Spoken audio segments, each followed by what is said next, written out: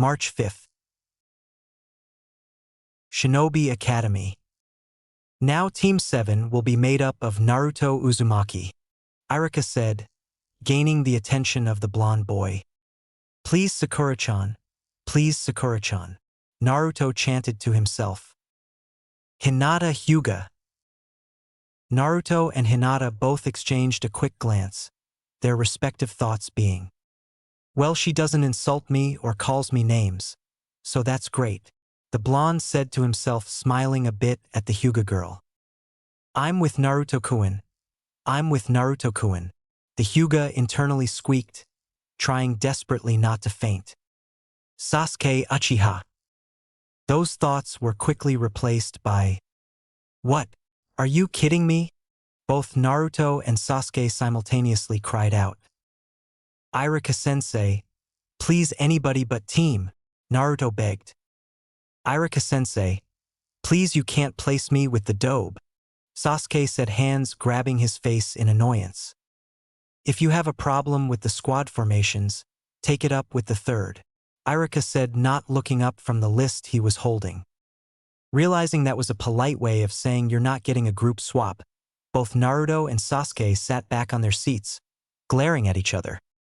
And finally, plus. Alright folks, the moment we have all been waiting. It is time to declare the winner of the final slot on Team 7, and the winner will be announced after this short break. Wait a minute, this isn't a game show. Plus. This was it, the final slot, the last chance to be on Sasuke's team. All the fangirls in the class had their fingers crossed, muttering prayers to Kami, which one of them is going to be with their beloved Sasuke-kun. Atsushi Kishida, Irika finished up. Almost everyone in the class glanced to the boy sitting beside Naruto on the right. The boy in question had medium short forest green hair, slightly tanned skin, and a pair of green solid eyes on his face. He wore an open, blue short-sleeve jacket with a green t-shirt underneath, dark brown three-quarter shorts with bandages covering the exposed parts of his arms and legs, then finally blue shinobi boots. If anyone could describe the greenette with one word, it will be likable. Atsushi was known for being hardworking and level-headed, as well as his prowess as a shinobi. He was actually a few points from earning the Rookie of the Year title, which Sasuke ended up receiving because of slightly better grades. Apart from that, the two were pretty much equal in aspects regarding their ninja skills. However, unlike Sasuke, Atsushi had a sense of humor, lacked arrogance, and was friendly even to the extent of becoming friends with Naruto, who was considered the dead last and avoided as such. To top it all up, he wasn't bad-looking in his own terms, or at least that was what he heard from the female students. As an orphan whose parents were killed in action at the age of 4, Atsushi had seen the harsh side of life just like Naruto, which is one of the qualities that attracted the two to each another. Atsushi, being very dedicated to his career, spent the most of his time either training with the blonde or his Aji-san, uncle, reading ninja-oriented books, such as survival guides and jutsu theories. Plus, back to the class. Looks like Kami didn't answer any fangirls' prayers as groans of disappointment from Sasuke's fan club echoed across the class. The now identified Atsushi swore he saw what looked like a smile of relief on the Uchiha's face before people began to whisper about the members of Team 7. A 4-man cell? Has that ever happened before? Over 50 years ago, to be precise. Why is Hinata in the same team as Sasuke? She doesn't even like him. A fangirl asked. Naruto and Sasuke on the same team? Who came up with that? Said another. At least those two won't hold me back, Sasuke thought as he glanced at Hinata, then at Atsushi. Hinata happened to be the only girl who wasn't on his fan club since she had a crush on someone else, so she wouldn't try to gain his attention, and Atsushi was Naruto's best friend. Only true friend, actually. But he was a lot quieter, calmer, and smarter than the blonde. Plus, Atsushi rarely bothered him for anything. The boy had even proven to be difficult to beat during their weekly sparring sessions, always coming second to the Uchiha. So that only leaves Naruto. Irika-sensei, A random boy called, "Why is Team 7 a four-man cell?" The other members of the class quieted down as they too also wanted to know. Well, that would be because we have a total of 28 students at the end of this year. We couldn't let one student out, so we were obligated to create a team of 4 members. Hokage-sama decided that placing Naruto with Hinata, Atsushi and Sasuke was the best thing to do due to his late graduation. Irika explained. Plus, flashback. 48 hours ago, March 3rd. Naruto slapped his face a couple of times before entering the exam room. He stood in front of the table where Irika-sensei and Mizuki-sensei sat with fresh hidden leaf forehead protectors right in front of them. He was going to get one this time. He had 2. The final exam comprised of the henge, substitution, and clone jutsu. Okay, Naruto, let's see your clone jutsu, Irika stated after the first 2 had been performed flawlessly. Naruto nodded his head and held the necessary hand seals. He concentrated as blue chakra swirled around him ferociously. Clone jutsu, he screamed out. When he opened his eye, he saw an image of himself just barely standing up, looking a little muted, but to his right was a copy flat on the floor like a dead fish, lacking all color. Mizuki chuckled. I mean, it's better than last time. But he only pulled off 2 while the least requirement is 3, which everyone else did. Irika chimed in. Can't you see, Mizuki? One of them looks like it's been drinking for 3 hours straight, and the other is just pathetic. Naruto was piqued with Irika's harsh critiques. I'm sorry, Naruto. I see you're improved, but you still fail. Come on, Irika. Let the kid have it, Mizuki said, trying to persuade Irika. Mizuki, these clones would not fool anyone in the ninja world, and that's kind of the whole point of the jutsu. I'm sorry, but he is not passing this year. Naruto held his head low and walked out the room sulkily. As he opened the door, he saw Atsushi in front of him. The Kishida was excited to see his friend's new forehead protector, but his facial expression took a turn when he saw Naruto with his head held low. I'm sorry, Naruto. He reached out to give him a hug, but the Uzumaki shrugged him off. Not now, Atsushi. I just want to be alone right now. Atsushi just watched as he saw his best friend shuffled out of the academy with his head hung low. Plus, evening. Red Light District, Konoha.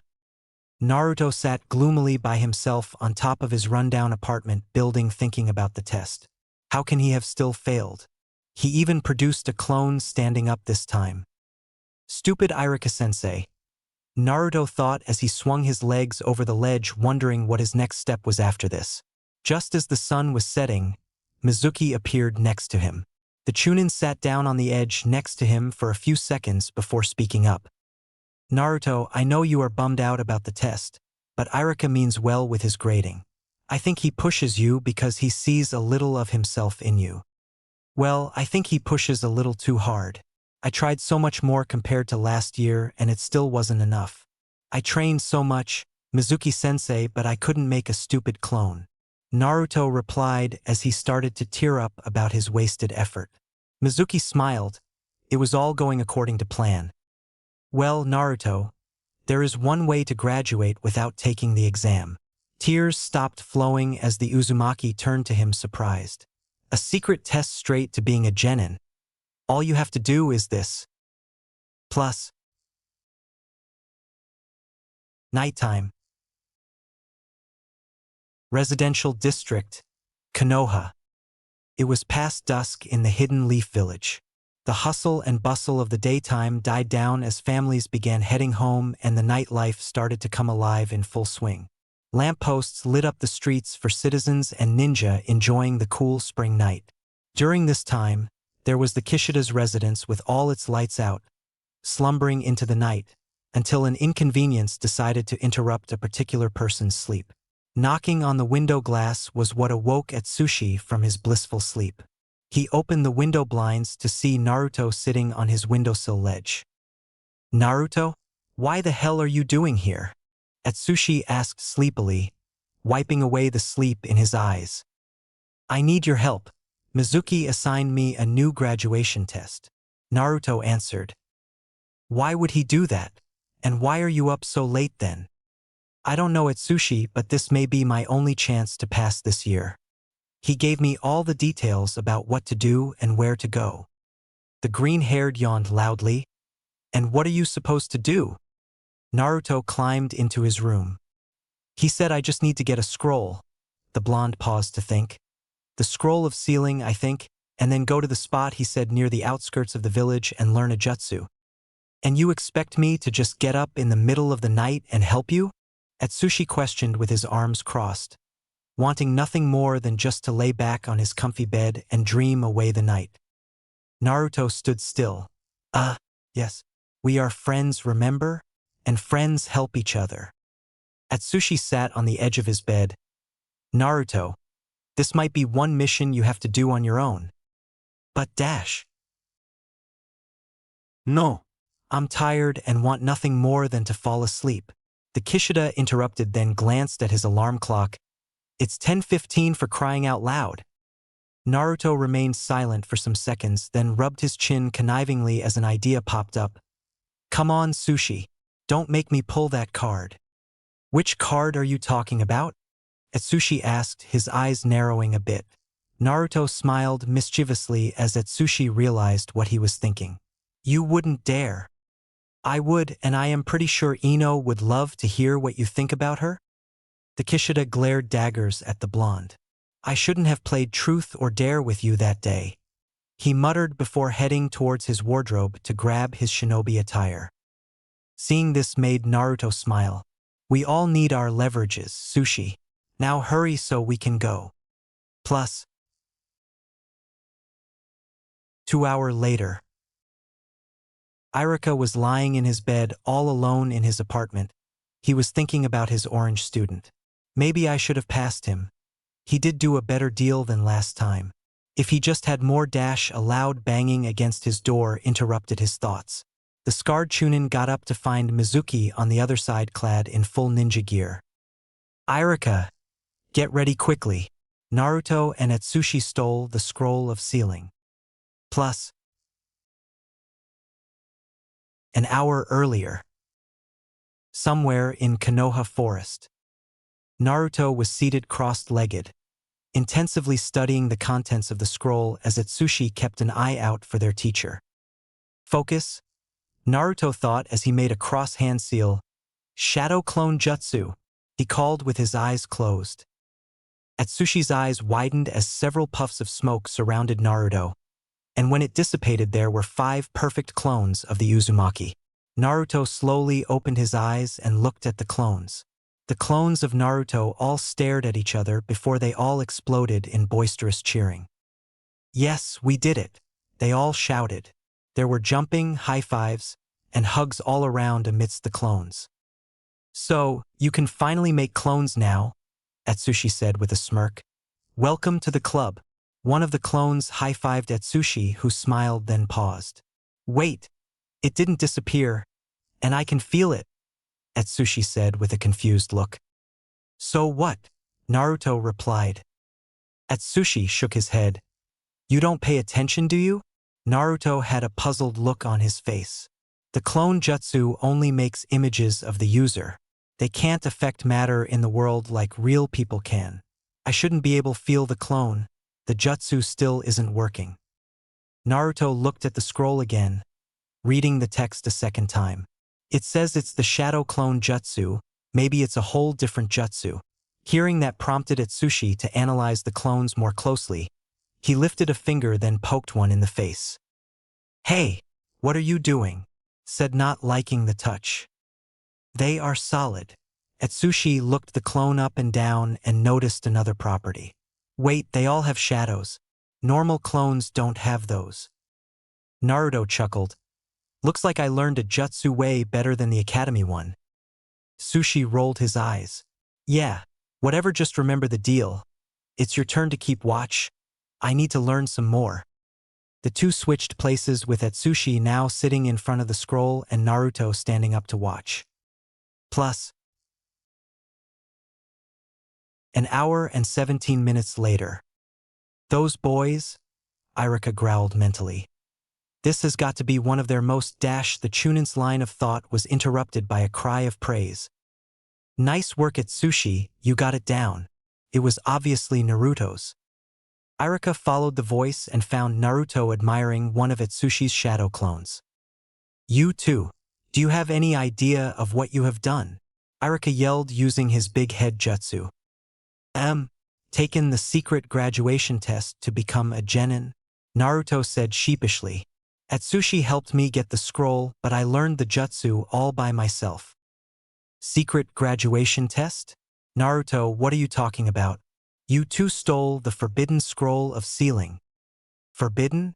Mizuki-sensei told Naruto all he had to do was to take the scroll and learn a jutsu to pass. Sushi explained. Mizuki? A barrage of kunai was suddenly thrown towards the blonde boy. Irika sensed them and shoved Naruto out of the way, taking the hit. Pinned and bloodied against a tree. He looked up to see the culprit. Mizuki. Irika? I didn't expect you to take the hit, Mizuki said as he hopped down from a tree branch. Now, Naruto, I just need you to give me that scroll and you graduate. The blonde was dumbfounded by what just occurred. What's going on? Why did you do that to Irika-sensei? Sushi yelled. Because Mizuki lied, there is no secret graduation test.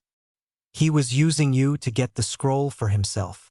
The younger ones stared at the blue-haired Chunin. That scroll contains powerful ninjutsu that can cause a war if it falls in the wrong hands. I'll admit it, I did use you to get the scroll, but it's not like this is the deciding factor on why the village hates you. The traitorous Chunin began. Mizuki, Irika moaned as he pulled the kunai out of his arm and legs. Don't tell him. Tell me what? Just what is going on here? Naruto demanded. Even I'm confused by these events. Sushi agreed. Well, you see, on the day Naruto was born, the ninta dash. Step up, Mizuki, Irika yelled.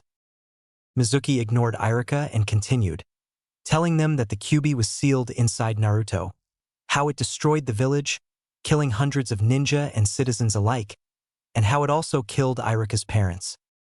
Once he was done, Atsushi was rendered speechless while Naruto was shaking. Naruto clenched his teeth. No! He shouted, his chakra whipping wildly out of control around him. Now it's time to do the village a favor by killing the fox. Mizuki grabbed the demon windmill shuriken on his back and threw it full force with the intent to kill Naruto. Naruto, move! Irika shouted in fear of his student's life. Naruto stood there, frozen in fear, as he watched the weapon hurtle towards him. At the last second, Atsushi pushed Naruto out of the way as the giant shuriken sailed over their heads. Naruto looked at his friend in shock and relief of being saved.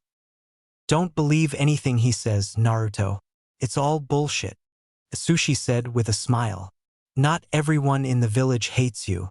The third cares about you. Irika-sensei cares about you, even I care about you. You have friends who really care about you. He turned and faced Mizuki. Everyone may have lied to him by not telling him the truth. People may not like him because he is the fox's jailer. But the fact that he has me and other friends is not a lie. The only liar I see here is you. Naruto teared up at how much Atsushi was defending him.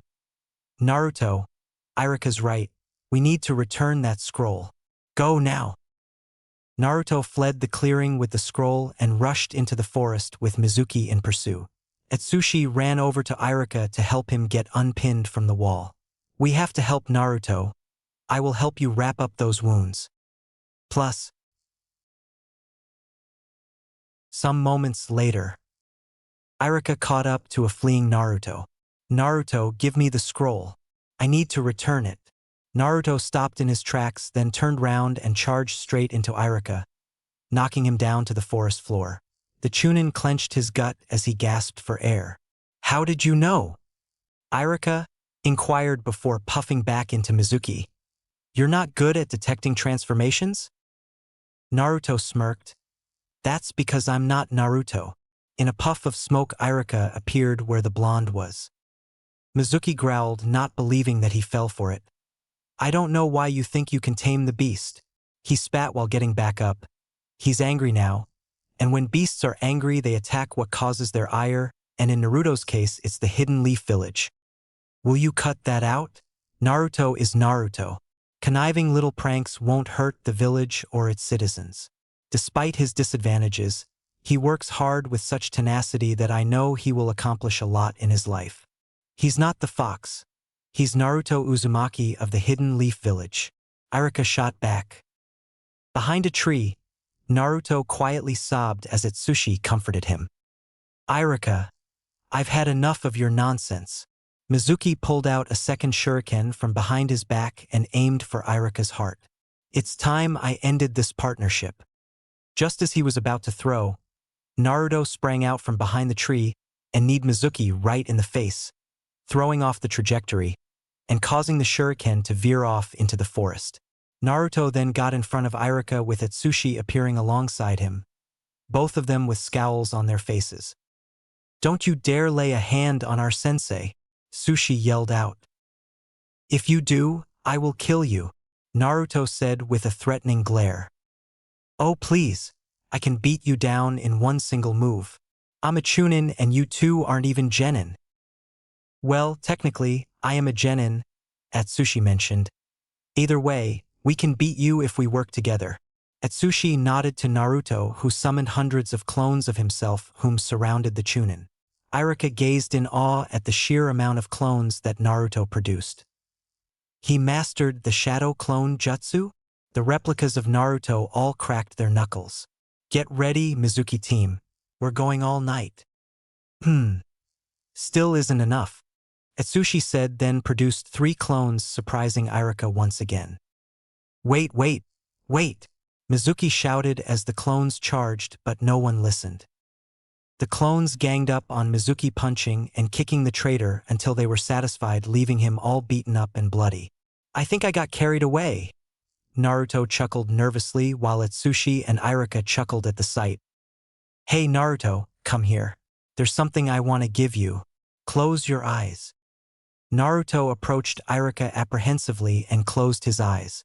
Look, Irika-sensei, I'm sorry for everything. I just wanted to become a ninja, so that I was one step closer to being Hokage-. Well, I'm just here to congratulate you on becoming one step closer. Irika interrupted. What? When Naruto opened his eyes, Irika was without his forehead protector. He reached towards his own to see that he had a hidden leaf headband on instead of his usual goggles. Since you mastered a form of the clone jutsu, I will let you graduate. Naruto and Atsushi smiled and hugged their teacher. You kids had a long night. Let's go get some ramen to celebrate. Irika-sensei, you sure you have enough money to handle Naruto's appetite?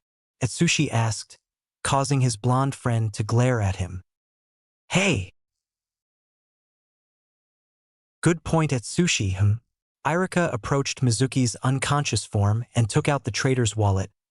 This should be enough, the Chunin said before leading the two away as an ANBU dragged the traitor to the information and torture department.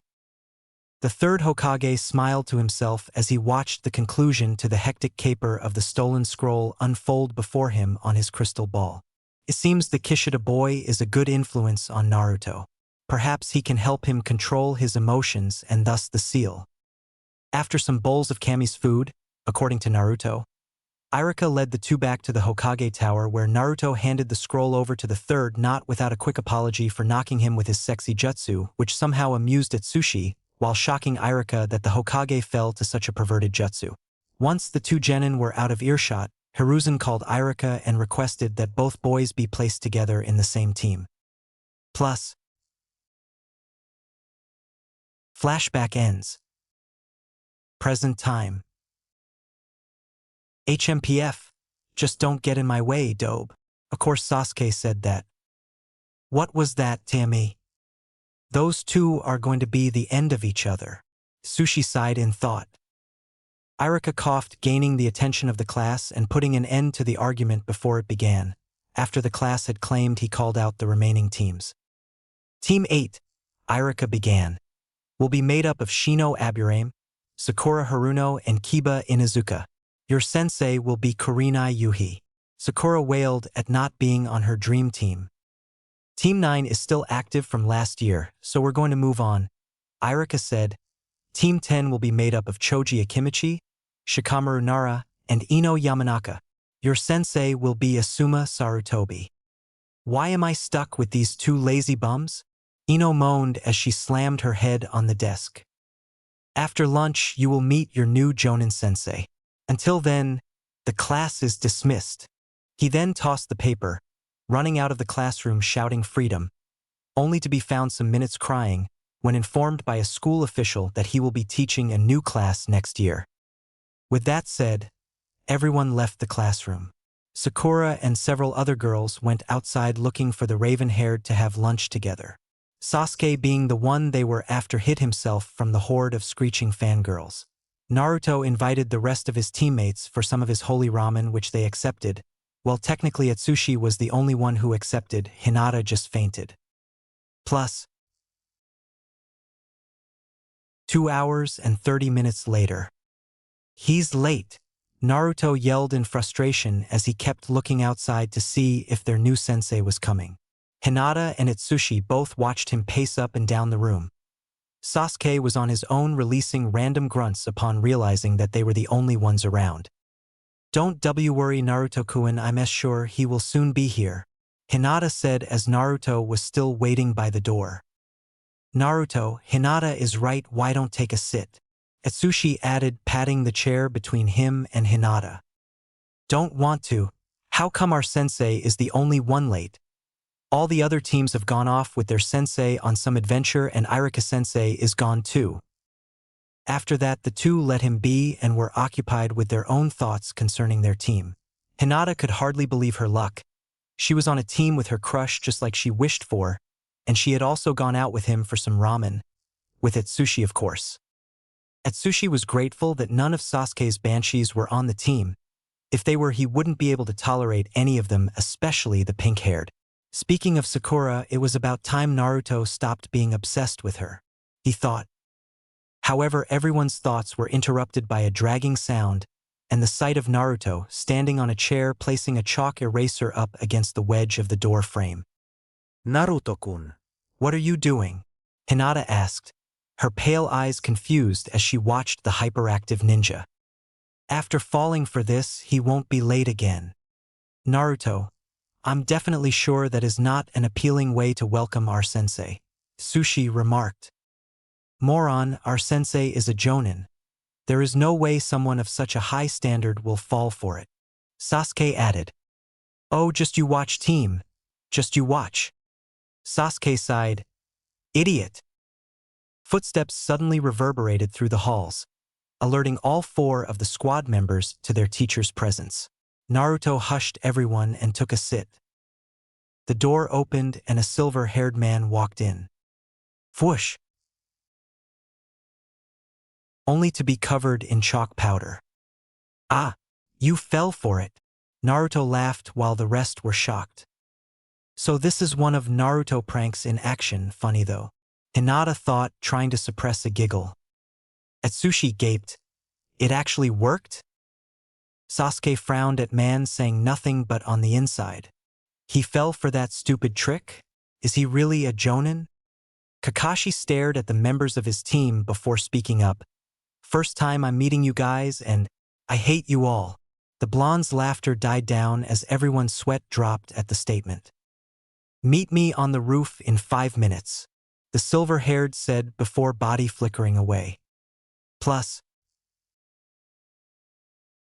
5 minutes later. Academy's rooftop. Okay, Kakashi began. Why don't we introduce ourselves? Why don't you go first, sensei? Just to clear some things. Naruto asked, not too sure about the whole introduction thing. Me? I'm Kakashi Hetaki. The things I like. You aren't supposed to know that. The things I hate. Don't feel like telling you. My dreams for the future. I never really thought about it. My hobbies. I have a lot of those actually. Is that it? Atsushi asked, noting that he only told them his name. Yeah. The Kishida opened his mouth to make a remark but decided against it. All right, blonde, you go first, Kakashi said, glancing at Naruto. Okay, here I go. I'm Naruto Uzumaki. I like instant cup ramen and the ramen Irika-sensei treats me at Ichiraku's. I really hate the 3 minutes I have to wait when I pour the hot water into the cup. My hobbies are collecting new types of ramen and comparing them, gardening and training with my pal Sushi here. He pointed at Atsushi, who glowered at the nickname. And my dream for the future is to be the greatest Hokage. That way the whole village will stop disrespecting me and start treating me like somebody important. Believe it! Atsushi smiled at Naruto's speech. Hinata took notes while blushing and Sasuke just snorted. The Nine-Tails container, this should be interesting, Kakashi thought. Now it's the young lady's turn. With an eep, Hinata hid the notes behind her back and began. I am Hinata H. Hyuga. I like cinnamon buns, zensai, gardening, and… Hinata stared at Naruto for a few seconds, which was noticed by everyone except for the latter. I dislike shrimps, crab, and the caged bird seal. My dream is to make my father proud of me. So she likes Naruto. I can help her with that, Sushi thought with a grin. How can the dobe be so oblivious? Sasuke thought. Ah, the Hyuga heiress, but she does have a thing for the blonde. Oh well, at least I didn't get a fangirl, the Jonin said to himself. Elsewhere, a pink-haired girl and her bandage-wearing rival both sneezed. Very well, your turn, Darky, Kakashi said, looking at the last Uchiha. Sasuke glared at the Jonin but went on. My name is Sasuke Uchiha. I don't like anything and I hate almost everything. My dream, no, my ambition is to get stronger, rebuild my clan and kill a certain someone. Lightning flashed behind him once he was finished. Everyone took a step backwards in fear. I hope he isn't talking about me, Naruto thought, taking 2 more steps backwards just to be safe. Just like I thought, he's an Avenger, Kakashi almost said but stopped himself. And finally, Greenie. The mentioned right, I twitched at the nickname but soon calmed down. I'm Atsushi Kishida. I like ramen but not as much as Naruto, training with Naruto and my Aji-san, going through scrolls and creating jutsu. I dislike messy environments. Shots Naruto a glare, annoying and screaming fangirls. Shots another in Sasuke's direction, and my dream is to become an amazing ninja, he rounded up. With determination and strength, he may actually achieve that dream, Kakashi said to himself. Now that introductions are out of the way, meet me tomorrow at Training Ground 7 for your test, he informed. But Kakashi-sensei, didn't we already pass the test? Hinata asked. That was the test to see if you guys are ready to be genin, which all of you passed. So we are going to take another test? Naruto asked this time. Yes. Great, just great. He doesn't like tests so much, Atsushi whispered to both Hinata and Kakashi, who nodded. Well, my test is tomorrow, so be there by 6 a.m. prompt, and before I forget, don't eat breakfast unless you want to puke. And with that said, their sensei was gone in a swirl of leaves. I am out, Sasuke informed before darting away.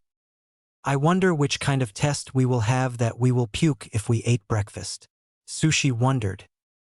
Then that means I have to eat as much ramen as I can today, Naruto declared, jumping up and down at the thought of eating some more of Kami's gift to mankind. Didn't you just have some 3 hours ago? Sushi asked. Yeah. So Hinata, are you joining me? Naruto asked, receiving a blush and nod from the Hyuga heiress. Yes. Sweet, Atsushi? Now you two go have some fun. I got some research to do. Okay. Come on, Hinata. He grabbed her hand. The delicious ramen awaits us. Naruto raced off, dragging his female teammate, whose face was becoming more tomato-like by the second. Atsushi smiled as they left. She is so different from Sakura. I hope Naruto soon forgets about that pink-haired. Now where was I? Researching. He turned and Roof jumped away. Plus, Omake ups. Leaf Village's gates. 14 years ago. Finally we have arrived. A young male announced as he gazed upon the Leaf Village. The male stood at 186 centimeters, green spiky hair and eyes, dressed in a dark green top with black pants. His forehead protector bore his village's symbol, which is a uniquely shaped triangle with its vertex pointing downwards. Kanahagakure Shore is different from Arashigakure. A female said as she walked up beside him. She stood at 178 centimeters with brown hair and eyes, wore a blue form-fitting kimono with yellow swirls design. Are you sure it was a good idea to become ambassadors to the Leaf Village? She asked, facing her husband. Of course, and it isn't forever, at least a maximum of 6 years, so stop worrying and give me a kiss. He answered, grabbing her waist and pulling her close. Poof! The young lady disappeared in a puff of smoke, revealing a 13-year-old boy in his arms. What the hell, little bro? Why did you do that? The young man cried out in shock, dropping the boy as if he was hot iron. Haha, you totally fell for it. The boy laughed out, standing back up. Fell for what? Sarah and I made a bet that you couldn't tell the difference between a henge of her and the real her, and this just confirmed that I'm right. The boy grinned. Daiki! A furious female yelled, walking towards the two brothers. Sarah-chan, I can explain dash. Save it. You are sleeping on the couch for the rest of the month. Daiki felt his world shatter into a million pieces, and Ariku, the boy and younger brother to Daiki, couldn't help but laugh at the look on his elder brother's face. It was priceless. Why, you little... Hey, get back here. I haven't even begun to deal with you. Daiki pursued his younger brother, who ran into the village, still laughing his guts out. While they were gone, Sarah calmed down a bit and approached the village gate, where she met Izumo and Koketsu, the two newly appointed chunin of the village. She was in the process of identifying herself when... Boom! My cabbages! This place is worse than Arashir. On hearing that, Sarah's sweat dropped. Looks like the cabbage merchant had left their village after the two Kishida brothers had destroyed his produce numerous times in their pursuit, and had opted to settle in Konoha only for the two to arrive at his safe haven. I should go and control those two before they cause any more harm dash. Boom! My tomatoes! This place is worse than Kumo. Sarah immediately took off, ignoring the two eternal chunin. She had to prevent her husband and brother-in-law from destroying all of the Leaf's village vegetables. 6:04 a.m. Training Ground 7. Atsushi arrived at the designated training ground and found out that his team had already arrived, even Naruto, and the three of them looked sleepy. Naruto was busy yawning his mouth off. Hinata was trying to suppress an unladylike yawn, and Sasuke also yawned, although he tried to hide it. Hey guys! He greeted. Hey Sushi, how was your sleep? Naruto replied, then asked before letting out another yawn. Incomplete, if you must ask. Sushi turned to face Sasuke. Good morning, Sasuke. HN. How predictable. Sushi rolled his eyes. And good morning to you too, Hinata. Good morning, Atsushi-san. The blue-haired Hyuga yawned in between. So, any sign of Kakashi-sensei? The Kishida asked as he looked around for any sign of the silver-haired Cyclops, but found none. No, he's not here yet, and I have a hunch that he's not going to be here anytime soon, Naruto answered. All four genin yawned simultaneously before Naruto faced the Kishida. So, any info on how Kakashi-sensei's tests are? He asked. Very little, only one guy was actually helpful. He paused, letting out a great yawn. The others just smiled mischievously once I informed them who our sensei was. The green-haired answered. So the only guy, what was his advice? To stick together. Is that seriously it? Yep. Well, that's surprisingly helpful. The Kishida chuckled at the blonde's sarcastic words, then joined the rest to wait for their sensei. Plus, A few hours later, morning finally arrived and the members of Team 7 were all seated against the bark of a tree, fast asleep. Starting from the right was Sasuke, who seemed to be brooding in his sleep, then Hinata, who had a content smile on her face as she snuggled up to her favorite blonde. Said blonde was drooling on his best friend's shoulder, who despite being asleep seemed disturbed by it. Rise and shine team, Kakashi announced as he appeared in a whirl of leaves, waking up the genin. It's time for dash. You're late. Your test, he slowly added. You, Naruto began, rising to his feet. Why are you so late? It's been a dash. 4.5 hours. Atsushi supplied, wiping a bit of drool from his shoulder. 4.5 hours. Naruto finished. Thanks, Atsushi. Sensei, what were you doing?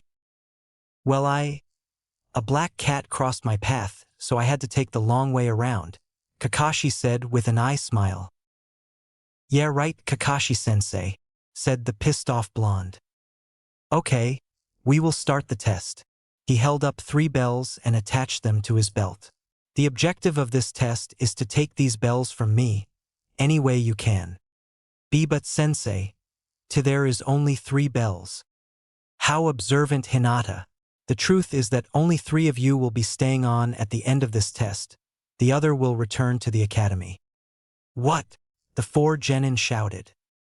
You guys should stop doing that. Anyway, you have until noon to retrieve the bells, so come at me with the intent to kill or you won't get any. You are free to use any of your ninja tactics, clan techniques, and weapons. He pulled out an orange book and began reading. Team 7 stood there for a moment, confused. So do we just? Naruto glanced at the others, who just shrugged. Well, all right then. Naruto made a hand seal. Get ready, dash. Naruto, hold up. Atsushi interrupted. What is sensei reading? The Kishida asked, pointing at the book in Kakashi's hand. It was Aika Aika Paradise, the #1 book for literature perverts from all of the elemental countries. Wow. Kakashi-sensei, how could you? Hinata gasped. Huh, was the Jonin's intelligent reply. How dared you read a perverted book in front of your own students? Atsushi asked in disgust. The silver-haired shrugged. It's pretty interesting, the Cyclops answered before he continued reading his perverted book. That's sick, man. Naruto added his 2 cents while Sasuke had doubts about their sensei's rank. It's not, and besides, there isn't anything you kids can do that will really surprise me.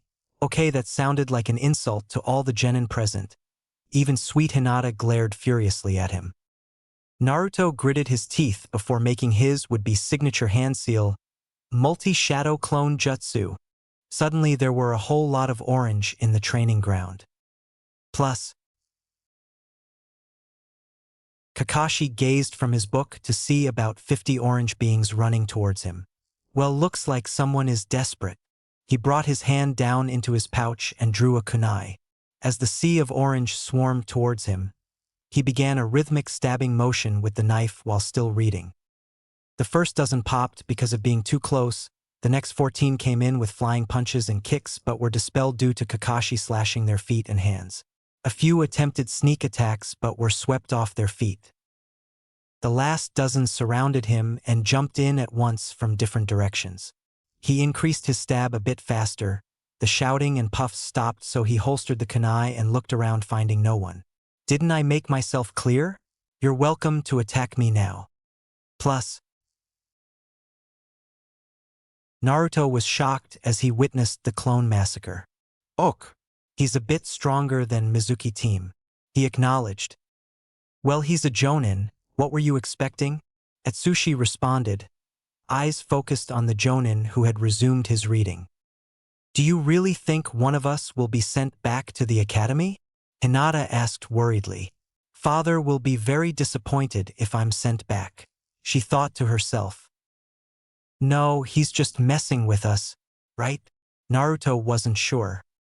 I'm not sure. For man cells aren't common, but we need a plan. Any ideas?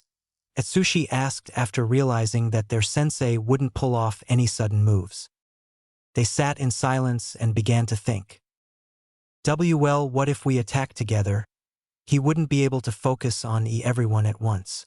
Hinata suggested after a few minutes. Great idea, Hinata.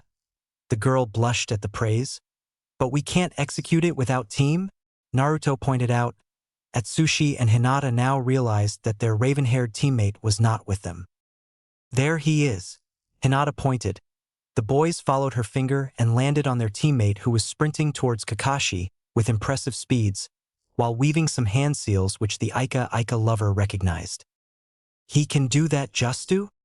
Fire style. Great fireball jutsu. Sasuke answered the unasked question by firing a massive fireball which Kakashi dodged by rolling out of the way. The Uchiha landed in front of the Cyclops in a perfect taijutsu stance, launching a fist to the Jonin's head which the latter blocked. Seeing that Kakashi was preoccupied, Atsushi grabbed a handful of kunai and shuriken and threw them at the Jonin. The weapons nailed into their target, impaling Kakashi, who had a shocked expression on his face before disappearing in a puff of smoke, being replaced with a log. Damn it! Atsushi muttered after witnessing the Jonin pulling off a substitution jutsu. Nice try, but not good enough. The three genin all jumped at the voice of their sensei behind them. Atsushi quickly reacted with one of his lightning attacks. Lightning style, laser gun. Kakashi vanished in another puff of smoke, the blue beam of lightning disintegrating a substituted log into a pile of splinters. Where is he? Hinata, can you find him? Hai, Bikagwang. Veins began to sprout around Hinata's eyes as she activated her Kekkei Genkai. Thanks to this, she was now able to see everywhere around her in a near 360-degree rotation, notwithstanding that she could only see about 50 meters. He's in the forest. Then that's where we're heading to. You coming, Sasuke Atsushi paused when he realized that their raven-haired teammate was already gone. That team, Naruto growled before calming down a bit and assuming the leadership position. Hinata, please lead the way. Hohai Naruto-kun. Plus. Training Ground 7 Forest. Where is the rest of the team? Kakashi asked as he walked out of the tree he was hiding behind, still reading his orange book. They will only hold me back, Sasuke answered in a deadpan tone. Really? How? Kakashi asked, surprised, but didn't receive a reply. The two shared a stare down between each other, waiting for the other to make the move. Eventually, the weight would be too much for one of them to handle, and one of them would break apart and attack first. That person just so happened to be Sasuke. The last Uchiha released some shuriken in Kakashi's direction, who easily hopped to the side to avoid them as the sound of the shuriken whizzing by rang through his left ear and out his right. Sasuke then took out a kunai knife and threw it towards a rope, slicing it into two, unleashing the surprise he had in store for the Jonin. A trap, Kakashi realized once he saw the Uchiha's aim, once again diving to the side to avoid multiple kunai knives which were launched at him thanks to the rope being cut. Kakashi skidded to a halt, where Sasuke was right behind him, reading a kick. What? A loud sound could be heard through the forest as Kakashi blocked Sasuke's front kick. With superb reaction time, Kakashi grasped Sasuke's foot, then threw a hand in front of his face in order to stop across from Sasuke, who then followed up with a roundhouse kick to the top of Kakashi's head, which the Jonin also blocked it with his arm. Despite this, Sasuke smirked. Now is my chance, he thought while throwing out his remaining hand, aiming to grab at least one of the bells. Unfortunately for the Uchiha, Kakashi had let go and jerked his body backwards, making it so Sasuke's middle finger barely grazed the bell. What a guy! I didn't even get time to read Ika Paradise.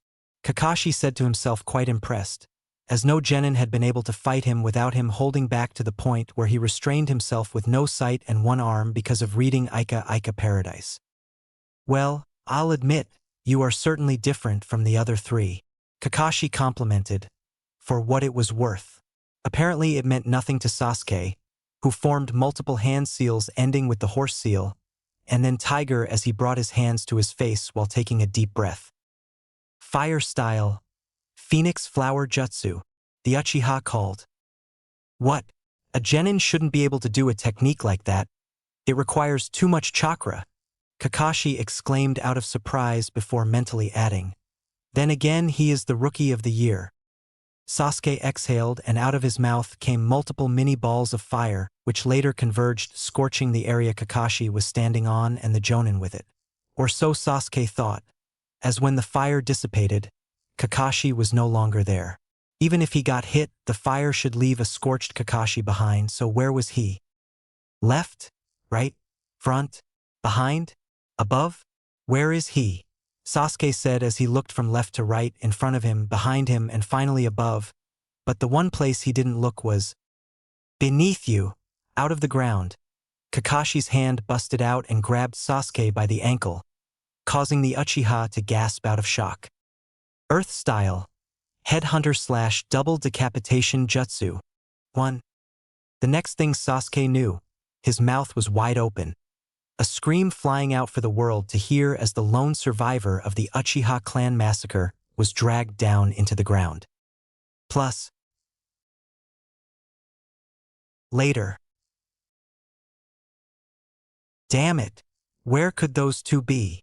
Naruto shouted loudly, causing both Hinata and Atsushi to flinch slightly as they ran throughout the forest, looking for Kakashi. Wait a minute, Naruto-kun. Atsushi-sen, I can see Sasuke in the ground. Hinata spoke up suddenly, and with no stutter at that. Eventually, they managed to make it to Sasuke, with Naruto immediately laughing his ass off after seeing his rival's situation. Something funny, Dobe? Sasuke asked, irritated that the dead last was laughing at him, the last Uchiha. Yeah, you. Naruto grinned, happy that for once that the great Sasuke Uchiha wasn't winning at something. Well, can you help me out here? Sasuke asked, growing more annoyed as time went on. How about, no? The blonde replied before letting out another chuckle. Naruto, enough. Naruto promptly stopped at his friend's order. Satisfied, Atsushi walked over to his buried teammate. Okay, Sasuke, we will help you out. But on one condition, the Kishida offered. What is? You help us defeat Kakashi-sensei. The boy answered with a smile. Why will I do that? Sasuke glared. They were wasting time here. If things kept going on like this, he would never be able to get a bell, and then he would be held back, all because of these three losers. In order to pass this test, as suggested by Hinata, we have to work together. If we don't work together, you can't pass, and if you can't pass, you can't have your revenge. Atsushi responded as he glared back. Naruto and Hinata now saw what their teammate was doing.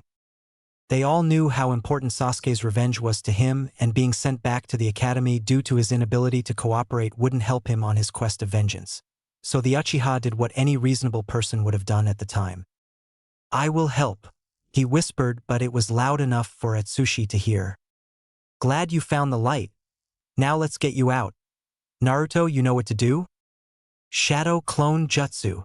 A shadow clone appeared besides the blonde and immediately substituted itself with Sasuke, freeing him.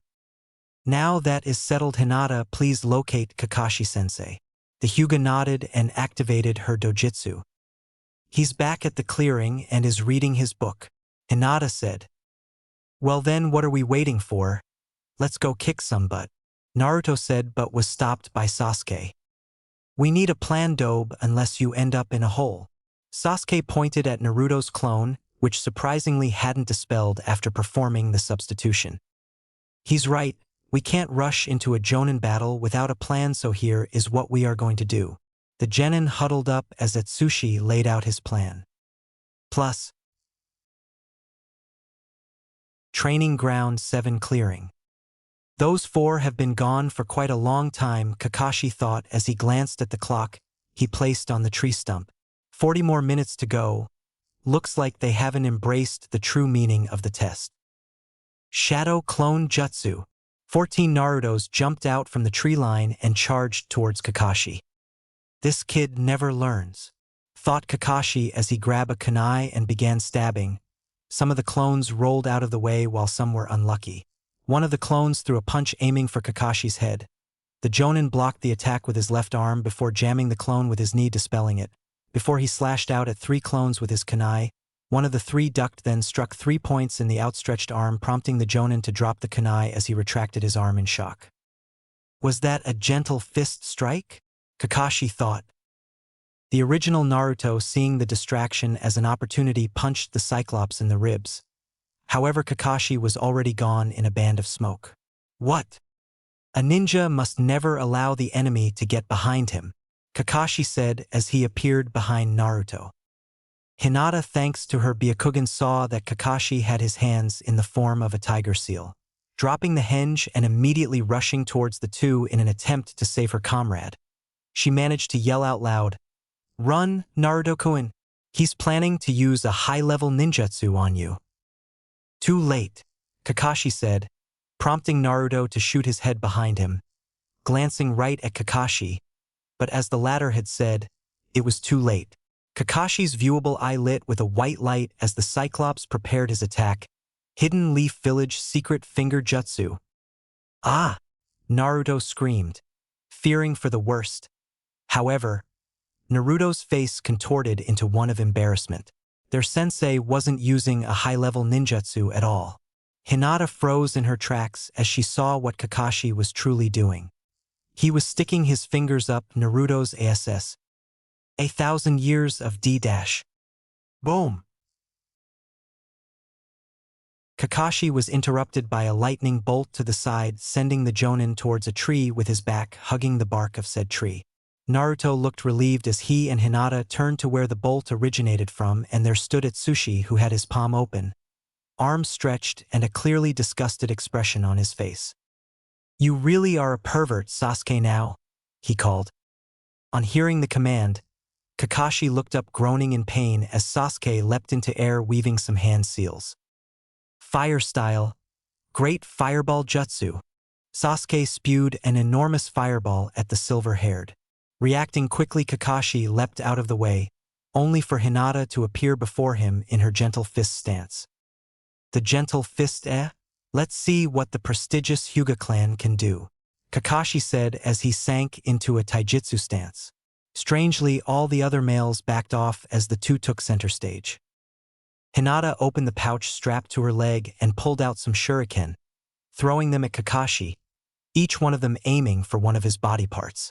She took the initiative and rushed at the Jonin, but not before infusing her palms with some chakra to do some internal damage to Kakashi. The Jonin merely sidestepped the oncoming shuriken, something which Hinata had expected him to do, now that he was open to her attack. Hinata aimed a strike for Kakashi's arm. The masked man leaned back slightly and quickly grasped Hinata's hand, recovering quickly from the sudden shock of now being unable to move that hand. Hinata rotated her body about 90 degrees so she was facing Kakashi, preparing to strike him in the chest with the other. However, before the Jukin, gentle fist, strike could even connect, Kakashi had lifted Hinata off her feet and thrown her over his back. The next thing Hinata knew, her hair was whipping through the air as if wind was blowing against her constantly, and she then found herself letting out a small cry of pain as her back collided with the cruel ground. Atsushi and Sasuke charged towards the Jonin while Naruto helped Hinata. The lightning user called out Raiken and coated his fist in lightning chakra, which he aimed a haymaker at the Jonin's head. Kakashi ducked, then sent a punch to the Kishida's gut. Unfortunately, Sasuke interfered, kicking him in the side. Kakashi used a quick substitution jutsu to get out of that pickle. They are finally working together. That's good, but only 10 minutes left, Kakashi thought, glancing at the two. Well, what are you waiting for? Time's almost up, the Jonin spoke up. The Kishida and Uchiha stared at each other, then shared a nod and began weaving hand seals. Lightning style, laser gun. Sparks cracked around Atsushi's right arm before a blue beam of electricity shot out from his clenched fist. Fire style, fireball jutsu, Sasuke announced, spewing out a fireball.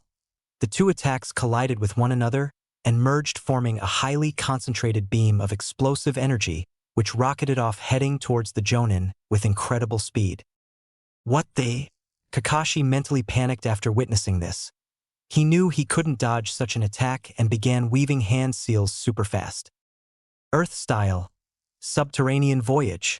He called before sinking into the earth as the beam impacted the very earth, resulting in a mini nuclear explosion obliterating everything within a 10-foot radius. Kakashi resurfaced some feet away and stared at the crater made by the combined attack. That was at least an A-rank collaboration jutsu. These guys aren't holding back. Hey Kakashi-sensei. Naruto called, gaining the Jonin's attention. Eat this! He flung a demon windmill shuriken at the silver-haired, which impaled a tree as the said silver-haired dodged it quite easily. Naruto, you seriously need to work on your element of surprise, Kakashi remarked dryly, currently unimpressed with the Uzumaki. I wasn't aiming to surprise you. Naruto smirked, which confused Kakashi as to why he was smiling until he heard a puffing sound behind him then. 2. I'm in range. Hinata began unleashing her barrage of gentle fist strikes on Kakashi's exposed back, catching him by surprise.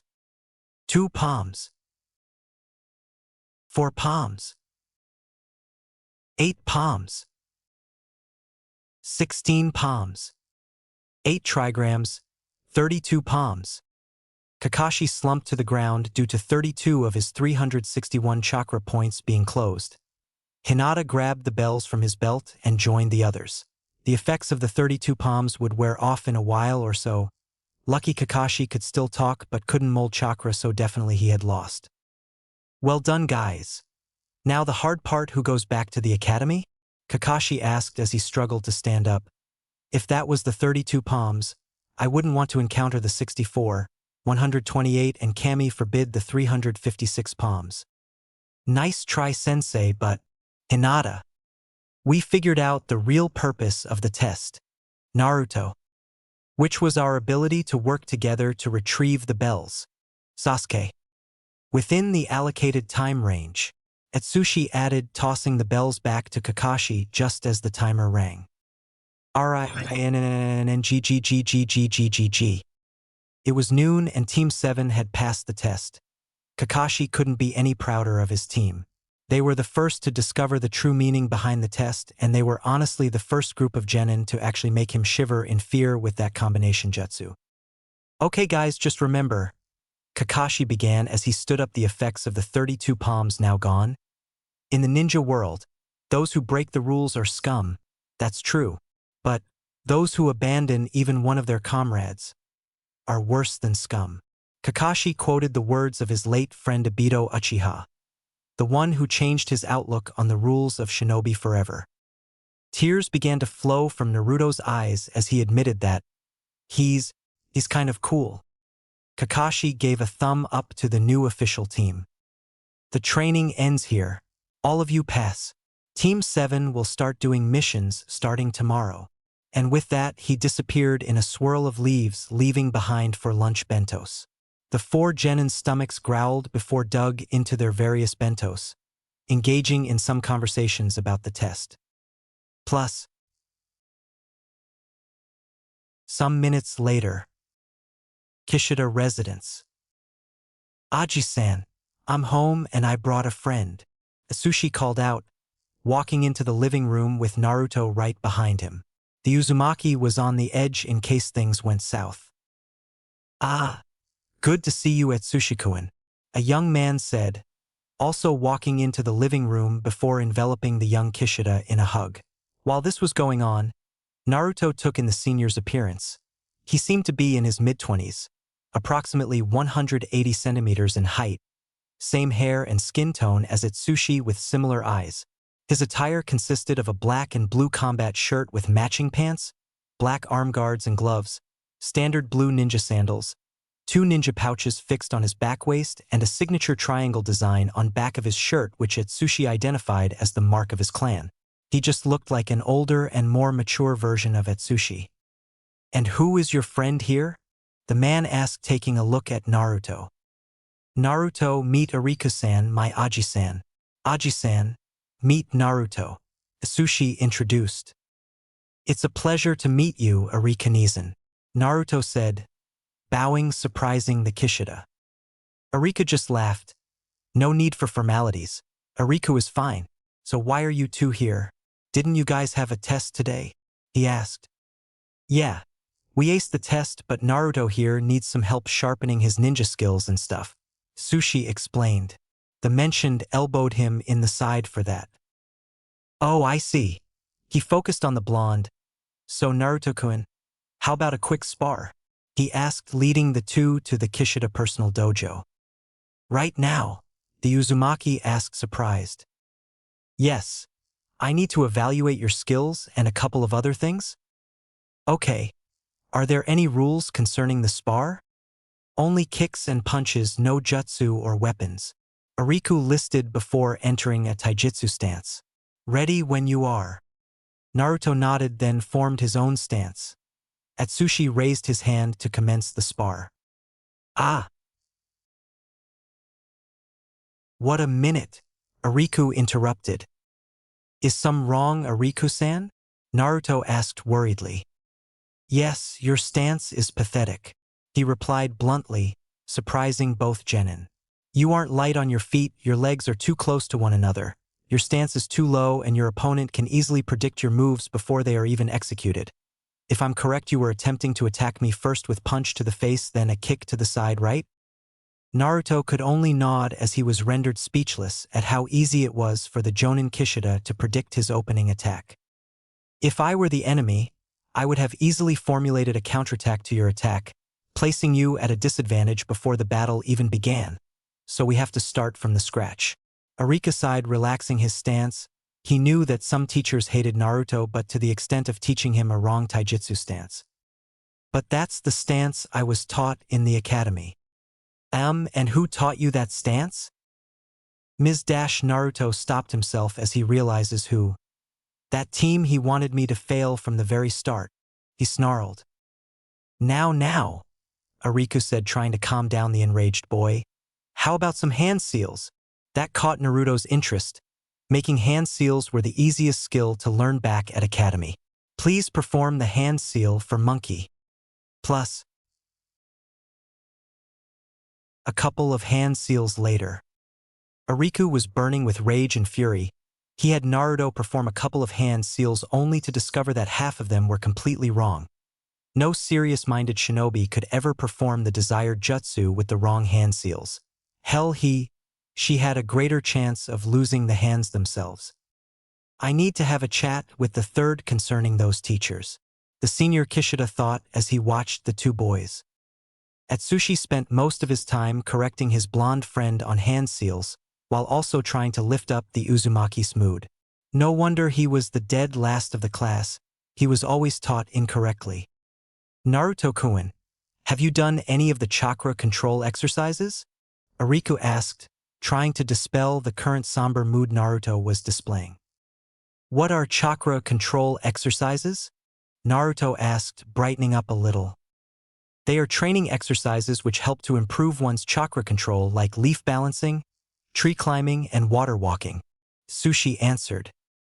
So you have done any of them before? Naruto inquired.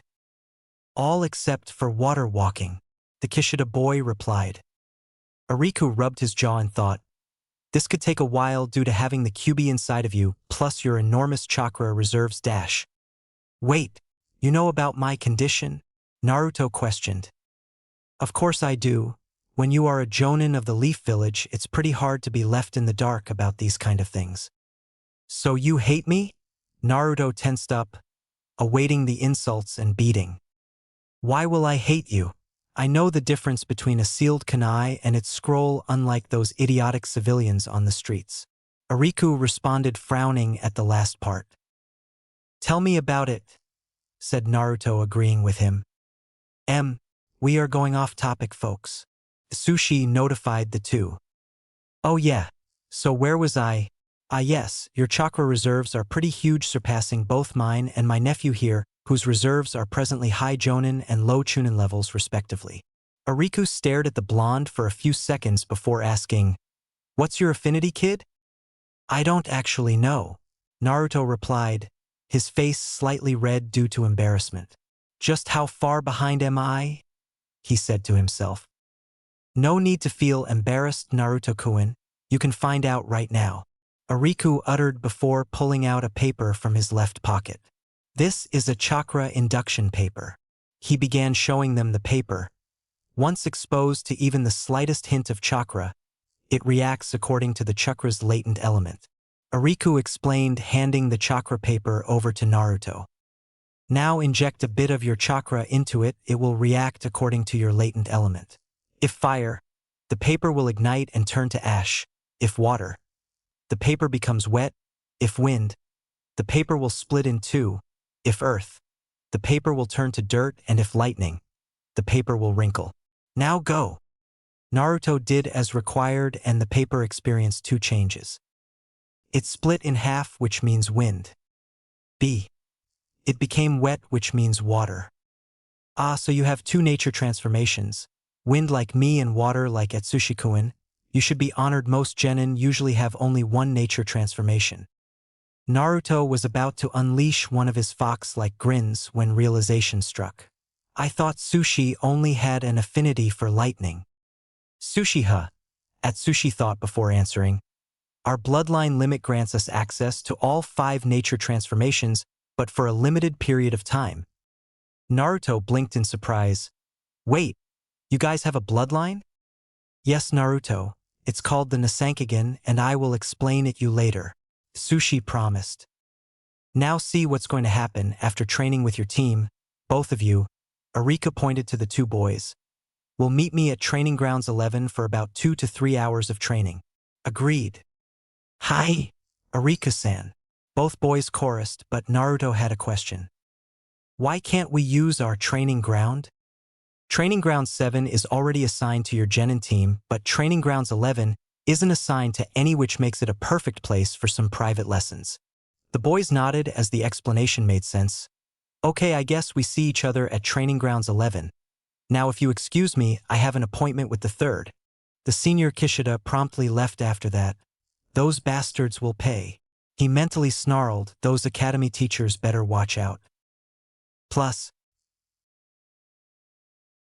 Hokage Tower. Team 1. Failed, the assigned Jonin replied. Team 2. Those civilian brats failed. Team 3. They aren't ready, so they fail. Team 4. They ran home crying to their mommies, so they failed. Team 5. They ended up fighting each other, so failed. Team 6. Failed horribly. Team 7. Passed. Everyone turned their heads to stare at the silver-haired. What? Kakashi asked, feeling a bit self-conscious. You actually passed a team? The chain smoker Asuma asked in surprise, and he wasn't the only one. They are an unusual bunch, but they do have a lot of potential, so yes, I did. The mask wearer replied, feeling a bit relived. Moving on, Hiruzen said, smiling internally. Team 8. Passed. A beautiful lady by the name Kurenai answered. Team 9 is still in circulation, so Team 10? Passed. Asuma said. 34% passed. You are all dismissed. Once the Jonins had left, Hiruzen turned his attention to his office window. Ariku, you can come in now, said Kishida. Hopped through the window.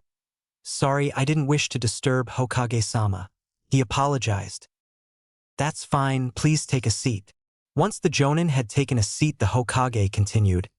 I was thinking of a suitable punishment for those academy teachers who sabotaged Naruto's education. So, any ideas? I do have a couple of ideas. Ariku gained a smile which Hiruzen mirrored. Plus, Omaka Ups. Rented apartment complex. 14 years ago, Training Ground 7. The members of Team 7 arrived at their designated training ground, and surprisingly or not surprisingly, Kakashi wasn't there yet. After an hour or two, the gravity-defying silver-haired Jonin finally appeared in a whirl of leaves with the excuse that he was helping an old lady with her groceries, which of course nobody bought. Kakashi started them off with some team-building exercises, saying that they needed to work on their teamwork before taking up missions.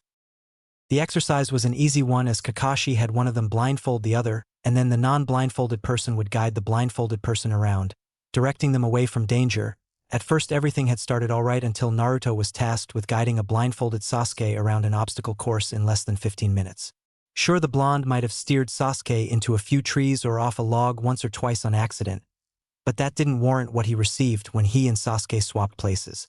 It only took about 5 minutes before Sasuke guided Naruto into the river, soaking him.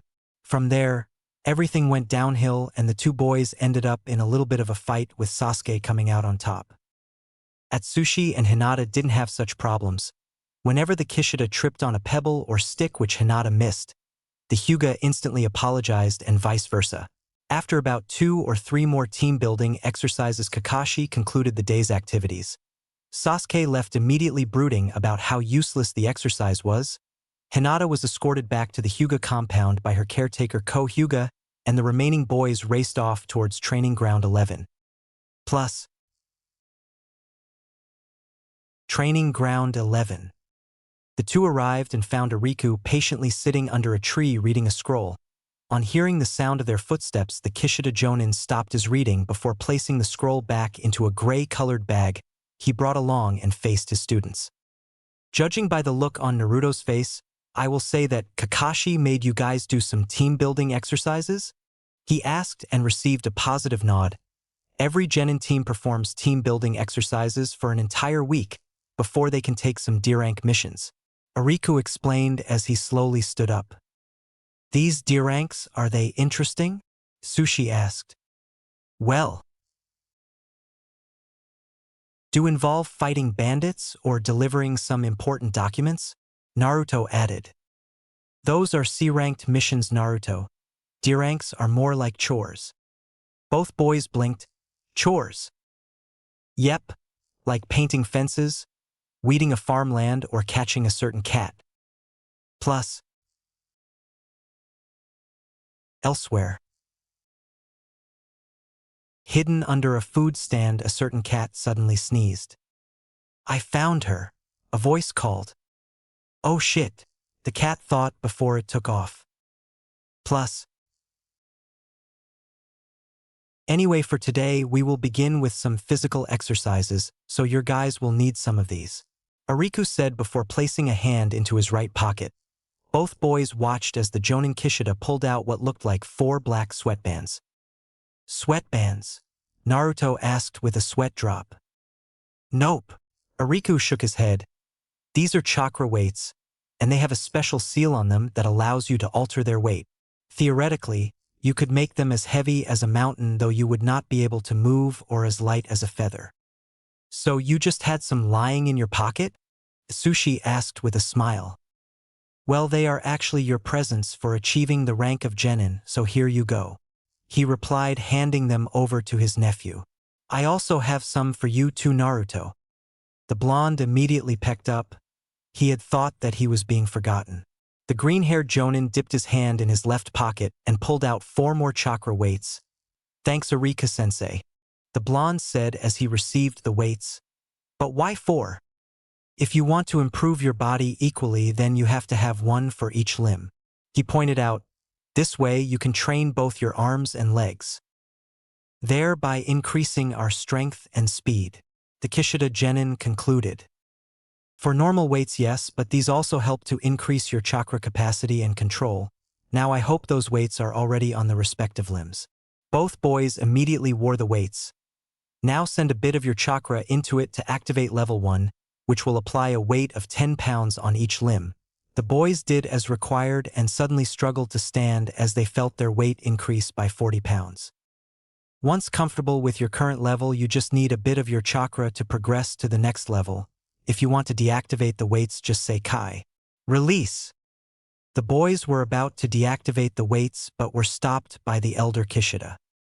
It will take some time to get used to those weights, so how about 30 laps around that clearing? The boys followed Ariku's gaze and immediately groaned. The clearing was as large as a soccer field. Times are wasting, so you better get moving. The boys left out another groan but obeyed. Ariku also joined in on the exercise as a way of encouraging them to continue. The boys were able to keep up until the 20th lap where they collapsed and were offered some bottled water by Ariku before he continued the exercise. After a few minutes of rest, Naruto resumed the exercise, gaining a lap before Atsushi joined in. Ariku-san. Yes, Atsushi. How much weight are you carrying? Well, I'm currently at the max level, which around 200 pounds. Naruto and Atsushi's jaws dropped. That means 50 pounds on each limb, Ariku responded as the boys reattached their jaws. If you think that's impressive, then you haven't met Mato Guy. What do you mean? Naruto asked. Ariku chuckled a bit. He wears about 400 pounds, which is 100 pounds on each limb. The genin's jaws dropped once again. 30 minutes later, they completed the exercise and took a 10-minute break before Atsushi announced the next exercise. Okay, since we are done running for today, we try some push-ups, then sit-ups, and the rest of the week we work on refining Naruto's taijutsu. The two boys nodded and began the next exercise. Plus, the following weeks went on like that. After completing their training sessions and D-rank missions with Team 7, the boys would rush over to Training Ground 11 for some extra training with Ariku. The first week, like said, was spent mainly on improving their physical condition and taijutsu. Naruto soon found himself in sparring sessions either against Atsushi or Ariku or sometimes both. Well, to put it straight, the Uzumaki got his ass handed to him so many times that he lost count, but at the end of each day he noticed an improvement in his form. The second week was spent working on improving their chakra control. It turns out that Naruto could not perform the leaf balancing exercise due to the high density of his chakra, so Ariku introduced him to the tree climbing exercise. Atsushi then introduced the exercise to the rest of his teammates, and with some competition from the Uchiha, Naruto was able to complete the exercise within 2 days. Hinata displayed the best chakra control by completing the exercise within 5 minutes. Since the tree exercise was conquered in less than 2 days, the boys spent the remaining days learning about their affinities, their weaknesses and strengths, etc. Plus, third week, Elemental Manipulation. Training Ground 11. After creating some shadow clones and assigning them to either work on his taijutsu or mastering tree climbing, Naruto patiently waited for Ariku to arrive. After spending the past week studying about his wind affinity and finally being able to split a leaf then a rock in half with his chakra, the Kishida deemed him worthy to commence elemental manipulation, and the blonde couldn't wait to be able to fire jutsus left, right, and center. The Uzumaki was so occupied with his thoughts that he didn't realize that the Jonin had arrived, and he almost missed what he was about to say. Okay, Naruto, while Atsushi and my shadow clone work on improving the effectiveness of his Rakurai, Thunderbolt, Raiken, Lightning Fist, and some other jutsus, I will be teaching some wind-related jutsu, Ariku said. Finally, I can't wait to rub it in Team's face. Yeah, we will start with an easy wind jutsu. Now don't get mad if you fail the technique on your first try. Naruto nodded and the Kishida continued. Now I will demonstrate a wind jutsu. Ariku turned around and faced some training targets. Weaving a few hand seals, the Jonin took a deep breath and spat out 3 transparent spheres of wind which collided with the targets and completely drilled right through them. That was the wind style. Drilling air bullets, or air bullets for short. Ariku explained and turned back to Naruto, who had stars in his eyes. Now it's your turn, and these are the seals, Ariku said, slowly demonstrating the seals which Naruto started making. Wind style. Drilling air bullets. Naruto's mouth hung open, but not a single puff of air came out. Okay, that was a little weird. This jutsu is at least a C rank when fully powered, but he shouldn't be having any problems with it, Ariku thought. One more time. Naruto nodded and performed the seals, but nothing. Seeing the same results gave Ariku an impression of what was wrong, but he needed to confirm it. Naruto became confused when the Jonin sat down, crossed his legs, lotus position, then closed his eyes and began to meditate. Ariku-san. Shoo, I'm trying to meditate here. Naruto promptly kept quiet. Some minutes later, Ariku finally spoke up. Try again. Huh. The jutsu, try to do the jutsu again. He repeated and Naruto nodded.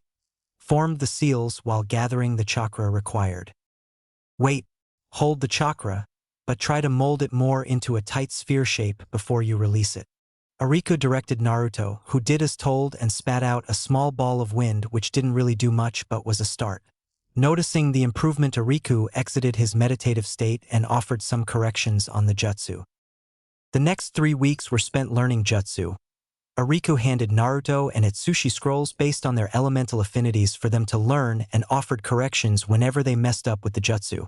Though the use of the shadow clone jutsu, the both genin were able to learn about 65% of the scrolls given to them and in a record time of about 16 days, which surprised Ariku in no small way. Seeking to increase his knowledge and IQ level, Naruto made 10 shadow clones which he sent off to the library. This became a daily task for the Uzumaki, and as long as the clones were under a henge, the librarian wouldn't notice. He learned about the origins of the various clans in Konoha, and thanks to some history lessons from his green-haired friend Naruto, learned a lot about the Kishida clan. He learned about how their village Arashigakure was formed, the 5 divisions which make up the Kishida clan, and most importantly their unique bloodline, the Nisankagen/N. This will be discussed at the end of this chapter. Plus, a month later, 2 months after graduating, May 7th. Somewhere in the forests of Konoha. Is everyone in position? Kakashi called out through the wireless radios his team was wearing. I'm ready, Atsushi called out. I'm in position, Sasuke said. I'm here, Naruto replied. All right, where's the target? Kakashi asked. Target is 5 meters. We are ready to go, Hinata said after locating the cat with her Byakugan. All right, on my mark, go, Kakashi ordered. With that, the 3 boys dove forward on their target.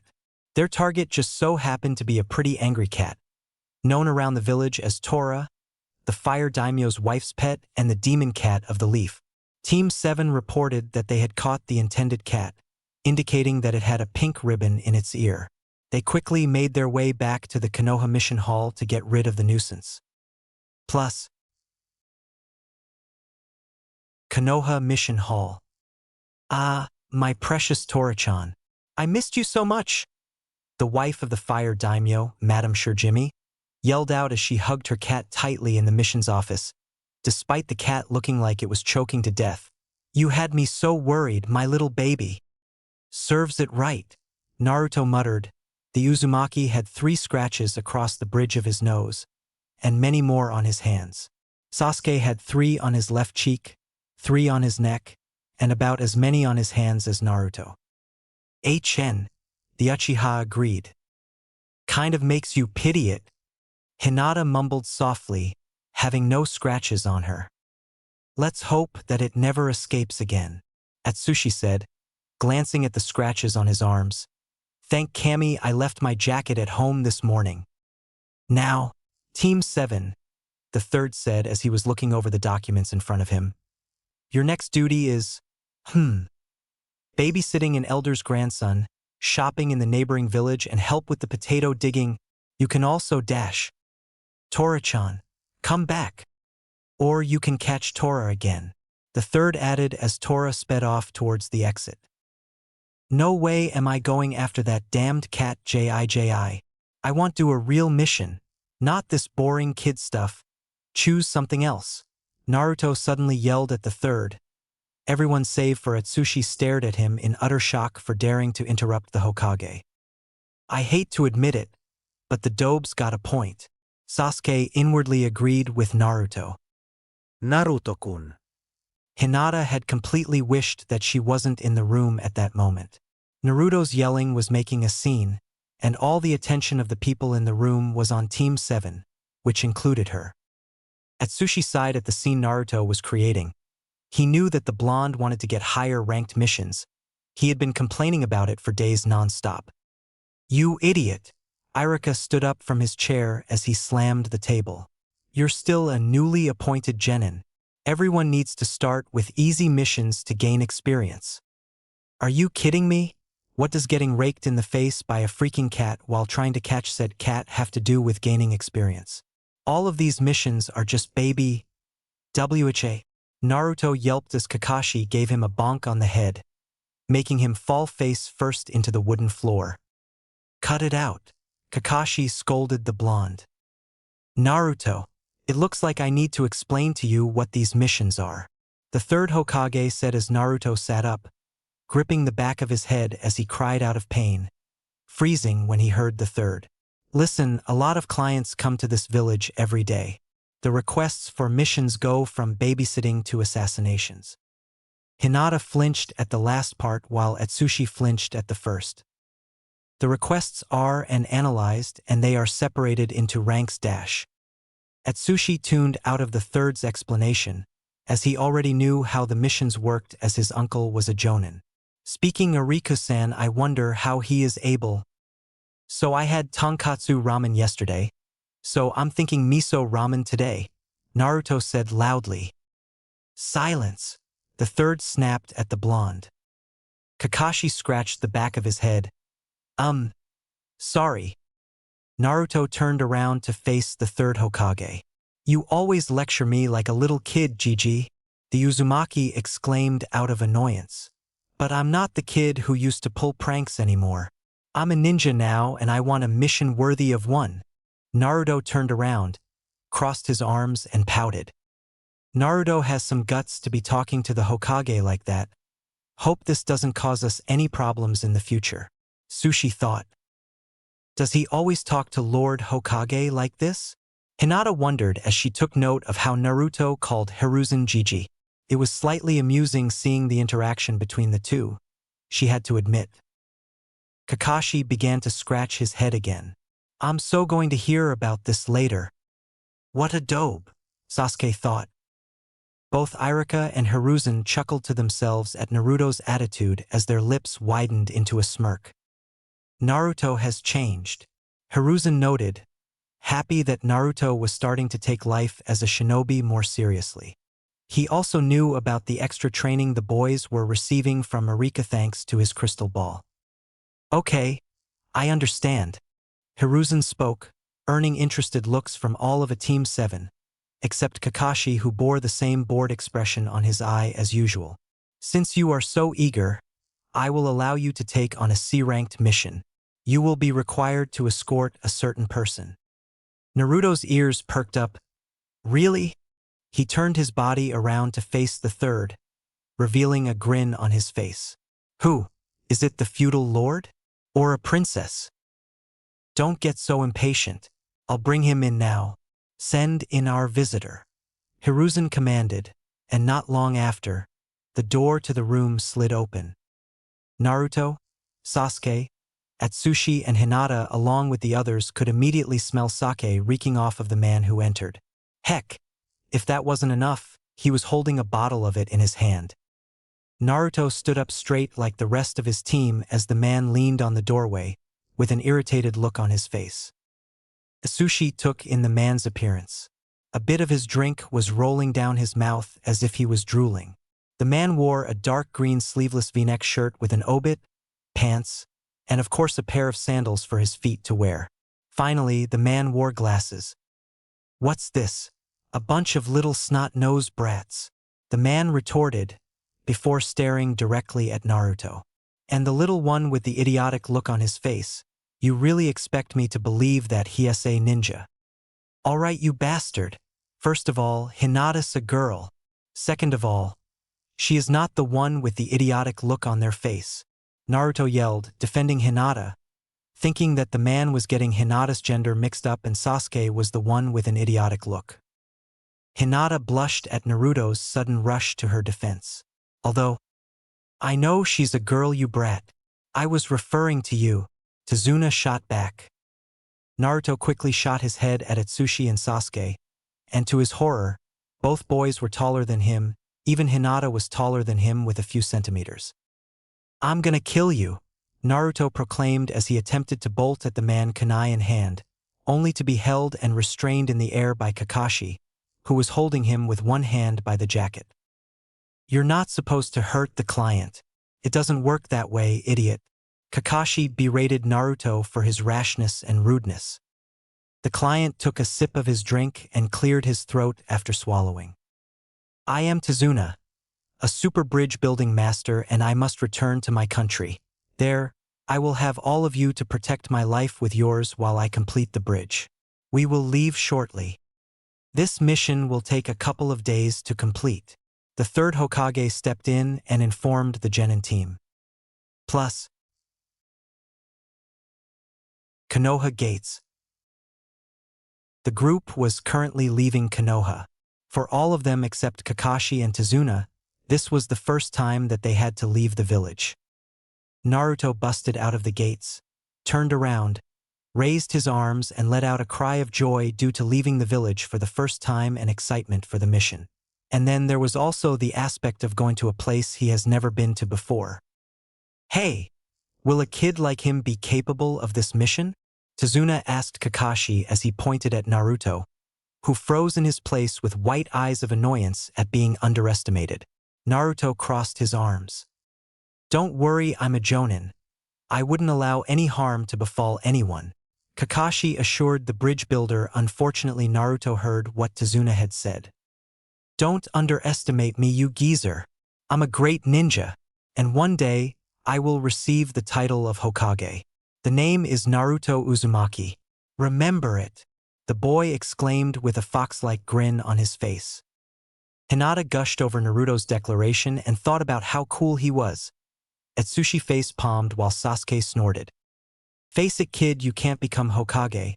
Only a serious-minded and powerful ninja will become Hokage, and believe me, you are lacking in those areas," Tazuna said flatly. "Gore, I'm gonna kill you." Naruto leaped forward only to be restrained this time by Atsushi. "Naruto, give it a rest already. Trying to kill the client won't help you in becoming Hokage," he said. Naruto glared at his green-haired friend but later calmed down as he admitted that it was true. "Now that's a ninja fit to become Hokage." Tazuna smiled, complimenting Atsushi. On hearing that Naruto lost finally his cool, did he even have one? And pounced. This time the entire team had to restrain him. "Let me at him. Let me at him. I just need one taste. Just one taste." Plus, somewhere between Konoha and Wave. A day had passed since the little scene at the gates. Team 7 were now on their way to the Wave Country, passing by some puddles along the way, which seemed strange since it hasn't rained for weeks. Kakashi shrugged it off and carried on. Suddenly, metal chains wrapped around Kakashi's body, restraining him. The immediate sound of the clattering chains alerted the genin as they saw Kakashi stuck in place along with the two ninja who had him restrained. "What?" Kakashi gasped out of shock. "First one." One of the two shinobi yelled as Kakashi died, getting ripped to shreds, but his body disappeared in a band of smoke. "What?" The demon brothers glanced at the others but only saw bands of smoke in their place. "Ha! Wind style, gale palm." A voice called as a gust of wind blasted one of brothers into a tree, knocking him out. The other turned around immediately and received a flying kick to his skull, which sent him tumbling backwards. Atsushi followed up Sasuke's kick with sliding tackle, sending the shinobi into the ground. Everything went dark for him once Hinata struck his chest with a palm strike. Plus, a minute later. "Amazing, how did you manage to detect them?" Tazuna asked the Hyuga heiress as Kakashi and Sasuke tied up the attackers. "My Byakugan could see their chakra from 50 meters away," Hinata replied. "Not to mention that it hasn't rained in weeks, so there shouldn't be any puddles." "That was pretty awesome, Hinata," Naruto praised. She went red. "May I have a word with you, Tazuna?" the Cyclops said, glaring at the bridge builder. "Of course." Tazuna's sweat dropped. He had a bad feeling of what the Jonin wanted to say. As the adults were discussing about the mission, Hinata nervously walked up to Naruto. En Naruto-kun. She called with a slight stutter. "Yes?" Is there something you want, Hinata? Naruto replied with a smile which calmed her down a bit. Naruto had discovered that the Hyuga seemed a lot more comfortable whenever he smiled at her, so he had been doing just that whenever she called him. What you said about me being awesome, did you mean it? She asked shyly. Every word, plus you are one of the most awesome people I know, and I'm glad you are on the same team as I. The blue-haired Hyuga blushed beet red at the praise before the two adults returned, Kakashi wearing his usually bored expression, while Tazuna looked depressed. Okay everyone, we heading back, the former said. What? Why? Naruto voiced what was on all the Genin's minds. Apparently someone lied about the rank of the mission, the Jonin explained, glaring at the builder. This mission is either B or A ranked. I already told you I could only afford a C-ranked mission. The wave is currently going through some dark times now, that is why I need to build the bridge to jumpstart the economy, but I need protection. Tazuna defended before staring at the dry earth. If I had said the truth from the start, you guys wouldn't have helped. We will do it. What? Tazuna looked up with hope. We will do it, Naruto repeated, staring at Kakashi. Kakashi knew what his student was trying to do. Naruto, I know you want to help, but this mission is beyond you. All of you. He pointed at the rest. You will only get yourselves killed. We are ninjas. It's an occupational hazard. Everyone stared at the Kishida, who spoke up. We knew what we were getting ourselves into the day we became Genin, the day we became Team 7. Kakashi stared at each member of his team. He saw the determination in their eyes and knew they really wanted this. They wanted to complete the mission. He signed. Who was he to stop them? Fine, we will help. And the members of Team 7 erupted into shouts of cheers and HNS. But on one condition. Kakashi turned to Tazuna, who was crying anime tears. Once the wave has enough money, you will return to Konoha and pay for an A-ranked mission, agreed? Agreed, and thank you.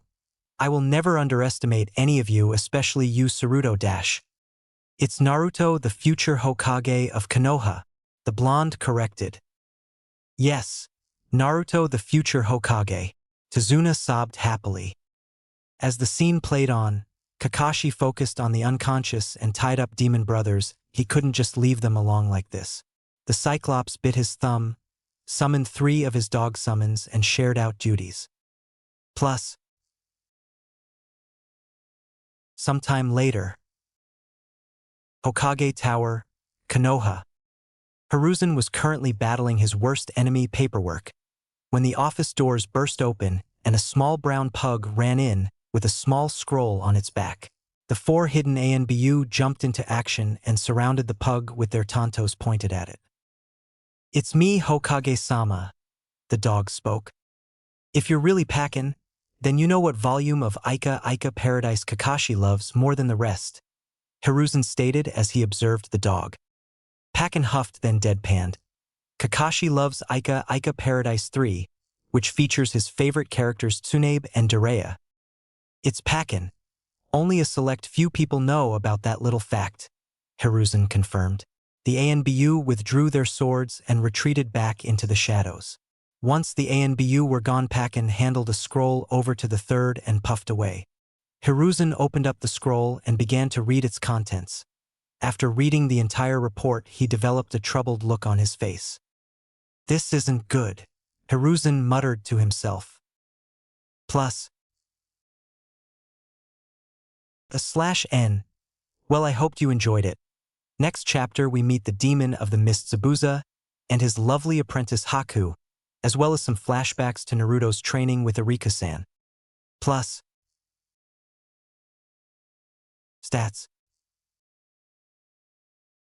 Land of Elements, Element Country, or Yoso no Kuni.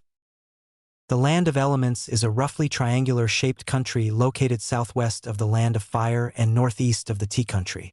The vegetation is a mixture of forests and grasslands as one travels across the country. It is called the Land of Elements since the shinobi of its hidden village are known to have all 5 basic affinities. Unfortunately, several other hidden villages, particularly the larger ones, refuse to recognize this and stick with its previous name, the Land of Storms. A rumor has it that the southwestern region was originally part of the ocean floor but was later uplifted after a great battle between the first Yosokage and an S-rank nuke Nin. Its governmental leader is the elemental daimyo, or storm daimyo in the case of the other villages. Arashigakure no Sato or Hidden Storm Village. Arashigakure is the hidden village of the Land of Elements. This village has a reputation for accepting abused, banished or rejected clans and shinobi who want to restart their lives.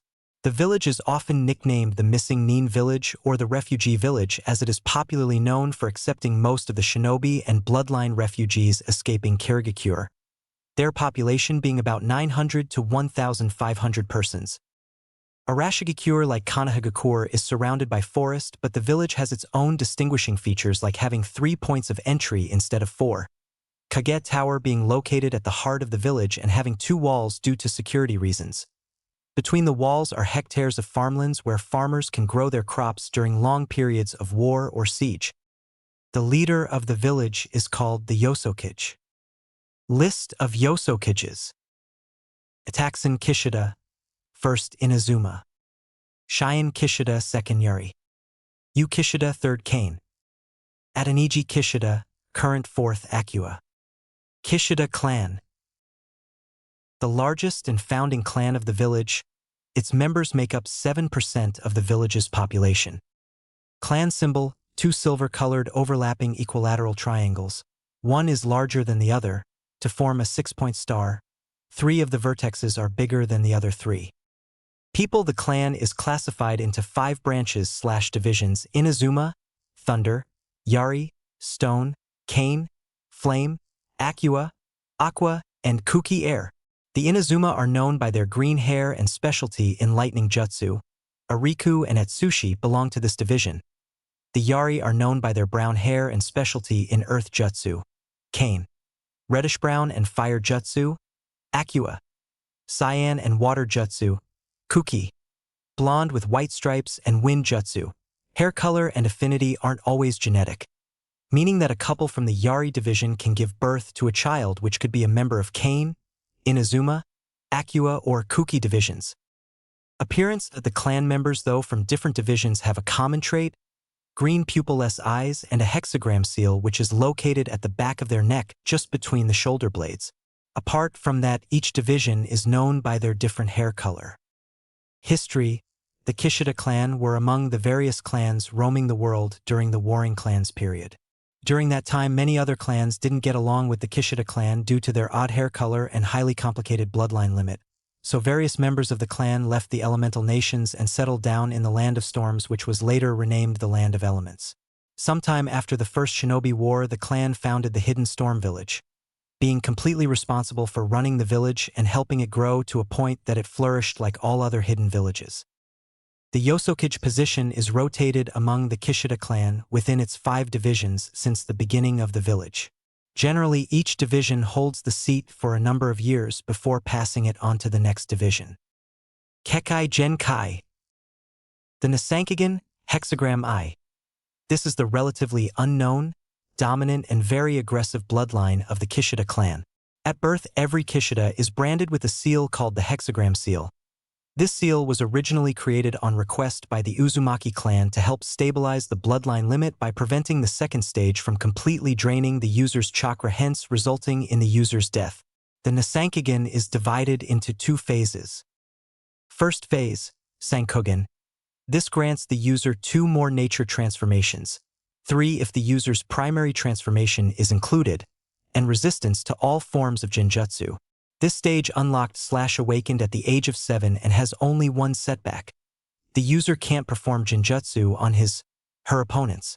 One has to achieve the rank of genin before being permitted to use this phase. Once activated, the eye morphs into a green triangle. Second phase, Nisankagen. This grants the user another 2 more transformations, now 5 in total, plus a 75% increase in chakra in form of a faint white chakra cloak. This is automatically unlocked at the age of 12 and also offers resistance to genjutsu. It has 2 setbacks.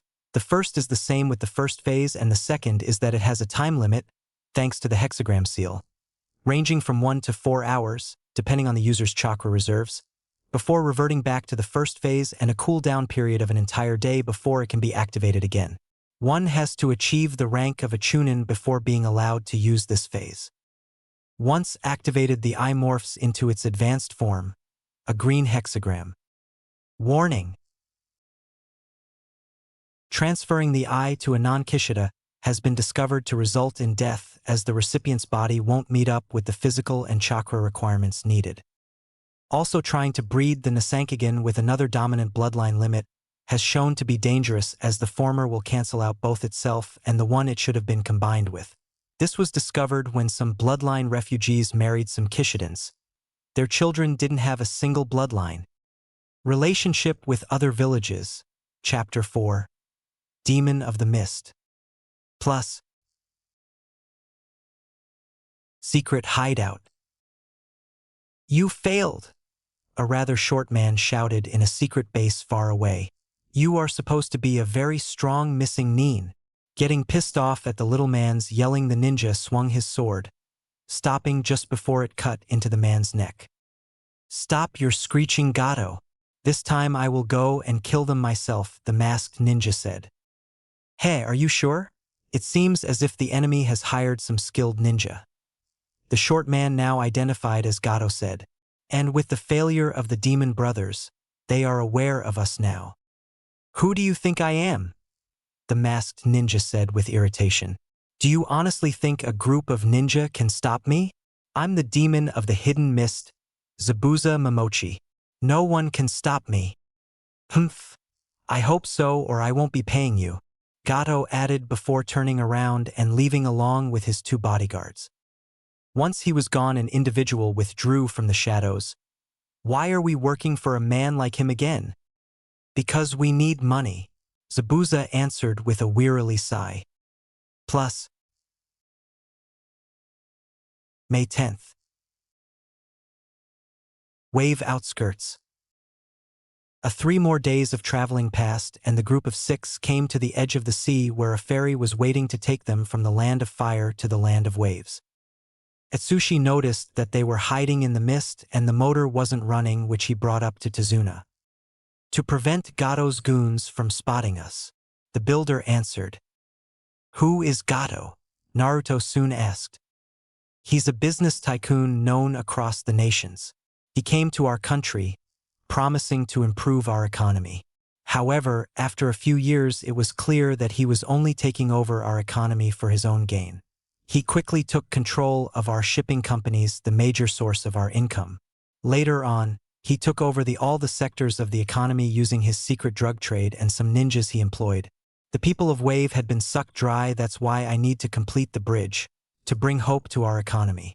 The one thing Gato fears is the completion of the bridge. Tazuna answered.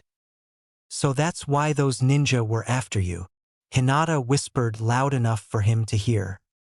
Then why did you hide the fact that ninjas were after you? Sasuke questioned, now coming into the conversation. Because of Gato, the Wave country is poor. Even its daimyo has little to no money because of him. We can't afford an expensive A-rank mission right now in our current condition, Tazuna explained before the boat touched land. Plus. Wave. The group got off the boat, but Kakashi had an uneasy feeling. He knew that if they attacked again, it would be by Jonin-level ninja this time, and backup wouldn't arrive for about a day or two. Suddenly, Naruto heard something off in the bushes and tossed a few shuriken, just barely missing a poor rabbit. That rabbit is white, yet we're in the wrong season for that kind of fur, Kakashi thought as he observed the animal with a lazy eye. That means that this rabbit was kept indoors, only to be used for one purpose, kawarimi, substitution. Suddenly, a whizzing sound came to his ears, causing the Jonin's eye to widen. Everyone get down, he yelled. All the genin reacted immediately, with the Jonin tackling Tazuna to the ground just as a sword fell over their heads, impaling a tree. The one-eyed Jonin looked up at the man who stood on the hilt of the sword. He was a tall, muscular man with short, spiky black hair. He had bandages wrapped around his face in the same manner as Kakashi's mask. He was shirtless, save for a belt that looked like where he would hold his sword, and camouflage-designed arm warmers. He had blue, baggy pants that were covered by leg warmers of the same design. On his head, in a sideways manner, was a forehead protector that had the slashed insignia for Kirigakure showing that he is a missing nin. Ah, the demon of the mist, Zabuza Momochi. Kakashi identified, recalling him from the bingo book. So you know my name. Well, now I will state my mission. Zabuza drew his sword from the tree. I am after the old geezer, he said, pointing his sword at Tazuna, who was sweating bullets. Hand him over and nobody gets to die. Naruto and the others all jumped in front of Tazuna, forming a defensive wall, Hinata activating her Byakugan as the boys drew their kunai.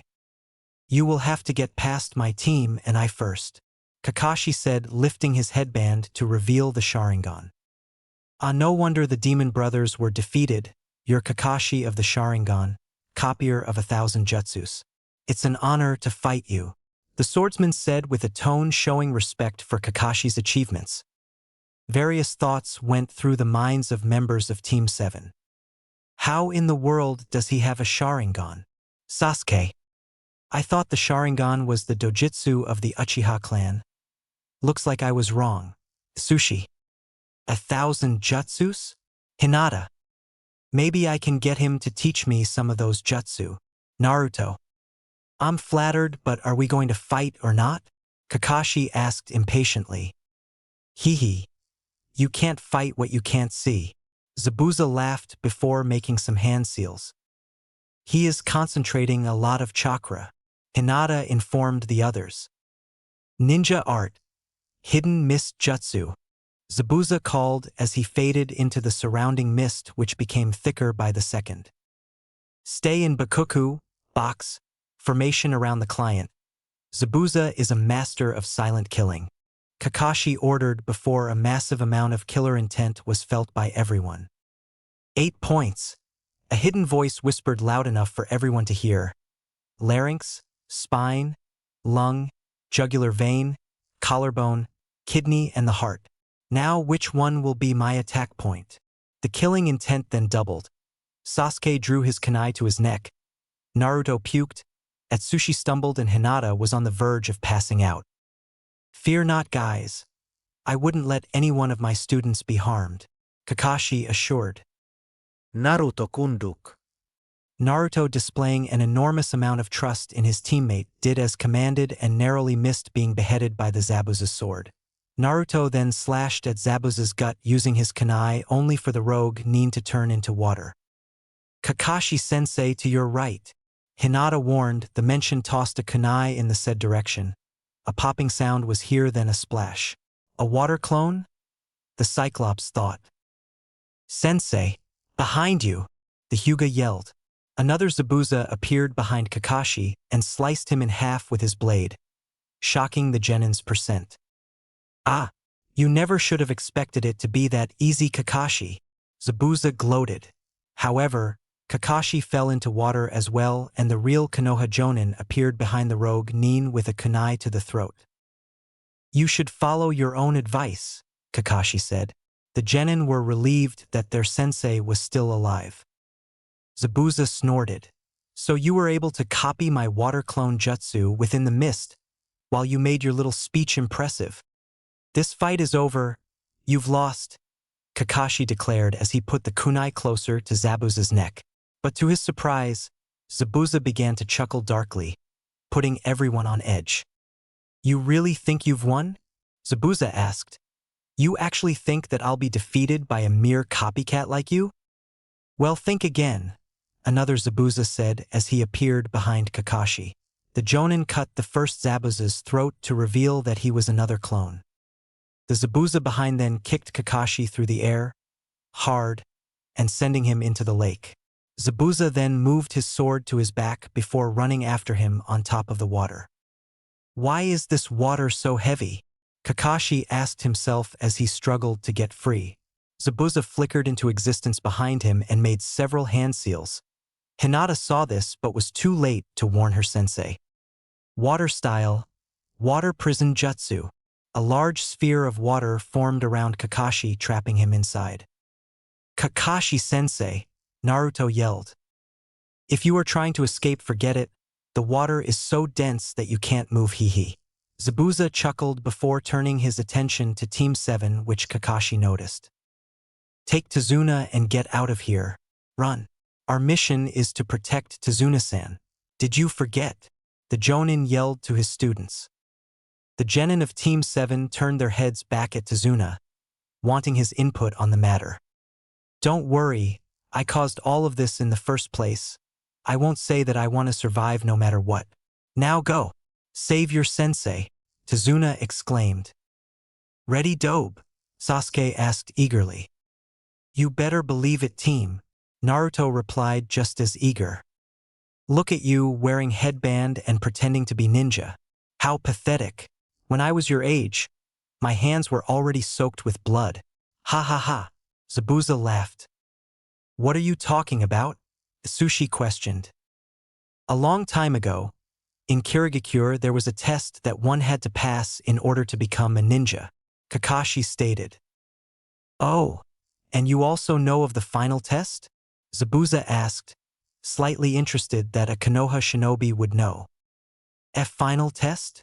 Hinata repeated with a stutter, fearing the worst of the so-called final test. Unlike your graduation exam, mine included killing the other students, Zabuza answered. Naruto and the other boys froze up on the spot while Hinata lifted a hand to her mouth out of horror. Committing manslaughter just to graduate? What the hell was wrong with Kirigakure? Were the thoughts circulating within their minds. Friends, who have eaten together, trained together, are then separated into groups of 2 and forced to fight each other. It was kill or be killed. Don't stop until the opposing enemies isn't breathing. Friends that helped each other, shared dreams, and completed together, all leading up to one slaughter fest of blood. Zabuza explained. How awful, Hinata whispered, shaking violently in her place as tears began to surface in her eyes. She couldn't imagine having to fight any of her ex-classmates to the death, especially Naruto. 15 years ago, Kirigakure debated changing the practice because in the previous year, a monster appeared and went overboard. That monster was a small boy who wasn't even a ninja, killed more than 100 of the candidates that year and without hesitation too. Kakashi explained. And it was fun too. Now time to finish you brats. Hearing the command, a water clone that was concealed within the mist headed towards the genin. Sasuke and Atsushi charged towards the clone, the latter unable to use a lightning jutsu, since they were all standing with water up to their ankles. Grabbed a handful of shuriken from his pouch and tossed them, aiming for the head. The clone using his sword batted them away but couldn't bat away the giant fireball which followed. HMHP, Zabuza said as his clone was evaporated. I was going easy on you guys, now try stopping this. Water clone jutsu. 3 more clones formed from the water below and charged. Meanwhile, Naruto came up with an idea. Sushi retreat. I have an idea, but it requires Sasuke to work. The Kishida paused and stared at the blonde for a full second before obeying. Naruto and Sasuke charged toward the prior forming 5 shadow clones to engage Zabuza's clones while the original and Sasuke went for the real Zabuza. Going for the real me? How foolish. Zabuza smiled, but that expression didn't last as Naruto made another 5 clones, each wielding a kunai. Plus, with Hinata and Atsushi. On the other side, Atsushi and Hinata were engaging the remaining 2 clones of the Mist Jonin. Apparently, the Narutos only succeeded in defeating one of Zabuza's clones before they were dispelled. Atsushi's iris changed shape as he activated the first phase of his Nisankagen, granting him affinity for water and earth jutsu. Water style water whip. Atsushi called as a water whip formed in his hands. He lashed out at one of the clones with his right whip, which the clone blocked using his sword. Unfortunately, the clone didn't notice that the left whip had wrapped around his right leg before it was pulled. The clone was suddenly lifted up into the air before the Kishida used his right whip to lash it back into the water, dispelling it. Hinata's battle was a little bit difficult since she had to be in close range to attack. She launched a barrage of Juken strikes which the clone either dodged or blocked with its executioner's blade before sending her sideways with the flat of said blade. She landed safely on her feet and plotted her next more. 8 trigrams. Vacuum palm. She sent some chakra to her right palm before thrusting the said palm forward, firing a vacuum shell of compressed chakra at the clone. The attack, although not yet fully mastered, was powerful enough in dispelling the clone. Plus, with Naruto and Sasuke, Zabuza swung his blade, beheading all the Narutos. Too easy, he smirked. Demon Windmill Shuriken. Windmill of Shadows. Sasuke launched himself into the air and swiped a giant shuriken right out of his hands, its target flying towards Zabuza. Zabuza caught the shuriken with his free, but noticed another in its path. Since both hands were occupied, he jumped over the second shuriken, which whizzed away. So that all you got? Sasuke just smirked before the shuriken puffed back into Naruto Uzumaki, who had kunai in hand. The sudden appearance shocked everyone excluding Sasuke, who knew this was going to happen. "This is," Naruto shouted as he threw the kunai, aiming for the back of Zabuza's neck. Zabuza this time jumped higher to avoid the kunai, unknowingly removing his hand from the water sphere, hence releasing Kakashi. "Good work, team," the now freed Kakashi said with an eye smile directed towards his students.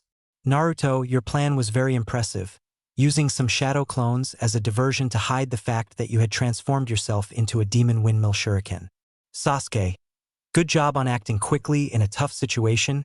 Atsushi and Hinata, great job on defending the client and getting rid of those water clones. You all performed excellently." "Humph, I lost myself temporarily and cancelled the water prison jutsu," Zabuza said. He couldn't believe that he was outsmarted by a mere genin. That was extremely embarrassing. "No, you didn't cancel the technique, you were forced to," Kakashi retorted, causing Zabuza to growl in response. "Take Tazuna to dry land. Things are about to get seriously wet," the Konoha Jonin said to his genin, who did as they were told. Both jonins jumped away from each other and began to weaving hand seals like crazy. Kakashi with his Sharingan I copied the hand seals Zabuza made until he caught up to him. He then began to imitate Zabuza's every movement. Both jonins finished their hand seals at the same time as the water they were standing on began to churn. "Water style, water dragon jutsu," they both called. The 2 dragons erupted out of the water with glowing yellow eyes of killing intent, all of it aiming towards each other. The faces of the dragons collided, and their bodies turned into a giant wave of water. The wave was so strong that the water managed to reach the land Hinata, Sasuke, Atsushi, Naruto, and Tazuna were standing on, causing them to pump chakra to their feet to avoid being swept away by the water, Naruto and Hinata grabbing onto Tazuna since he couldn't do that. "This guy, how did he do that?" The Sharingan allows you to copy an opponent's jutsu, but he copied and executed the moves at the same time. Zabuza thought to himself as he walked to his right in a semicircle fashion, prompting Kakashi to go in the same direction from his view, making the exact same steps at the same time. Zabuza grunted as he lifted his left hand up, while bringing his right hand to his face with his pointer and middle finger pointing to the sky. Kakashi executed the same movements in perfect synchronization. "How are you?" Zabuza began. "Copying your every move?" Kakashi finished. Zabuza growled, "All you're going is copying me like a damn monkey." He then began to make some hand seals when he saw a shadow behind Kakashi. Zabuza froze when the mist cleared up, revealing an image of himself behind the Konoha Jonin. "Is that me? Is this a genjutsu?" Zabuza thought as his mind tried to comprehend what was happening. Meanwhile, Kakashi finished the same hand seals that Zabuza made and executed the jutsu he was about to perform. "Water style, giant vortex jutsu," Kakashi declared as the water began to swirl around him. "What? But I was just about to perform that jutsu," Zabuza cried out in disbelief. He was then swept up in a giant vortex that thrashed him around like a rag doll. The water vortex then tore through the forest, tearing down trees as they stood in the water's path. The nuke Nin was then thrown against a tree, cracking the wood as he was pushed against it. Several kunai flew through the air and embedded themselves on various parts of Zabuza's upper body, just not hitting any vital spots. Zabuza cried out in agony as his flesh was pierced. Hinata could feel the strain the Byakugan was putting on her eyes for keeping them activated for so long and deactivated them to rest her eyes. However, if she had left them active for another minute, she would have seen the figure that appeared on the tree behind them. "It's over," Kakashi said, walking towards Zabuza. "How? Can you see the future?" Zabuza asked, slightly afraid. "Yes, and your future is death," Kakashi declared as he rose up another kunai and prepared to strike it into the rogue Nin's neck. But before Kakashi could do anything, two Senbon needles flew through the air and stabbed Zabuza in the neck. Zabuza's eyes went wide in shock before he slumped over in death. Everyone gazed in the direction the two Senbon came from to find who took their kill. On the branch of a tree stood the culprit. The figure was wearing a standard Kirigakure pinstriped outfit which stopped at the knees. Over this was a green haori with white trimmings, and around the waist a brown sash with a fringed trail wrapped also around the waist. The figure wore light brown platoon sandals along with nail polish covering the fingernails and toenails in matching blue-green color. The hair was gathered in a white bun holder, while two locks fell loose framing the face, bound with metal hair cuffs at the ends. Finally, the most noticeable detail about the figure's appearance, the figure wore a mask which was white with thin, curved eye holes and a red wavy design in place of the mouth, as well as the Kirigakure symbol etched in the top. Naruto narrowed his eyes at the person, before averting his gaze down to the seemingly dead Zabuza. The rest of the genin, along with Tazuna, were shocked too. They had so much difficulty fighting Zabuza, yet this guy, who looks no taller than Atsushi, easily took him out with little or no difficulty. Kakashi walked over to the body of Zabuza, checking his pulse to see if he was alive. He shifted his gaze over to the two Senbon embedded in the side of his neck. He really is dead, and from such precise Senbon throws. To say Kakashi was amazed was an understatement. In his many years of being a shinobi, he doesn't remember ever encountering someone who can use Senbon this efficiently and skillfully.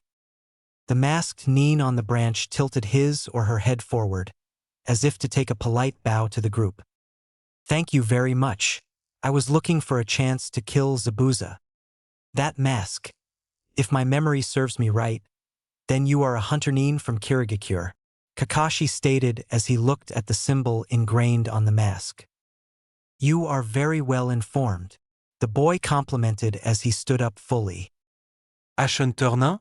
The kind that assassinates exiled ninja who go against the village they originally aligned with. Hinata widened her eyes as she quivered in her place. From his height and voice, he seems to be around the same as Naruto and the rest. Yet, he's a hunter Nin. Kakashi thought to himself as the mere sight of the boy reminded him of his days in the Umbu. Naruto took a quick look at Zabuza's corpse, and then at the hunter Nin, constantly switching his views of the two, before settling his eyes on the hunter Nin in front of him, gritting his teeth and clenching his fists. "Who the hell do you think you are?" Naruto bellowed out of anger, the volume of his voice surprising Tazuna, Hinata, Atsushi and Sasuke to some extent. Naruto took multiple breaths, inhaling and exhaling repeatedly. "Did you hear me? Who the hell are you?" "Stand down, Naruto. He is not an enemy," Kakashi commanded his student, much to the boy's dismay as he snapped his face towards his sensei, the look of confusion and some other emotions on his face. "I know that, but Zabuza was so strong that he even managed to take you off guard. The five of us barely stood a chance, while this guy, this kid, who looks like he's no older than me, comes out of nowhere and kills him with one move. What does that make the four of us? Weak?" Naruto questioned his sensei, who began walking towards him slowly. "Well, you're right, it might be difficult to understand. But it still happened, Naruto." He threw his hand upon Naruto's blonde hair, causing the boy to wince. "In this world, there are kids who are younger than you, and yet stronger than me. And from what I saw here, you guys aren't weak." Naruto calmed down but still fixed a glare at the hunter Nin. Atsushi and Hinata didn't know how to feel. Zabuza was their opponent and they should be grateful that he was killed, but they didn't. KGH. Sasuke grunted out of anger at the statement. The fact that he, Sasuke Uchiha, got his ass hooped by Kakashi during the bell test, and that there could be a boy younger than even him, a 13-year-old, who was stronger than Kakashi and Zabuza. He wouldn't believe it. The hunter Nin lifted his hand as a gust of wind encircled him, and in a flash, he wasn't on the branch anymore. Then, he appeared right next to Zabuza's body. He picked up the body, wrapping Zabuza's limo around his neck, carrying the body. Your battle ends here for now. Now, I must go and dispose of this corpse. The Nin stated nonchalantly. It is one filled with many secrets. Now, if you'll excuse me. The ninja lifted up his hand, preparing to use the wind technique he had just used to move away. But right before he did, Hinata quickly reactivated her Byakugan and scanned Zabuza's body, and what she saw surprised her. Wait, he is still alive. His chakra is still running through his body. Hinata informed but was too late. The hunter Nin was already gone. Kakashi's now only visible eye narrowed as he gave her statement some thought. Come to think of it, hunter Nins are generally supposed to destroy the body immediately after killing them. Well then, it looks like they'll be back. Good work, Hinata.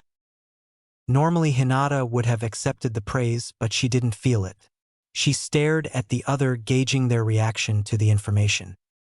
Sasuke still had his emo face in place. Atsushi seemed to be in thought, and Naruto. Judging by his clenched fist, he was obviously angry. Naruto-kun. Hinata whispered out of concern for her crush. The blonde heard it and flashed her one of his signature grins, which said that everything was fine, but she didn't need her Byakugan to tell that it was fake. Well, let's think about that later. For now, let's go get Tazuna-san back to his. Kakashi trailed off as he felt a wobble in his legs. They began to feel like jelly as he dropped down onto the ground. Kakashi-sensei, Naruto cried out in surprise, running over to the Jonin, prompting the other four to do the same. Don't worry, I'm fine. Kakashi grunted as his visible eye winced.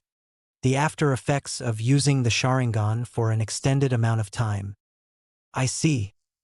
After all, he isn't an Uchiha by blood. His body doesn't have the strength to handle the strain of the Sharingan. Sasuke concluded inwardly. My house isn't very far from here. Tazuna spoke up. The Genin nodded as Tazuna decided to pick up Kakashi's body, but was stopped by Naruto, who made some shadow clones for the task. Let's go before they come back. Plus, Tazuna's house. Tsunami, I'm home, Tazuna shouted as he opened the door to his house. A young woman with long dark hair appeared in the doorway and hugged Tazuna. She was wearing a pink shirt with red trimmings and a blue dress. Tusan, you're home, Tsunami exclaimed as she hugged her father. Oh, who are these people? She asked when she saw the Konoha ninja behind Tazuna. These are the ninja that protected me on the way here, Tazuna said. Ma'am, can we please come inside? Our sensei needs some medical attention, Hinata asked politely. Oh, yes, please come in. Tsunami ushered everyone inside the house. Plus, some hours later. Ugh. Are you okay, Kakashi-san? The daughter of Tazuna, named Tsunami, asked the Jonin, who was now lying down on a sleeping mat due to exhaustion. Am I dead? No, why would you think that? Because I'm staring at the face of an angel. Tsunami blushed slightly. Thank you, are you feeling any better? No. I don't think I can move at maximum potential for a couple of days, Kakashi answered as he raised his head off of the pillow. If that's the case, then don't move around so much, Tsunami insisted. All right, Kakashi obeyed as he put his head down, letting the blanket drape over practically all of his body. So where am I? My father's house, your students are dash. The lady was cut by. Sensei's awake. Naruto's voice came in an excited manner as he, Sasuke, Atsushi, and Hinata entered the room along with Tazuna. How are you feeling, sensei? Hinata asked quietly, walking up to his side and getting down onto her knees. I'll be fine. Just give me a couple of days and I'll be able to move fully again, Kakashi replied. However, the matter at hand should be about the fact that Zabuza is still alive, and he's out there, biding his time. Hinata shivered at the thought of fighting Zabuza again. Naruto noticed this and placed a comforting hand on her shoulder. Hinata immediately blushed at the contact. Thank you, Naruto-kun. We have to be ready for him, Atsushi said. Sasuke nodded, agreeing with him. I'm going to put you through some training, but I need to rest for a while, Kakashi responded, lying back down. It's not going to help at all. The voice of a young boy could be heard now in the room. The group turned to the entrance to see a boy with black hair wearing a white hat with 2 blue stripes. He had a yellow shirt under a green jumpsuit with 2 gray buttons. And who are you? Naruto asked, suddenly not liking the boy. Inari, where were you? Tazuna asked the boy, Inari, who ran up to him, embracing him into a tight hug. I'm home, Grandpa. Inari, say hello to them. These are ninja that escorted your grandfather. Tsunami scolded her son. An uneasy atmosphere formed around the room for everyone to feel. Inari looked at the 4 genin, particularly Naruto, with dark, emotionless eyes.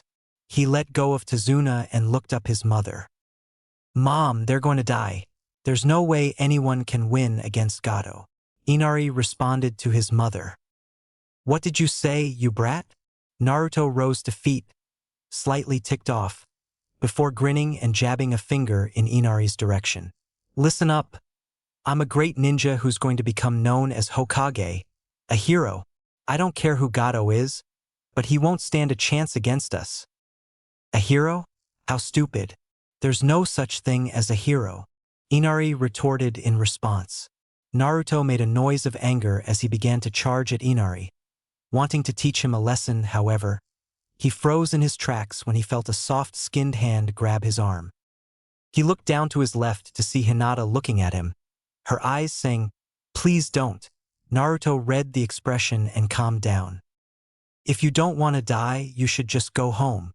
Inari ran off with that statement, completely getting away with his rudeness. "Where are you going, Inari?" Tazuna inquired as his grandson put his hands on the door, the boy responding with that he was going to watch the ocean. "I'm sorry for my grandson's rudeness. He's gone through a lot." Tazuna apologized with the slight bow of his head. Plus, Omaka Ups. Konoha Hospital.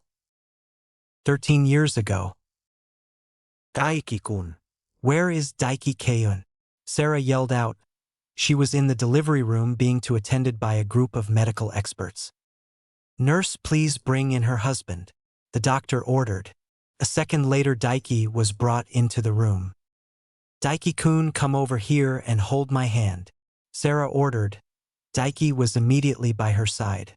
His wife grabbed his hand and crushed it. "Don't worry, Sarah-chan, you are doing great," Daiki encouraged. The death grip on his hand was killing him. "I see a head," a nurse notified the doctor present. "Okay, Mrs. Kishida, I need you to push on the count of 3. Ready?" "I'm ready." 1. Sarah calmed her mind. 2. It's now or never. 3. Sarah released an ear-shattering scream as she gave it all her strength. The screams soon died down, being replaced by a newborn baby. "It's a boy," the nurse informed, handing over the child to its mother. Sarah stared at the child for a bit. "Looks like he has his father's hair and eyes." "I told you my genes were more dominant than yours," Daiki playfully said before carrying his son. "But he does have the shape of your nose." "So what should we name him?" Sarah asked, watching her husband as he played with their son's fingers. I was thinking about the name Ari. You? Atsushi, the name of my grandfather. Sarah replied that was also the name of first Yosuke Jitaxan. Atsushi, Daiki said, staring at his sleeping son. It's perfect.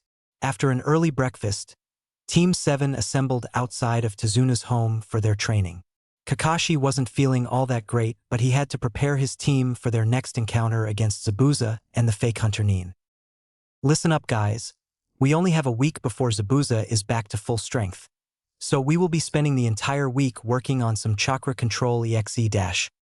He stopped as he noticed that someone was sprinting towards their direction. The individual was still far away that he couldn't make out who the person was. Be on guard, everyone. Kakashi instructed his genin just in case it was another missing Nin after Tezuna. The figure soon came within viewing and the Cyclops immediately recognized who he was. Ariku. In the flesh, the Kishida Jonin replied, flashing a small grin at the Jonin. But why are you here? You're a liaison between Erasure and Konoha. Liaisons can also go on missions for their allies in case you didn't know. The Jonin Kishida explained with a shrug. Okay, but are you alone? Yeah, the other Jonins are away and I was the only one available, Ariku said before taking a look at the genin. Judging by the lack of injuries, I say they performed well on their first counter with B-rank nuke Nins, Ariku said, referring to the Demon Brothers. It's been upped to an A rank, Kakashi said, confusing the green-haired Jonin. We encountered Zabuza, he further explained. Of the 7 swordsmen? Kakashi nodded. I see. How about I take over the Genin's training for some days? Kakashi promptly agreed, retreating back into the house for some rest. Ariku turned to the remaining members of Team 7. I'm impressed you guys fought against both Zabuza of the Mist and the Demon Brothers and still came out in one piece. This shows that you guys have potential, and I'm not saying this because Arikun happens to be on your team. Arikun. Naruto chuckled at the pet name. Don't even think about it. His green-haired friend replied, coating his hands with lightning as a sign of what will befall him. Are you Atsushi's uncle? Hinata asked politely, gaining the elder's attention. If she didn't know better, she would have thought that the man in front of her was Atsushi's dad. Yes, I am, and who are you, my dear? The senior Kishida asked with a smile. Hinata Hyuga, she replied. Well then you must be the prettiest Hyuga I have ever seen. The green-haired Jonin complimented and earned a blush from the girl. Meanwhile, Sasuke was busy analyzing the Kishida Jonin in front of him. Judging by his appearance, he's either an ex-ANBU agent or a high-ranking shinobi. So Naruto has been taking lessons from him for the past 8 weeks. No wonder the Dobe improved so much, he thought. The Uchiha was snapped out of his thoughts by the question directed to him. You're Sasuke, right? Ariku asked and waited for the raven-haired's reply. Yes. The Uchiha scoffed, finding the question ridiculous. Ariku rolled his eyes, then turned to the others. Today you guys will be learning the water walking exercise. Ariku informed and lead them to the edge of a nearby lake where he will begin their training. Now then, water walking is the same as tree walking, but instead of just letting out a set amount of chakra, you have to constantly change it because of the moving water, Ariku explained as he focused chakra into his feet and walked onto the lake like how Kakashi and Zabuza did when they fought. Hinata, I want you to use your Byakugan and tell me what you see, Ariku said as he faced the genin. Hinata nodded and activated her Byakugan before taking a close examination at Ariku's feet as they expelled chakra. You're sending out chakra A at stronger points when the W water shifts in O order to keep Y your balance, Hinata said with some stutters in between. Arika nodded and said, Very good. Now I want you guys to give this a try. The 4 genin nodded, then started to practice. Naruto went first but used too much chakra and was launched into the air, landing in a tree. Sasuke used too little and sunk into the water, only to come back up shivering as the water was cold. Atsushi succeeded in taking 5 steps before sinking to his waist level. The Kishida teen shivered a bit, then swam back to shore to try again. Hinata took a step on the lake and tested her technique.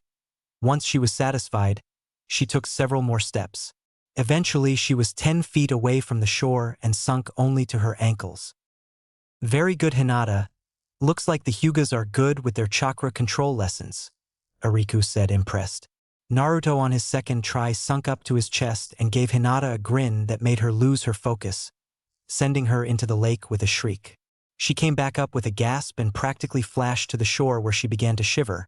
But what she didn't know was that Naruto was staring at her with a large blush since her wet jacket hugged her body, more showing some of those concealed feminine features. This resulted in Naruto submerging himself into the water to get rid of the blush before anyone noticed, especially Atsushi. Ariku instructed the three boys to work on the exercise. Before noon, Atsushi finally managed to break through after 13 attempts and joined Hinata, who was refining the technique by doing various physical exercises such as running, jumping, and skating on the surface of the water. Sasuke and Naruto were still struggling to get the water walking exercise, resorted to taking off all but their shorts so that their clothes wouldn't become any more soaked than they already were. Hinata promptly fainted at the sight of a shirtless Naruto who had gained a bit of muscle thanks to the chakra weights he had on. At the end of the day, Naruto and Sasuke were getting close. They were each able to hold the chakra flow for a few seconds before falling through. Like the tree climbing exercise, they had inadvertently turned this into some sort of competition, not wanting the other one to best them. Late at night, Sasuke managed to get the exercise down first, but Naruto was only an attempt or two behind, showing Sasuke that the dobe really wasn't that far behind after him all. Back at Tezuna's house, Naruto and Sasuke showed up, finally. Ariku was glad that the two had finally gotten the basics down. He gave the two boys one more day to refine their technique while he, Hinata, and Atsushi would join Tezuna on the bridge for guard duty. The following day, Naruto and Sasuke were back at the lake, working on the same thing that Hinata and Atsushi was doing the other day. Both boys were getting impatient by this, as there was really no way for them to compete against one another. And then Sasuke made a suggestion. "Naruto, fight me," he said. It was true, he wanted to fight Naruto. Even though he always wiped the floor with Naruto back in the academy, he had taken notice of the blonde's rapid progress under the Kishida Jonin. Now he wanted to fight the blonde. "What?" Naruto asked, slightly surprised. "You heard me, dope. Fight me right here. The first one to either give up or fall through the surface loses." "Or are you afraid of losing?" Sasuke taunted. That last phrase did it, as Naruto accepted the challenge. "That's it. I'm finally going to kick your ass and show to you what a good ninja I actually am." Naruto ran at Sasuke, only to receive a foot in the gut, sending him sliding back across the water and through the surface. Round 1 went to Sasuke. "Come on, is that all you've got?" the Uchiha asked with a cocky smirk. Naruto picked himself out of the water and berated himself for forgetting one of Ariku's teaching. Never rush into a battle without a plan and backup plan. "Heh, I was just warming up." Naruto shot back. "Shadow clone jutsu," he said as 6 clones puffed into existence, and together with the original charged Sasuke, who soon found himself unable to fend off 7 attackers at once and was shortly submerged underwater. Perhaps there is something more to the dobe after all, Sasuke thought as he swam back to shore before engaging the Uzumaki once more. The two sparred for hours and eventually settled for a draw. Perhaps you're not so much of a dobe after all. Let's go back," Sasuke said. That had been just what he wanted, some actual training that made him stronger, not just some meaningless running and jumping around on the surface of the water. Naruto stared at the Uchiha wide-eyed. Did he just compliment me? He thought before suddenly grinning at the Uchiha. "What's the matter, giving up already?" he huffed. "Idiot, you can barely keep yourself afloat. The last thing I need is to drag your unconscious and drowned body back to Ariku," Sasuke said, panting as hard as Naruto. Both boys had to admit it. That last match was good enough to bring them to this point. To emphasize on that fact, they had to rely on each other to drag the other home. Plus, May 14th. After 2 entire days of rest, Kakashi took over his team's training, not before thanking Ariku for teaching his genin the water walking technique. The Kishida, pleased with the sign of gratitude, offered to help guard Tazuna at the bridge, which both parties accepted. After the two had left, the Cyclops realized that he was running out of what to teach his students, since they have already learnt the basics required for one to be an all-rounded shinobi. I guess there isn't anything else, so elemental jutsu it is. The silver-haired Jonin sighed and pulled out a paper from his pocket, then infused it with his chakra, making the paper to wrinkle. You all know what this is? He asked and received a nod from each genin. And you all know your respective affinities? Fire, Sasuke answered. Wind, Naruto. Lightning, Atsushi stated his main affinity. Water, Hinata. No earth, but that's a start. Now I will be teaching each of you an elemental jutsu. Once you are done mastering one, you may come to me for another. Agreed. HN. Sounds good. Yeah. Okowo. Kakashi nodded before listing out their assigned jutsus. Now Sasuke, your great fireball jutsu, although powerful, is a slow technique which can be dodged, but this dash. He weaved a couple of hand seals before. Fire style, flamethrower jutsu. A stream of red-hot fire shot out of his mouth with impressive speed towards a tree, incinerating it. Sasuke's jaw dropped a little bit at the demonstration. Such power, such speed, must have it. This technique is more concentrated than your fireball jutsu, and its burning power is twice as powerful, so be careful at what you aim it at, Kakashi explained before turning to his blonde student. Now Naruto, most wind techniques requires a medium to be effective, and this. He pulled out a kunai from his pouch. Is just what you need. Naruto looked at the blade with disappointment. It's just a plain kunai. Ah, but look closely. The Uzumaki looked closely and noticed a faint blue glow around the entire length of the kunai. This is the wind blade technique. It's achieved by channeling wind chakra into a medium like a blade, fan, or in this case a kunai. Cool, so what does it do? The blonde asked. The rest were as interested in what it could do. It increases its cutting or piercing power like this. The Jonin tossed the kunai at a tree, the entire blade impaling right into the tree bark with the exception of the hilt. But that's not all it can do. He added, grabbing another kunai. Wind style, wind slash. Kakashi swung the kunai, releasing a hemispherical slash which slashed the tree in two cleanly, with its top half falling to the ground with a loud crash. Naruto stood star-eyed at the display. Atsushi, most of your techniques are medium to long range, so you will be learning this. Kakashi weaved another set of hand signs. Lightning steel, thunder lance. His right hand sparked with electricity before forming a large electric spearhead.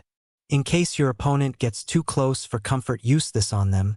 Not only those it pierces, but also electrocutes your opponent. Receiving a nod from the Kishida, he turns to Hinata. Now Hinata, your clan doesn't make use of elemental jutsu, so you are struck with practicing your clan techniques for now. The Hyuga nodded sadly. She did want to learn some elemental jutsu, but the elders frown upon the use of such jutsu, stating that it was inferior to their juken techniques. Kakashi started off teaching Sasuke the flamethrower, while sending Hinata and Atsushi to accompany Tsunami through town as she went to pick up groceries, and Naruto went with Ariku to help guard the bridge. Plus, bridge. Naruto was sitting on a beam while keeping an eye on Tazuna and his workers. Not that there were a lot of them anyway. He glanced to his left and spotted Ariku, who was surveying the area for any sign of trouble. He watched the Kishida Jonin for a few seconds before returning his gaze back to the workers. Tazuna was welding some metal together when one of the workers came up to him. Yes, Gishi? What is it? I'm sorry, Tazuna, but I can't keep doing this, Gishi began. Gato is going to make everything worse if we keep doing this. Gishi, you can't do this. If you leave, then it'll take longer to finish the bridge. Do you want this country to remain poor and dying? Tazuna asked. Gishi shook his head and said, I just can't keep risking my family's lives like this. Tazuna shook his head and continued to work. Then go. I have no need for cowards on this construction crew. Gishi sighed and walked off the bridge. Tazuna also sighed, then turned to Naruto and said, "It's been like this for a while. People are starting to get scared of Gato and are leaving to try and stay out of this." "So you need workers?" Naruto asked as he hopped off the beam and stood before the elderly man. "Then I've got you covered, multi-shadow clone jutsu." The sight of 100 copies of Naruto appearing out of thin air rendered the bridge builder speechless for some seconds. "Alright guys, grab some hammers, shovels, cement, logs of wood and help out in any way you can," Naruto ordered, and with the cries of "Yes boss," the clones immediately set out to work. Tazuna stared at the large group in disbelief before he shook his head and said, "You're just the kind of person I need. Let's get to work." Ariku just smiled at the blonde teenager. "I will have to show him another use of his shadow clones once they got back to Konoha," he mentally noted before resuming his survey. Plus, later that night, Tazuna's house. Team 7, Ariku and Tazuna's family, were at the dinner table having dinner which Tsunami had cooked with Hinata's help. Naruto and Sasuke were chewing down almost at the speed of light. Atsushi and Ariku ate at normal speed while Kakashi and Tazuna ate slowly, the latter having a bottle of sake at his side. Tsunami was busy cleaning the dishes but would occasionally cast a glance at Kakashi when he wasn't looking. Inari and Hinata barely touched their food. Hinata currently had a lot on her mind.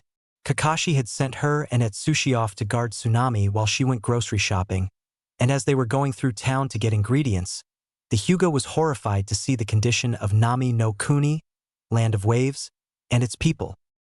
Kids were practically begging people for food, or munching down little pieces of bread. Men holding up written signs saying, "I will do any job," while other people wore ragged clothes, and they looked like they had seen better days. Even the shop they went to for ingredients had barely any food in it. It was then that Tsunami told both genins the importance of the bridge. Once it was completed, the poverty of the place could halt, and they wouldn't have to be in the depression they were currently in anymore. Hinata had remembered a little girl tugging at her side, begging for food. She had given her the food, but felt bad for everyone she saw. After she had given the girl food, other kids looked at her with hopeful eyes, but she couldn't spare a lot, especially since Tsunami was handling the food. Atsushi also helped but could only afford for 4 kids. Her thoughts were interrupted by the sound of Naruto and Sasuke barfing their recently swallowed food, since they had practically shoved it down their throats eager to get back to mastering their new jutsus. "And Naruto-kun, Sasuke-san, you guys shouldn't force the food down your mouth," Hinata mumbled to her teammates. Sasuke looked at her as if she had 2 heads. "No, must get stronger." Naruto nodded his head out of agreement. "Yeah, if I want to get stronger, then I have to eat as much as I can. Besides, this stuff is really good." "If that's so, then you might want to stop forcing the food down your mouth, 'cause you both are puking it all over the place," Kakashi scolded. "It's a waste of perfectly good food," Ariku joined in, "which the villagers don't have," Atsushi added before he resumed eating. Both boys, after hearing that, felt bad and reduced their eating pace. "Hinata, thanks for helping me cook all of this," Tsunami said out loud. "And no problem," the Hyuga heiress replied. "Wow, Hinata, you made some of this stuff. You must be one damn of a good cook," Naruto exclaimed, causing the girl to blush heavily as she put her hands on her face. "I just helped Tsunami-san, that's all," Hinata quickly said, not wanting all the praise for herself. "Don't be so modest, Hinata-chan, you're pretty good for girl your age." Hinata blushed from all the praise and looked away, her gaze soon settling on a picture frame up the wall. It looked like any other ordinary family picture. There was Tazuna, Tsunami, and Inari, who was actually smiling joyfully, a complete contrast to his current demeanor. And then, a tear in the picture. From the looks of it, there seemed to be a 4th picture with them. Inari's father?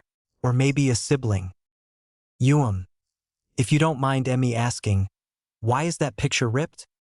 "Tazuna, Inari, and Tsunami all tensed at the mention of the picture. But the stiffest one of them all was Inari. "It's my husband," Tsunami answered in a raspy voice, with a hint of sadness. He was the man known as the hero of this town. Tazuna started to speak, only to freeze when Inari rose up from his chair, running to the door with his hat covering his eyes. "Inari, where are you going?" Tsunami called after her son, who opened the door and shut it hard behind him, leaving Team 7 staring at where the boy once was in awe. Tsunami soon followed and opened the door slightly, before turning to Tazuna with an angry look on her face. "Father, I told you not to talk about him in front of Inari." And with that, Tsunami let and shut the door behind her. With the shut of that door came a wave of guilt which dumped down on Hinata. What she had just mentioned seemed to be a sensitive topic for the family of 3. Sorry. Hinata apologized as she took a deep bow toward Tazuna. "I didn't know it was so sensitive." "It's all right. Well, since you know about Inari's father, I guess I should tell you about him. The man in the picture is Inari's father, yes, but not biologically. Inari and he were so close, like a real father and son. Inari used to laugh so much back then, but..." The builder's hands tightened into fists, the nails digging deep into his skin as small tears dropped down his face. Ever since that day after the incident with Inari's father, the boy has changed, and not for the better. "And what happened with Inari during the incident?" Kakashi asked the old man, who looked up to face Team 7. A grave look appeared on the man's face as he adjusted his glasses. "To explain the incident, I will need to talk about the man who was known as a hero on this island." Tazuna took off his glasses as he wiped off the single tear that trailed down his face. "A hero?" Naruto repeated. "It was about 3 or so years ago. That's when Inari met the man. One day, Inari was ambushed by 3 people. 2 of them restrained him while the other one forced him to watch his dog, Pochi, drown in the water." Tazuna began the story, immediately getting a gasp of horror from Hinata. They made him watch his dog drown. How cruel, she thought. Inari wanted to save his dog, but he hesitated when the 3 let him go. He was scared due to the fact that he couldn't swim. However, one of the men pushed Inari into the water, urging the boy to save his dog. Then, Pochi actually learned how to dog paddle, and he left Inari to drown, abandoning him. Tazuna continued, remembering how horrified he was when he learned that his grandson had almost died. Thankfully, Inari was pulled out of the water before drowning. And the one who saved him, Kakashi trailed off to let Tazuna finish. Yes, it was that man, a great, strong man named Kaiza. He was a fisherman who had become hero to fulfill his dream. Ever since that day, Inari adored him, mostly because he never got to know his own father. It wasn't long before Kaiza also walked his way into my daughter's heart and became part of our family. Naruto closed his eyes and smiled as he continued to listen, hoping to become a hero like that, one who the people would look up to for help, where they would acknowledge him as a great man. Kaiza was also the man that our village needed.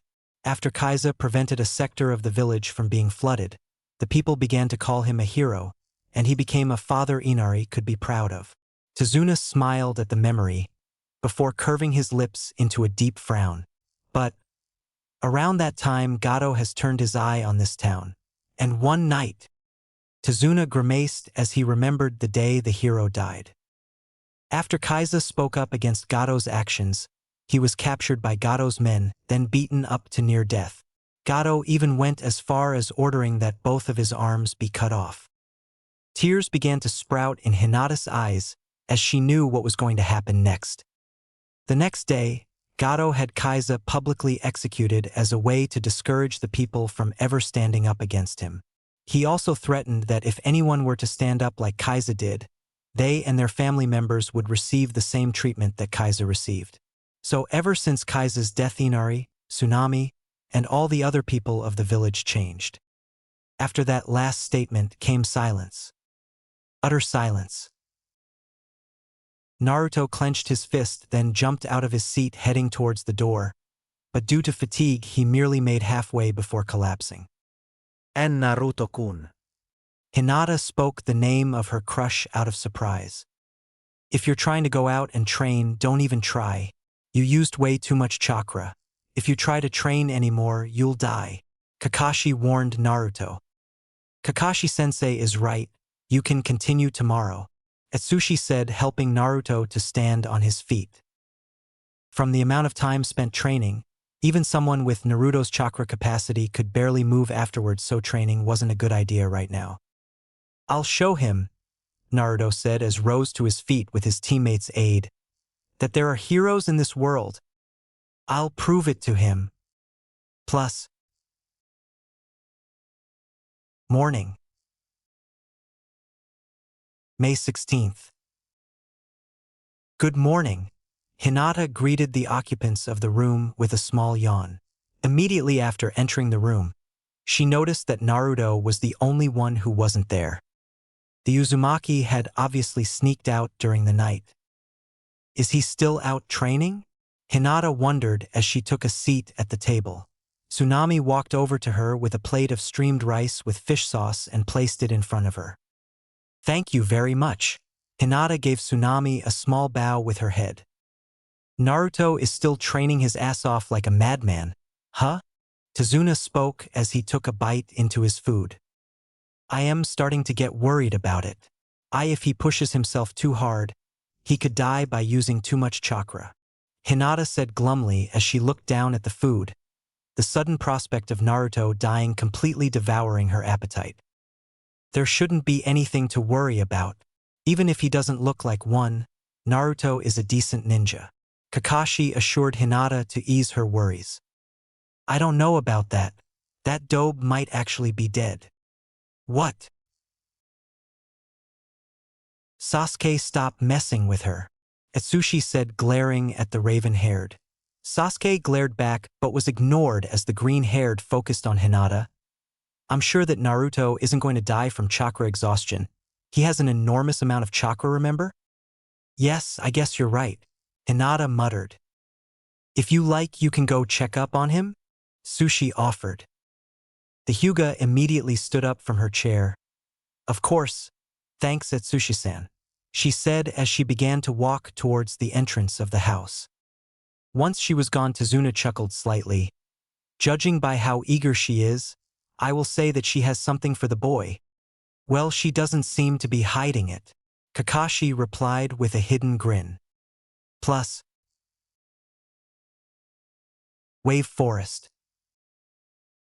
Once Hinata had gotten into the section of the forest where Naruto should be training, she saw a young lady, wearing a pink sleeveless kimono, having a conversation with said boy. She quickly hid behind a tree and watched. As she watched, Hinata couldn't help feeling sad and a little bit jealous at the look Naruto was giving the girl. That was the look on every boy's face whenever they found a girl attractive, and Hinata wanted Naruto to give her that kind of look. Soon the girl left and Hinata stepped out of her hiding spot. This world is full of many surprises, Hinata could Naruto mutter. He had his eyes closed, so he didn't tell that she was present with him. Okay, Hinata, you can do this, just say one word, that's all. Hinata inwardly slapped herself twice to make sure she was ready. Naruto-kun, she whispered. Naruto's ears picked up the whisper Hinata made as he opened his eyes to see her playing with her fingers, glancing away from him. Hinata, what are you doing here? He asked. Ennen Naruto-kuni just vantet oleti oknaut hat preakfastis. She stammered out the words at the speed of light. Man, was she nervous. Naruto blinked at what Hinata said. You wanted to let me know that breakfast is ready? Yes, and you shouldn't push yourself so hard, Hinata warned her friend in a barely audible whisper. Fortunately for her, Naruto picked up her words. You shouldn't worry about me like that, and besides, how is yours faring? Well, good, Hinata replied. She had finally mastered the vacuum palm but still had problems with the rotation and 64 palms. Naruto detected a hint of sadness in her reply. It's okay if you counter some bumps along the way. What matters is that you kept on moving forward until you have reached your destination. Hinata smiled at his words. Naruto always had a way of making anyone feel good about themselves, and that's one of the qualities she liked. Loved about him. Thank you, Naruto-kun. No problem. How about we spar before heading back? He suggested. I haven't sparred against a Hyuga before, so I wonder how I measure up. After receiving a nod from the now speechless Hyuga, Naruto stepped off his left foot and leaped backwards, forming a hand sign he called Shadow Clone Jutsu. And 3 shadow clones puffed into existence, and together with the original, they all charged towards the heiress, who could only gulp before entering her gentle fist stance. Plus, an hour later. Clap, clap. Smack, smack. Atsushi followed the sounds deep into the woods and soon located both Naruto and Hinata. Although both were a bit worn out, they seemed quite happy sparring against each other. Hinata wasn't trying to shut down Naruto's chakra points unless the spar will be short-lived. Naruto won't form more than 3 clones to prevent Hinata from being overwhelmed. Actually, it seemed like the two were sparring and dancing at the same time. Unable to bring himself to stop the rhythmic display, Atsushi sat down and watched. Hinata's movements seemed to be getting just a little bit better along with her reaction times. Naruto's taijutsu seems to have improved as well, along with his shadow clones. Originally, before attending Kishiden boot camp, Naruto would practically charge the enemy head-on without a care in the world, and his clones much worse. His clones had acted like they didn't have a brain and just ran around the battlefield swinging at the opponent randomly. But now they had moments of coordination.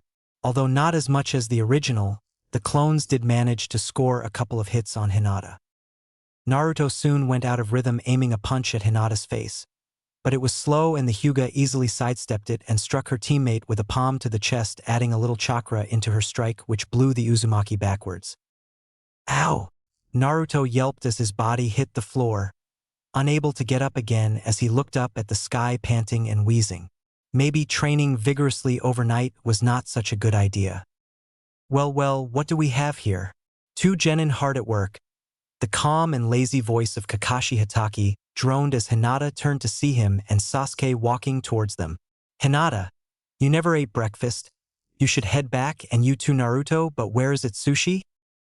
Right here, sensei, Atsushi said under a tree. Sorry, I got distracted watching them spar. Well, at least everyone is safe. Kakashi sighed before facing Hinata. So are you hungry? The blue-haired shook her head. I'm not hungry right now, so I will be fine.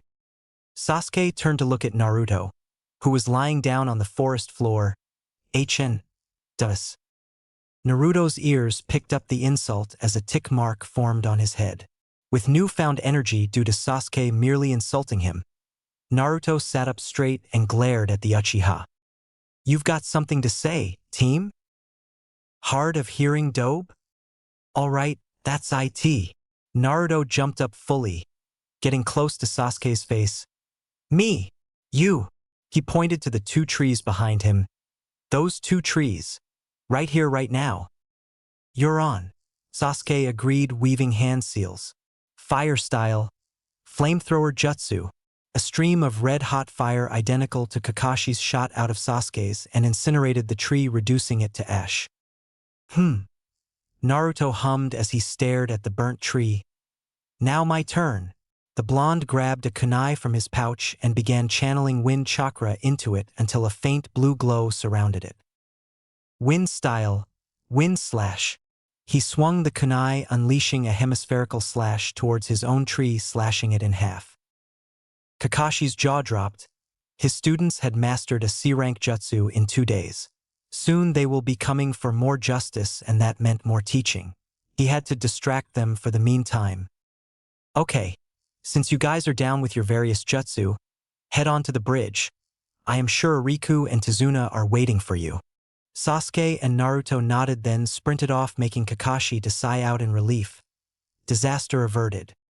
Oh, Kakashi-sensei, said Sensei, immediately paled at the tone. Yes, Atsushi, he answered nervously.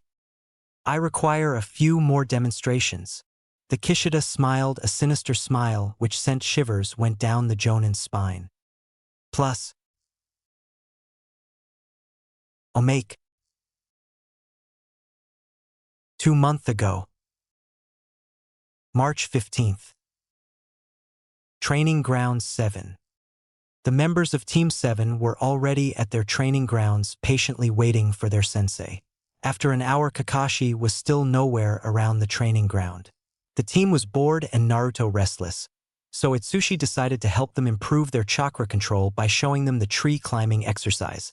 Naruto went first, Hinata followed, almost immediately interested in what her crush was learning, and Sasuke. Well, he got intrigued once the Kishida explained that the exercise will make the learning of more powerful and complex jutsu a lot easier. Okay guys, the exercise is very easy to understand. You gather chakra in the soles of your feet and use it to climb the tree. But be careful, because if you use too much you'll go flying off, and if too little you won't stick your feet to the tree, Atsushi explained. Use your kunai to mark your progress. Naruto, Sasuke, and Hinata chose their respective trees, after gathering some chakra in their soles, and began to climb the trees. Naruto and Sasuke fell before they could reach the halfway mark, while Hinata crossed it before she lost concentration and also fell. Plus, some tries and minutes later. And Hinata is the winner, Atsushi announced as he spotted Hinata sitting on top of her tree. Seems like the Hyuga clan has pretty good chakra control. She got it down under 10 minutes while it took me 2 hours. Must be because of their gentle fist, Atsushi wondered before smiling at the shocked expressions on the other boys' faces. Ashinata? Naruto cried out of shock as he looked up at her with awe. That was totally awesome. The blonde cheered, causing the girl to blush. Thank you, Naruto-kun. Atsushi then had an idea on how to speed up the exercise. Good control and stamina, Hinata. Maybe you and not a certain blonde Uzumaki is the closest to becoming Hokage, said Uzumaki, instantly adopted a horrified look. And maybe the Uchiha clan isn't as superior as I thought, said Uchiha's face twisted into a scowl. Hinata looked down at Naruto and Sasuke to see their reactions. The two boys were giving each other competitive looks. Even Atsushi could see the fire in their eyes and decided to get them a little push. You guys have an hour before Kakashi-sensei arrives, so make the best of it. Ready, team? Naruto asked, a fox-like grin on his face. I was born ready, dope. Don't forget that, Sasuke replied with a smirk. The boys charged towards their respective trees with blazing speeds, surpassing their pervious marks before falling back to earth, but that didn't stop them as they immediately recovered and charged once more. Next day, May 17th. Dinner was being set when Hinata, Atsushi, Kakashi, Tazuna, Tsunami, and Inari turned their heads towards the door at the sound of wood creaking and followed by the door shutting behind the people who entered. Two figures entered the building covered in dirt and grime from their hair to toe. Even their clothes weren't spared, both barely managing to walk, bending their backs over as they struggled to walk up straight. In fact, they both needed the other in order to hold each other up. Naruto-kun. Sasuke-san. Hinata recognized the two. Why do you two look so dirty? Tazuna asked the boys. We had a pretty interesting spar, Naruto answered with a grin. Kakashi nodded his head out of approval. Earlier he had seen both boys challenge each other in a taijutsu battle and was clearly impressed with their forms. So who won? Sushi asked. It ended in a draw. Sasuke deadpanned. He didn't seem happy about the outcome of the spar. Don't sound like that, Kakashi began. You four are showing remarkable improvement in every aspect of your training. I'm quite proud of you guys, he praised. Sasuke closed his eyes and let out a small smile while Naruto weakly fist pumped, an action which later resulted in both him and Sasuke leaning backwards, then dropping to the ground on their bottoms. You stupid idiot, the Uchiha insulted as the others except Inari began to laugh, with Kakashi and Hinata being the quietest. The bridge is almost complete, Tazuna informed the group after Naruto and Sasuke managed to sit down at the table. It's all thanks to you. But don't push yourselves too hard. Tsunami warned the genin, Naruto, and Sasuke in particular due to late sparring. I wanted to ask this for a while now, but why did you decide to continue on with the mission even when you found out I lied about the mission details? Tazuna asked Kakashi directly. Not doing the right thing when knowing it is right is the coward's way out. Under a strong and valiant commander, there is no such thing as cowardice or weak soldiers. Kakashi quoted, much to the confusion of Tazuna and Tsunami. Seeing and picking up the confused faces, he clarified, "They're the teachings of the previous Hokage." Well, since everyone is here, it's time to reveal the plan. Ariku began as he took a sit beside mask-wearing Jonin.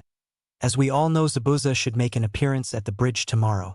Tazuna visibly flinched, which the Kishida noticed. "Fear not, we will allow not any harm befall you or your family members." "Thank you." Now here is the plan.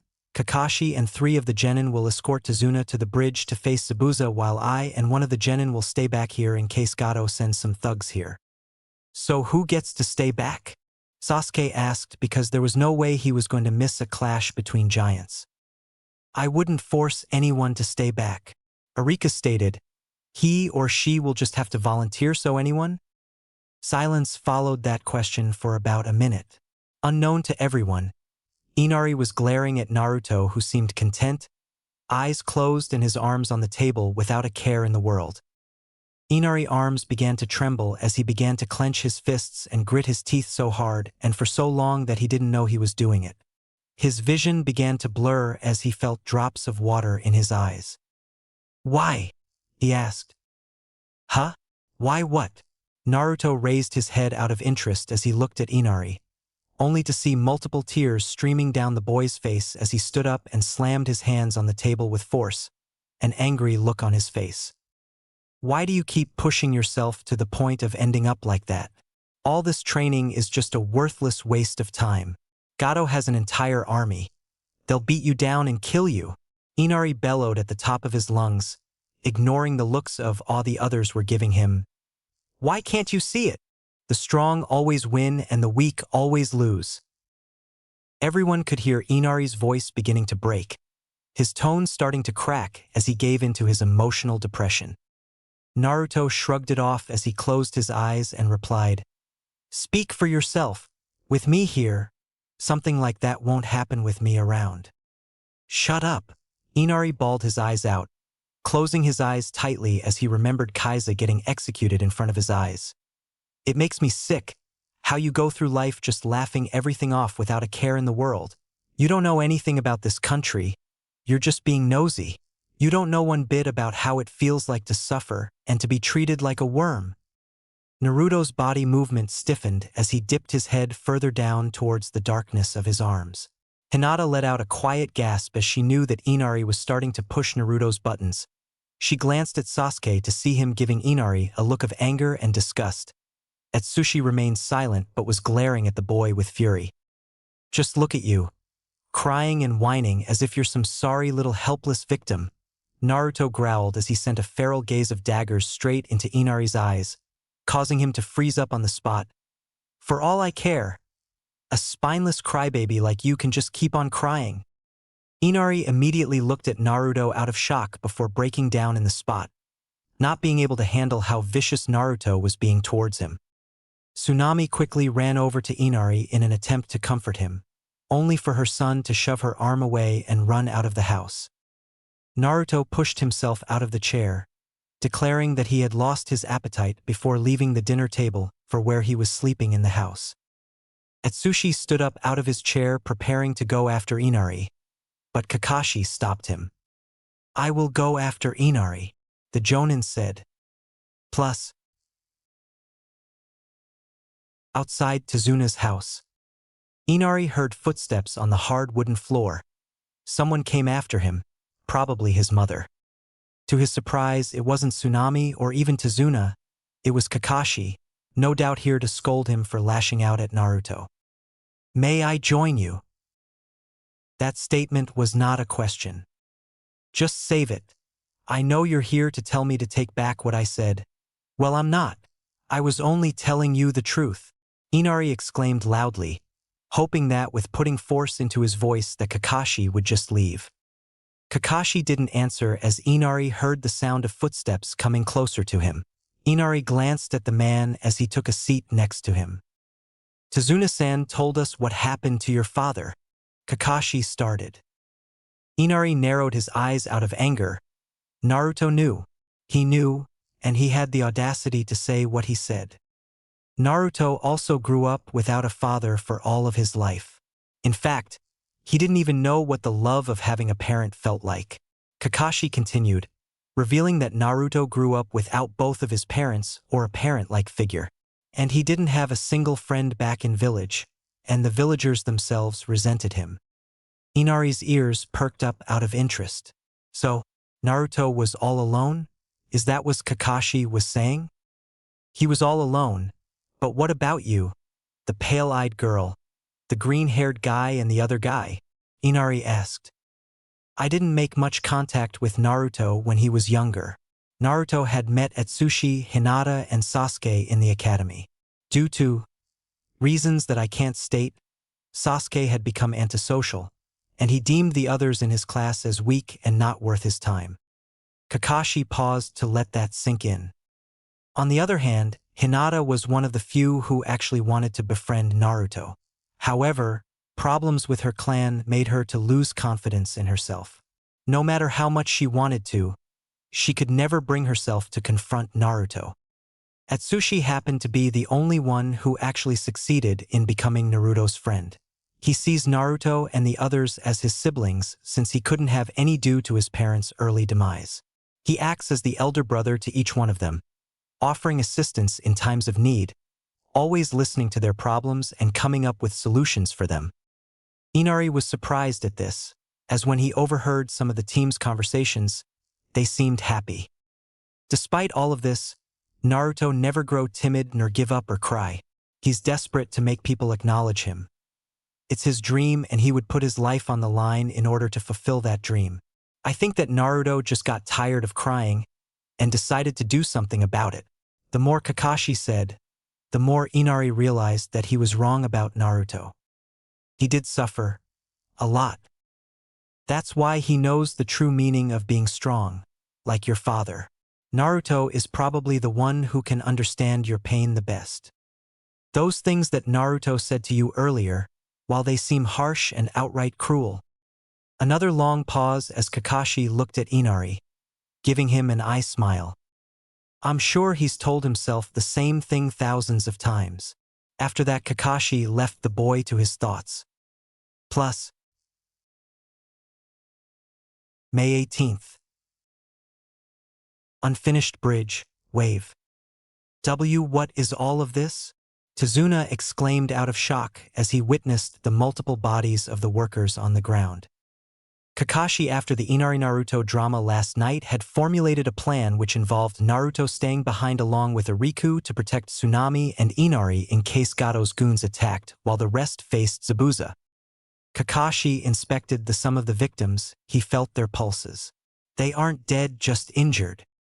He informed Tazuna before turning to one of his students. Hinata!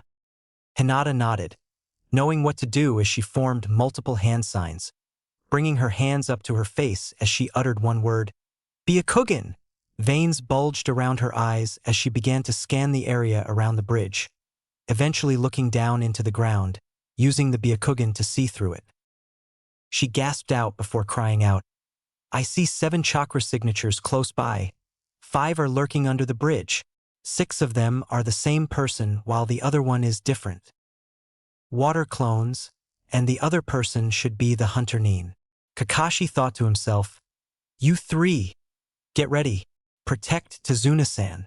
Kakashi commanded, prompting Hinata, Atsushi, and Sasuke to take a defensive stance around Tazuna, forming a triangle defense with him in the middle. A sudden thick mist rolled into the area, the same jutsu from last time. Sorry for the wait, Kakashi. The chilling voice sent shivers down Genin's spines. I had to make sure that I was rested and ready for this battle. Same here, the silver-haired replied. A chuckle was heard before a wave, a killing intent erupted, causing the Genins and Tazuna to fell weak in the knees. "They're shaking again," the swordsman commented as he stepped out of the mist. He was taken aback when said Sasuke suddenly smirked. "I'm shaking out of excitement," the Uchiha said, surprising the nuke Nin. "Finally round 2. Atsushi declared, grabbing a kunai from his pouch. Water clones attack." Kakashi have a confident eye smile at his students. "Go for it!"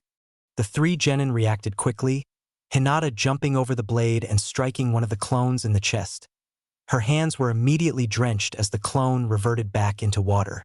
Pivoting on her foot, the Hyuga went after another that had managed to bypass her and was heading towards Tazuna, who had frozen in place due to fear. With great speed, she jumped into the air and struck the clone in the back, returning it to its natural state. Over to Sasuke. He simply rushed the first one, sidestepping its blade and slashing it across the stomach. Wasting little time, he headed towards another, who welcomed him with a horizontal sword slash, only for the Uchiha to avoid it by springing himself into the air, then tossing his kunai at the clone's cranium. The kunai struck home and the clone turned back into water. Atsushi ducked as the clone swung its blade before attempting a leg sweep, which the water clone jumped over while bringing its executioner blade down on the Kishida's skull. Said Kishida avoided having his head cracked by barrel rolling out of way, leaving the clone to implant its blade into the ground, giving the green-haired the opportunity to finish it off with a backstab. "Kakashi-sensei, above you!" Hinata pointed to the sky, where 2 more water clones were coming down on the group in a sneak attack attempt. The Jonin merely pulled out some shuriken and hurled them at the clones. The shuriken pierced though and water rained down. Those kids got stronger, particularly the Uchiha," Zabuza voiced before turning to his side just as his companion walked out from within the mist. "It seems a rival has appeared for you, Haku." "So you're the fake hunter Nin," Kakashi stated, analyzing him with his own eye. "I'll fight him," Sasuke declared. "Sasuke-san," Hinata exclaimed out of surprise. "Sasuke, you can't fight him all by yourself," Sushi warned. "I have to get him back for that little act he pulled on us. I hate conceited guys like that," Sasuke explained bluntly. I don't think that's a good idea," Hinata whispered. Atsushi agreed with her, but it seemed that the Uchiha didn't care about what they said. He was hell-bent on fighting the guy identified as Haku. "All right, Haku, take care of the emo brat," Zabuza commanded and received a "yes sir" in return. Haku began to walk towards Sasuke, but then he soon blurred out of existence. "What?" The Uchiha gasped out of shock, then immediately took out a kunai from his pouch and gripped it tightly. He heard a faint noise to his left and reacted accordingly. Clang. The sound of kunai meeting senbon rang throughout the air as the figures of Haku and Sasuke were seen glaring at each other. Albeit Haku's eyes were hidden behind a mask. Interesting, so he's able to react to Haku's speed but not how long? Zabuza wondered before he began moving towards the biggest threat on the bridge, Kakashi. "Hinata, Atsushi, stay close to Tazuna-san and stand guard. Don't get too far from him. Without Naruto, we have one less person to help guard, so you cannot make a mistake. Let Sasuke deal with this guy," Kakashi ordered as he gripped his headband. "What if Sasuke requires some help?" Sushi asked. "You wouldn't be able to help because you will be dealing with them," Zabuza answered, pointing to the mist beside them. "Atsushi-san, I'm detecting 4 chakra signatures in the mist," Hinata informed. "Look like Sasuke will have to wait," the green-haired responded before dropping into a taijutsu stance. Hinata sadly agreed before following suit. The mist cleared, revealing 4 more Zabuzas who charged immediately towards the genin. "Please hurry, Naruto-kun," Hinata thought before both Atsushi and her charged back. Plus, Tazuna's home. Inari was washing his hands in the bathroom when he heard a loud crash, then his mother scream. He ran out of the bathroom and down the stair to find 2 men looming over his mother in the kitchen. Tsunami was backed up against the counter, trembling slightly as she stared at the men with their swords. "Mama!" he yelled in worry. The two men turned to him at the same time. The one on the left spoke, "What do you want, brat?" "Run, Inari. Don't come in," Tsunami yelled frantically. "Should we grab him too?" the left one asked. "We only need on hostage," the right one said. Inari flinched behind the doorway. Hostage? They were going to take his mom? The one wearing an eye patch drew his sword slowly. Heh, too bad. For him. "Wait," Tsunami shouted. "If you dare touch my child, I will bite through my tongue and drown in my own blood. Then you won't have a live hostage." Tears slowly dripped down Inari's face. The right man laughed. "Be grateful to your mum, kiddo." "Ah, man. But I'm dying to cut someone," the left man said. "Relax. You gave your blade a pretty good workout before we even got here. So get over it and let's go," his partner said to him. Inari sobbed behind the door frame as the two men tied his mother's hands together and dragged her away. He cursed himself for being so weak. He was afraid. He didn't want to die. Inari cried furiously as he bemoaned his weakness. Then suddenly Naruto's voice came to him again. "Just look at you, crying and whining as if you're some sorry little helpless victim." He looked at his hands. Inari thought about what his father had told him before. If something is precious to you, protect it with all your strength, even if it costs you your own life. Everyone else is so awesome, so cool and strong. Could I be strong too like Daddy? Inari thought. He wiped his eyes and stood. The eyepatch man leered over Tsunami's shoulder as they walked. "Heh, such beautiful skin, so smooth and lovely. It's a shame not to be able to cut it." "Stop dawdling," his partner snapped. Just as they were about to leave the premises of the house, a voice rang out. "Wait," Inari shouted. "Why, you get away from my mama." The boy charged the two men with a roar as they laughed. "This kid is a waste of space. Let's cut him." "Yeah."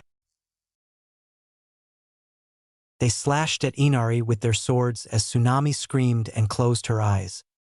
The men's eyes widened as their swords chopped into a log instead of a small boy. "Kawarimi, substitution?" they shouted in confusion. A voice rang out behind them. "Why don't you pick on someone your own size?" Inari opened his eyes and looked up at a smiling blonde. "Good job distracting them so I could save your mother, Inari," Naruto chirped. "En Naruto!" Inari exclaimed. "Hey, isn't that one of Tezuna's bodyguards?" the man with the eye patch said. "Yeah," the other one said. "Let's get em." They wildly charged at Naruto, hands on the hilts of their swords. What they didn't expect is for the Uzumaki to disappear in a puff of smoke, revealing another log. "Huh! Where did he go?" was all Eyepatch could say before he and his partner fell down unconscious. Inari just gaped at the blonde who had simply chopped both men on the back of their necks, and they were out like lights. After securing the thugs, Naruto took a deep breath and faced the boy. "Inari, I'm sorry for calling you a helpless victim yesterday. It wasn't my place." He apologized. "It's okay, Naruto-san, and I shouldn't have also said what I said yesterday." Inari also apologized. "So we are cool then?" the blonde asked, offering a hand which Inari shook. "We are," the boy replied with a smile. Before Naruto could return the smile, he realized something. "They are going to attack the bridge, which means Kakashi-sensei, and the others will need my help." Naruto immediately sprinted out of the house towards the bridge. He could hear the cries of pain originating from the surrounding forest as Ariku and his shadow's clones inflicted pain upon the thugs. Yeah, the Green Jonin had things under control. Plus,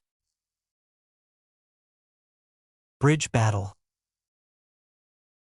Sasuke and Haku parted away from each other, taking a step back as they both spun in place, preparing to strike each other with their respective weapon. Once again locking in place due to a struggle with their weapons clashing against each other. "I don't want to kill you, But you won't back off no matter what I say, right? The shake of Ravenhair's head along with his grin all but confirmed the answer. As I thought. But no worries, cause you won't be able to keep up with my next move. I have the upper hand here. Haku held up his free hand and brought it up to his face, then began making hand seals much to Sasuke's shock.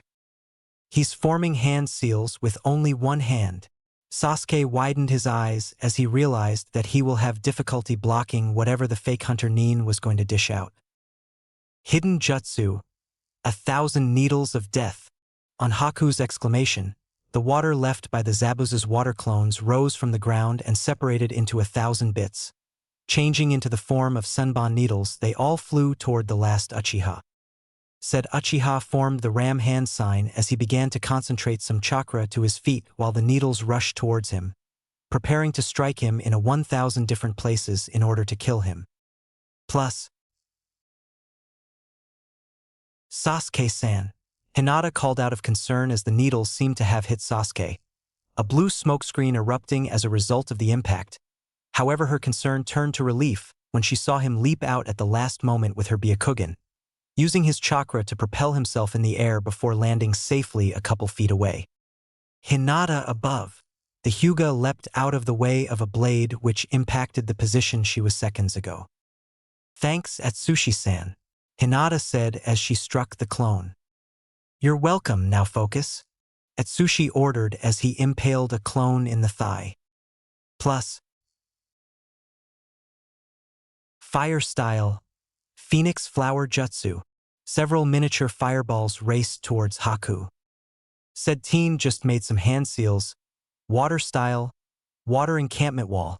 Water rose up and formed a barrier which neutralized the fireballs. While forming the barrier, Haku had shifted focus off Sasuke, who used that to appear right behind him with a right punch.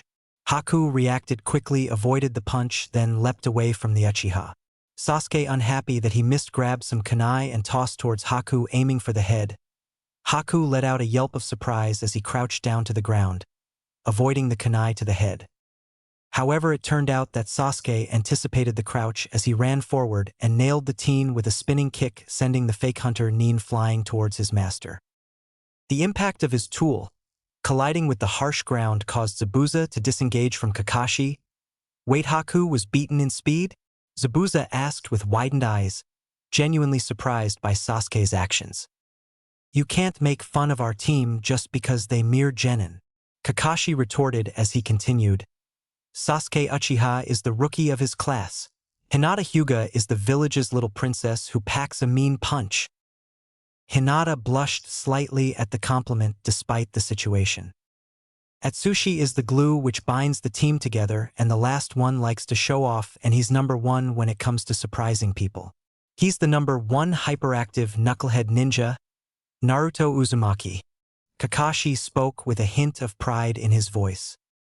Haku, do you understand that you're going to get defeated if you keep fighting like that? Zabuza asked his companion, who rose back to his feet. Yes, Haku answered as a purple fire-like substance began to radiate off of him. What is that? Atsushi wondered out loud. That's cold air, Sasuke identified, still confused on what Haku was doing while said boy began making hand seals. Sasuke, behind you, came Hinata's voice, prompting the Uchiha to turn to his back to sight of ice forming behind, then around, trapping both him and Haku in multiple mirrors made of ice in the shape of a dome. Hidden Jutsu, Demonic Ice Mirrors. Haku recited the name of the technique as he proceeded to step into one of the mirror that formed, shocking everyone present, except Zabuza, of course. Sasuke widened his eyes as he witnessed Haku's entire body appear on each and every mirror. Let's begin, Haku said as Sasuke scanned each and every mirror. I will show you my true speed.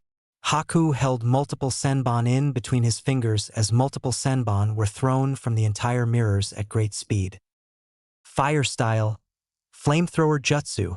A stream of red-hot fire shot out of the Uchiha's mouth and collided with the ice mirror. Unfortunately, the ice mirror didn't melt under that intense heat. It was still stood solid. My ice is immune to all forms of heat, so your fire jutsu has no effect on it, Haku revealed before continuing his assault. Sasuke yelled out in pain as the multiple senbon nicked at his skin and clothes, causing blood to spill out and his clothes getting ripped. Sasuke/Sasuke-san, Atsushi and Hinata exclaimed in unison. Upon hearing their cry, Kakashi directed his attention to the mentioned student. Damn it! Kakashi cursed as he ran towards the ice dome only for Zabuza appear right in front of him, cutting off his path. I'm your opponent, remember? He's a goner now that Haku has unleashed that technique. Zabuza retorted with a cocky smile under his mask. Kakashi frowned but knew the only way to help Sasuke was by defeating the nuke Nin first. Just hand on for a little bit, Sasuke. Plus, as Sasuke continued to get assaulted by the senbon, he gave it his very all to keep the kunai in his hand gripped, trying to fight through the pain. Spotting a chance, Sasuke threw his kunai at a mirror in front of him in an attempt to shatter it. To his surprise, a hand popped out of the mirror and grabbed the kunai. The rest of the body followed, revealing Haku, who turned the kunai around and was about to throw it at the Uchiha, who was still feeling the pain of the senbon.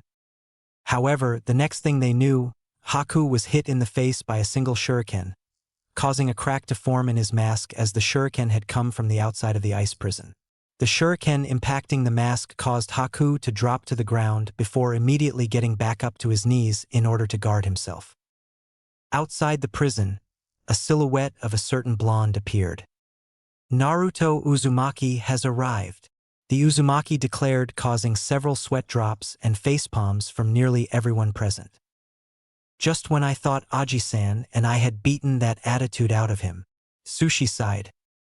That idiotic show-off, Sasuke thought as he picked himself off the ground.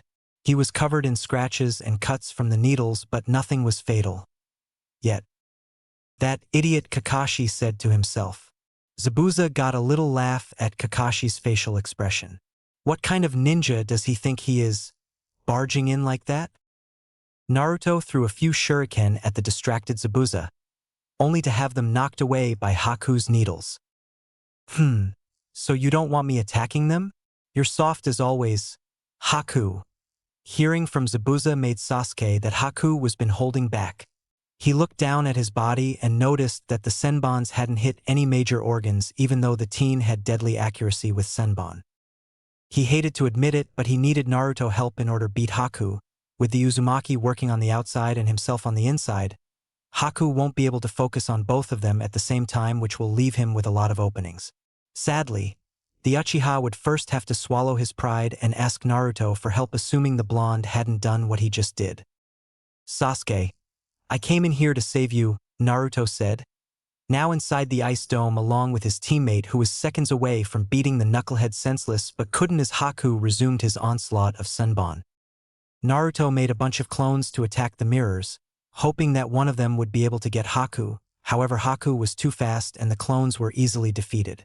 Noticing that Naruto and Sasuke needed some help, Kakashi revealed his Sharingan, ready to fight Zabuza seriously and put an end to this mission. The Sharingan, is that the only trick you have, Kakashi? The swordsman asked mockingly. You should know better than to show your moves to an opponent more than once. He finished clashing his sword with the Jonin's kunai. You should be honored. You're the first opponent to see my Sharingan twice, Kakashi stated as they disengaged. Well, I won't fall for the same trick twice, Zabuza called out before making a hand seal. Hidden mist jutsu. Suddenly, the area around them was covered in a thick mist which Zabuza disappeared into. Plus, back in the ice dome. Damn it, I can't fail here. I have a dream I need to fulfill, Naruto said out loud. Haku then experienced a flashback upon hearing Naruto's words. Plus, flashback. Dream. He remembered himself as a lonely child. His home in the land of water had just been destroyed after the Mizukige's persecution of people with bloodlines. Soon he saw Zabuza standing before him. An unfortunate child, Zabuza said. A brat like you is wanted by no one. You will die with neither freedom nor dreams. Hehe, you have the same eyes as me, Haku said to Zabuza, striking some sort of emotion in the demon. Plus, flashback ends. Dream. Becoming a true shinobi is difficult for me.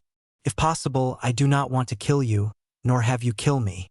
But if you come at me, I can harden my kind heart and come at you as a true shinobi, Haku said to Naruto and Sasuke. This bridge is the place we fight to connect our dreams. Please don't hate me, I just want to protect someone precious to me. Fight for them, and make that person's dreams come true. That is my dream. For that, I can become a shinobi and kill you if I must. Plus, Zabuza laughed at what Haku was saying.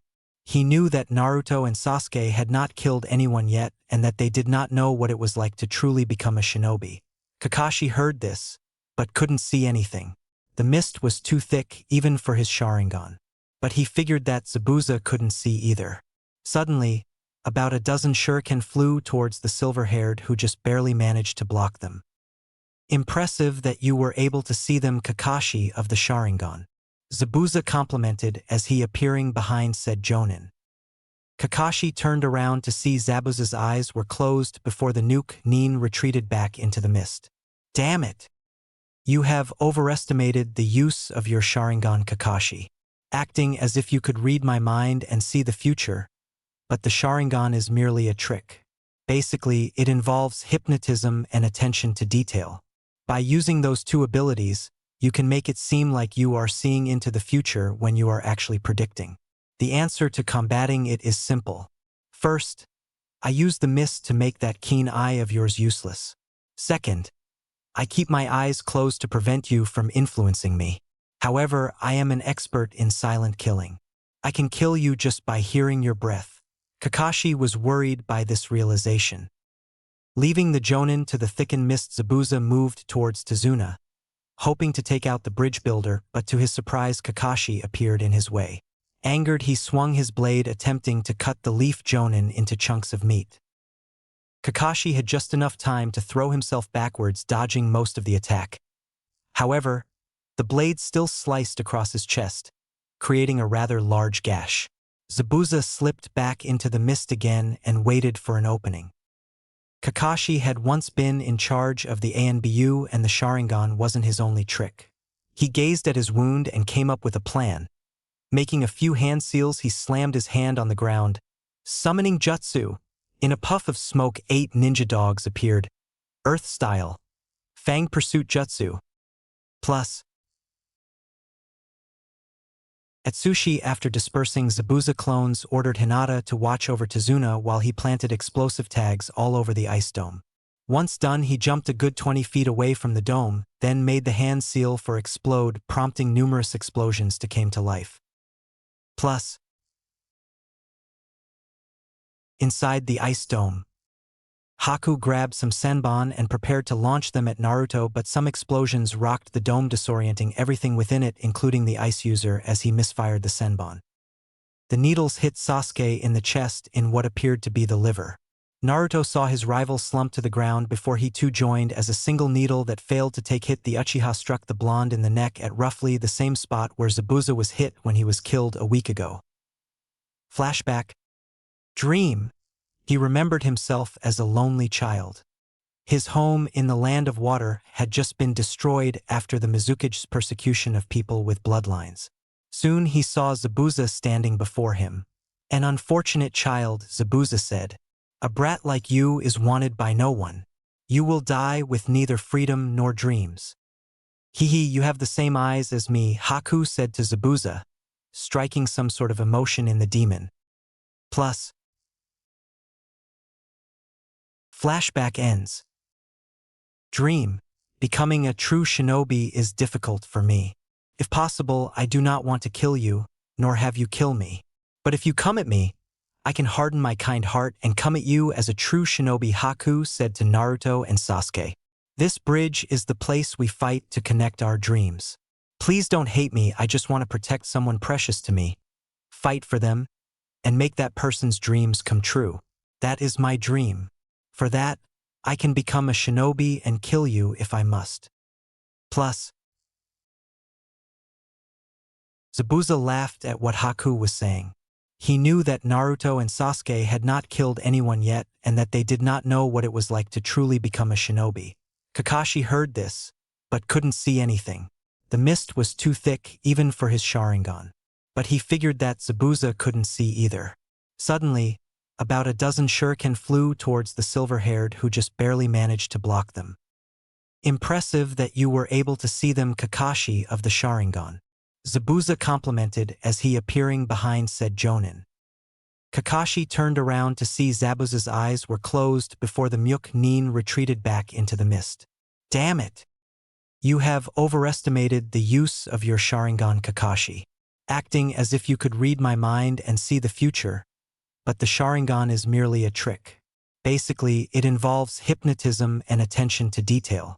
By using those two abilities, you can make it seem like you are seeing into the future when you are actually predicting. The answer to combating it is simple. First, I use the mist to make that keen eye of yours useless. Second, I keep my eyes closed to prevent you from influencing me. However, I am an expert in silent killing.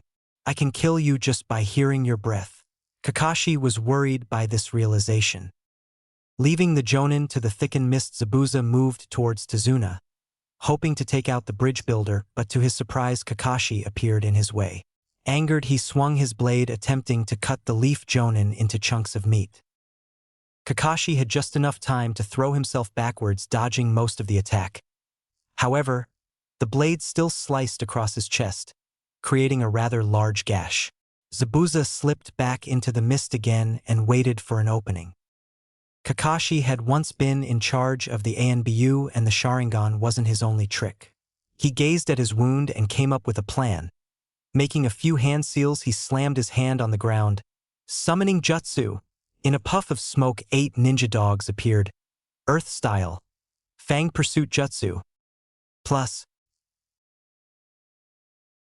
Atsushi, after dispersing Zabuza clones, ordered Hinata to watch over Tazuna while he planted explosive tags all over the ice dome. Once done, he jumped a good 20 feet away from the dome, then made the hand seal for explode, prompting numerous explosions to come to life. Plus, inside the ice dome, Haku grabbed some senbon and prepared to launch them at Naruto, but some explosions rocked the dome, disorienting everything within it, including the ice user, as he misfired his senbon. The needles hit Sasuke in the chest in what appeared to be the liver. Naruto saw his rival slump to the ground before he too joined, as a single needle that failed to take hit the Uchiha struck the blonde in the neck at roughly the same spot where Zabuza was hit when he was killed a week ago. Plus, Part 2 starts from here. Naruto awoke again, this time finding himself in a dark, damp sewer. The wall had pipes running along them, some blue while some were red. The water was orange and reached his ankle. He heard growling coming from one direction and his curiosity got the best of him. He turned to find the source of the noise. Soon, he found himself standing in for a large gate. It's about time the two of us met. A strange and an inhuman voice said from behind the bars. Who's there? Asked a startled Naruto. I've been trapped within you for 13 years, and you still don't know who I am? The voice roared, sounding demonic, and its roar sent Naruto falling back onto his butt. Why don't you take a closer look and see? It suggested. A faint light filled the room and Naruto could now see what was behind the bars. Why, you're to the Keikikubi, no Keikitsune. He stuttered in fear, not believing his eyes. Yes, and since you're here, that must mean you're in some sort of trouble, the Kyubi said to the teen.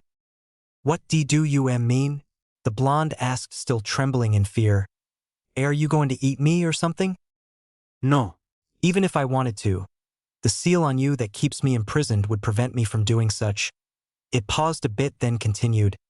Plus, human meat contains way too much fat. The gigantic fox chuckled as Naruto trembled even more. If I remember correctly, you were in a battle against a masked man. The demon fox did his best to conjure an image of what was happening. The thing that shocked Naruto was the image of Sasuke taking the hits for him, saving him but getting injured in the process. He saw that the Uchiha fall to the ground and immediately feared that Haku had managed to kill him.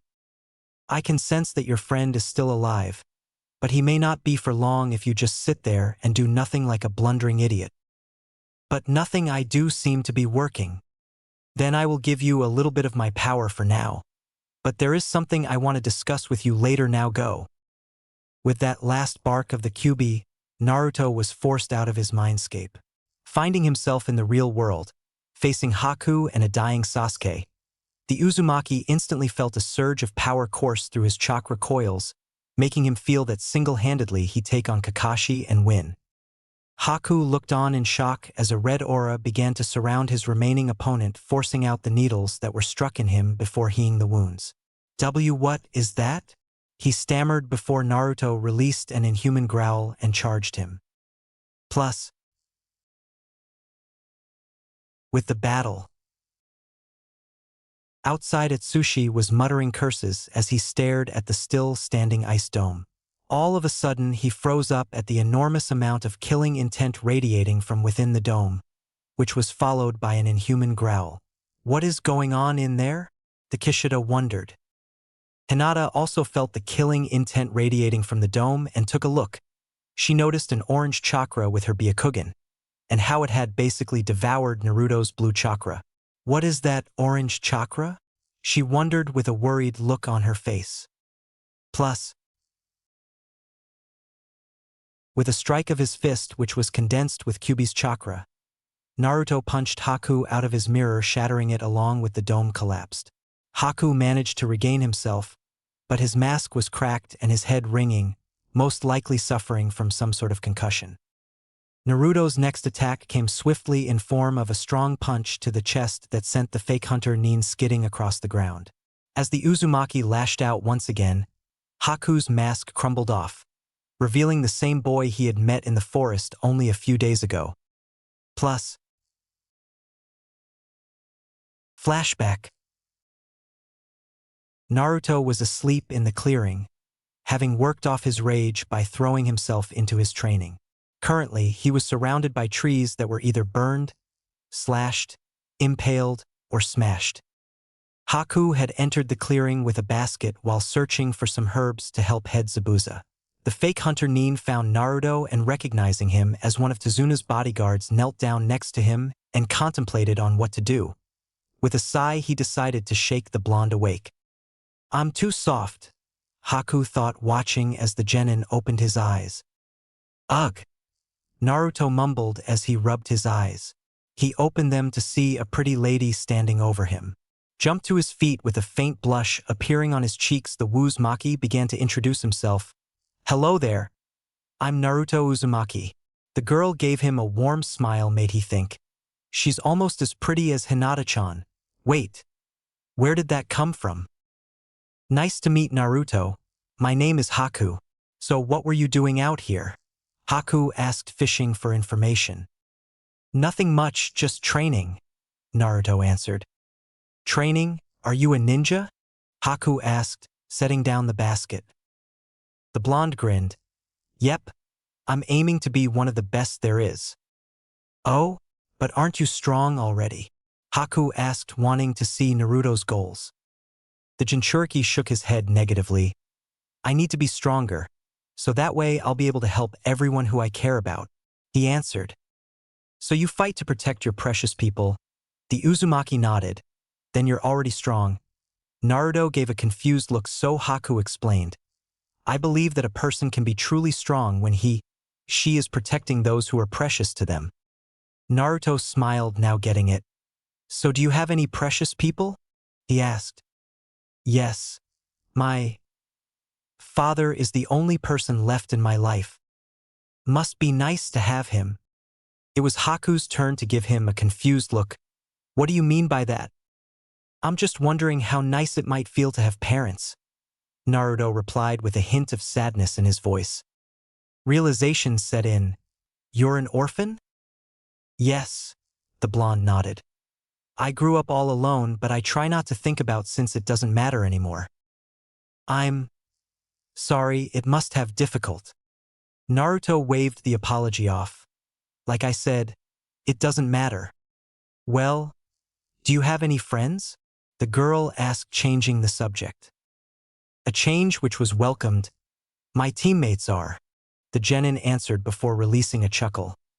Even though one of them has a stick struck up his ass and refuses to accept it. Haku also chuckled a bit. Anyway, it was nice speaking with you, but I should get back to my father in case he starts to worry, she said before standing up and grabbing her basket. Oh, but I forget. I'm a boy. Naruto stood there with his mouth on the floor. It's impossible for a guy to be almost as pretty as Hinata-chan. Gah, there it is again. Plus. Flashback ends. Naruto's attack immediately stopped there as he grabbed Haku by the collar and lifted him up to eye level. Why? He demanded. Why did you try to kill him? Why are you doing Gato's dirty work? Why? Because I am simply a tool to be used by someone else to accomplish their goal, Haku answered, breathing quite deeply. Naruto was disgusted at the answer, and yet he couldn't bring himself to blame the tool for turning out like that. Seeing the disgust in the blonde's eyes, Haku began to tell about his life in water country. How his father killed his mother and attempted to do the same to him only for Haku to accidentally kill him with an ice jutsu. Then how he wandered around until he was picked up by Zabuza and offered a better life. After hearing this, Naruto now understand why he was so loyal to his master, but he didn't like that the teen thought that he was a tool instead of a normal person. Perhaps, but it seems like my usefulness is over. He heard Haku said as the latter pointed into the mist, towards the end of the bridge. The feral-looking Uzumaki gazed over in the direction, and for some reason, he could sense the presence of something with the intent to kill. Feeling that his captive had began to struggle, Naruto reared his fist, ready to deliver a knockout punch to his opponent, but was beaten to it by Itsushi, who fired a Rakurai straight at the ice user's face. Haku was launched 4 feet back before collapsing onto the ground unconscious from the attack. Naruto gave the Kishida a look which clearly said, "He was mine." "What? You seriously think I will let you have all the fun?" Itsushi replied to the look Naruto gave him. With a sigh, the blonde pointed at the destroyed ice dome, which confused Itsushi for a while before he immediately realized that he had forgotten about a certain someone. "Sasuke," said the green-haired as he ran towards where Sasuke was lying on the ground. The Kishida checked for a pulse and found one before he began carefully removing the senbon from the Uchiha. Hinata and Tazuna were immediately by his sides, the former applying some of her medicinal balm over his injuries. Seeing that Sasuke was in good hands, Naruto stormed off towards the source of killing intent. Plus.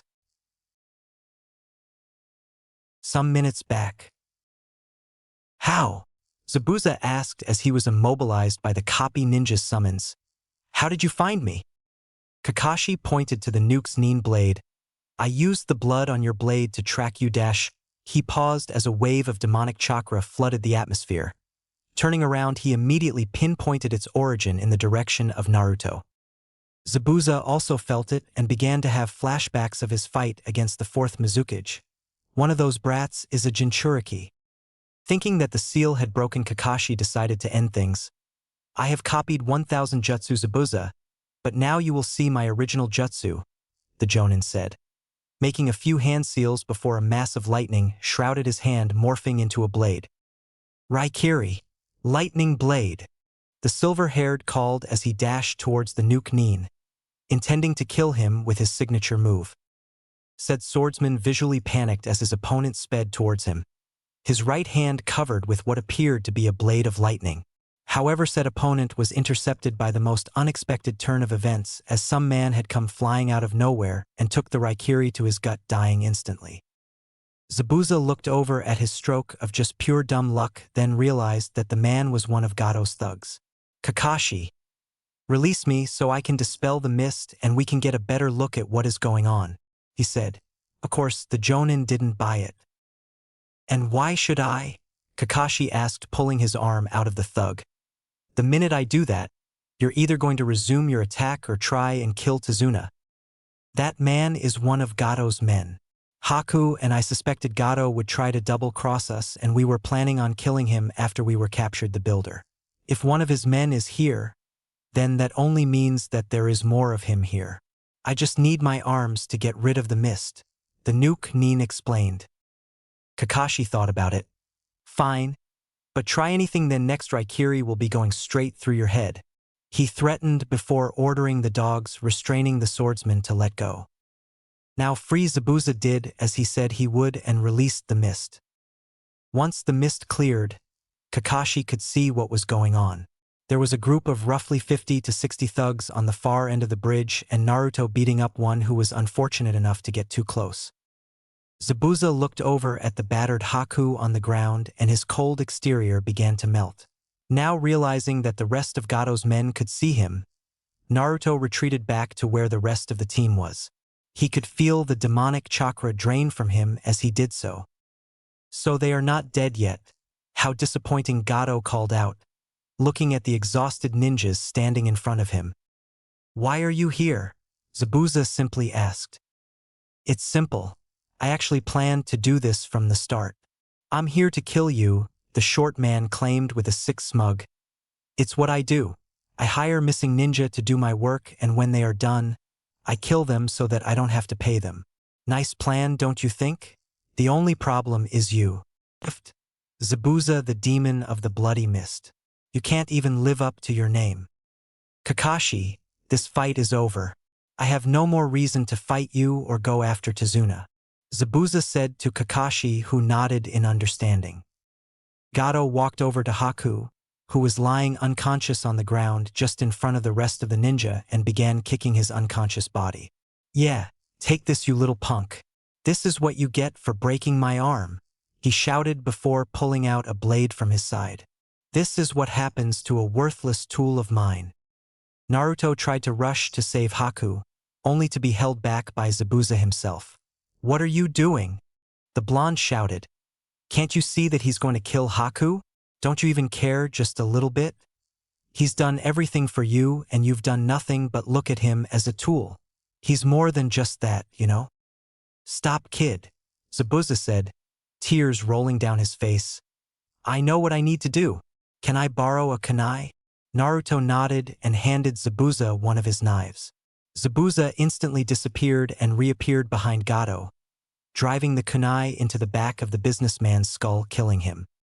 You're sick, disgusting man. Get away from him. The swordsman spat at the now dead body before picking up his battered apprentice and retreating back to where Kakashi and Team 7 were. Hey, you killed our meal ticket, one of thugs said before he and the rest charged the ninja. Kill them. Suddenly, arrows, knives, pitchforks, hell, even axes rained out of the still lingering mist, killing most of the bandits. If you come any further, the citizens of this island will kill you, Inari shouted with all the villagers standing behind him. Inari, Naruto called out. A hero shows up at the last second, right? The boy said, returning a smile to Naruto. To give the remaining thugs one last push to flee, Naruto made about 36 clones while Kakashi did the same, although most of the jonins were normal clones. At the sight of some many opponents, the thugs fled. Sasuke-san, Hinata set out in relief as Sasuke opened his eyes. UHG, Hinata, Atsushi, what happened? Sasuke got out weakly before glancing around. What about Naruto and that masked kid? Atsushi pointed over in a direction and Sasuke saw Zabuza supporting a weak Haku. Why are they not fighting? Gato broke his deal and they are no longer our enemies, Hinata explained just as Naruto turned around and realized that Sasuke was awake. Dobe. That hurts. The Uchiha winced as his blonde teammate enveloped him in a bone-crushing hug.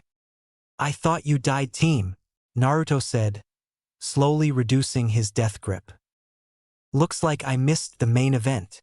Everyone turned in the direction of the voice and located Ariku, who had a bit of blood on his jonin vest, but other than that he looked fine. After explaining what transpired on the bridge to the Kishida jonin, everyone returned to the village to recover. Haku regained conscious, but was groggy and Sasuke was still sore from being a human pincushion. As Kakashi said, they would be there for at least another week and a week's worth of rest was much needed. Plus, the following day. Surprisingly enough, Kakashi and Zabuza hit it off as pretty great friends. They were now joking around over how much work it was to train a brat from a small child to seasoned shinobi and were swapping teaching tips.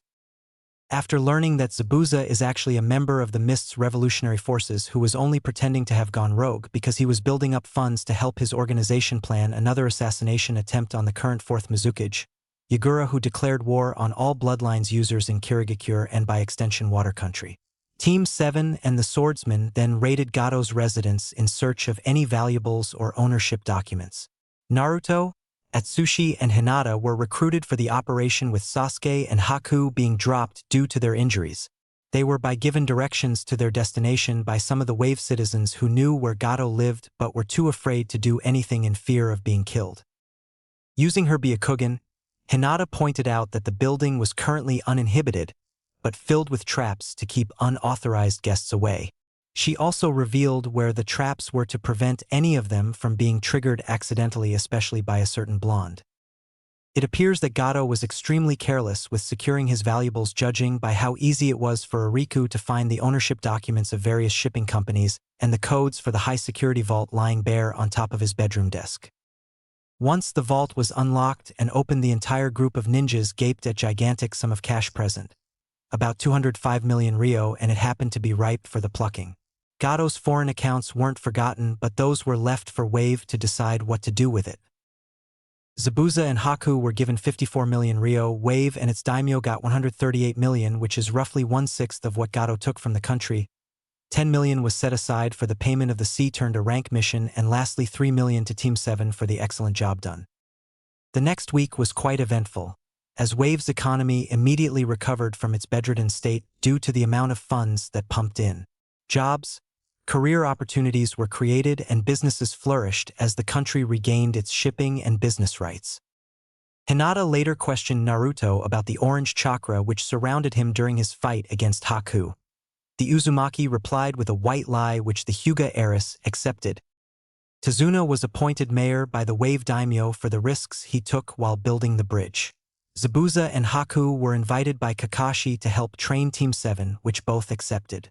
Haku made up for the injuries he inflicted on Sasuke by offering the Uchiha some tips on how to increase his speed and reaction time through the use of weight. Zabuza taught Atsushi a couple of water techniques, but not the hidden in the mist jutsu due to large amount of chakra control required to perform such a technique. Naruto learnt some wind and water jutsu from Haku, who had affinity for both water and wind thanks to his Hayatan, ice style, bloodline. Hinata practiced her gentle fist against the Zabuza's clones. It took a lot of convincing before the Hyuga realized that she wouldn't actually be hurting the original Zabuza, just his clones, which Naruto and Atsushi took note of since they also used shadow clones. Ariku surprised everyone by drawing out a katana and challenging Zabuza to an all-out kenjutsu battle, which the latter readily accepted. To the spectators, the two opponents were like blurs as they couldn't keep with the speed they were using. Even Sasuke had some difficulty trying to watch them with his new awakened Sharingan. The week soon came to an end and both parties had to return to their various destinations. Haku and Zabuza left before dawn, saying something about catching the first tide. Team 7 left immediately after witnessing the naming of the Great Naruto Bridge, the name coming as a shock to the Konoha shinobi, especially the blonde Uzumaki. Plus, somewhere between Wave and Konoha. Now Team 7 was about 30 minutes away from Konoha. The trip was an unusually quiet one. So quiet that it seemed that Naruto wasn't even present. The reason why?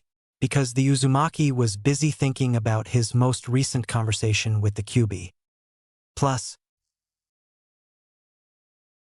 flashback. After separating from his team, Naruto found a quiet place out in the forest and sat down. He began meditating, hoping to get in contact with the tailed beast inside him. It took a while before he finally found himself standing in front of its cage.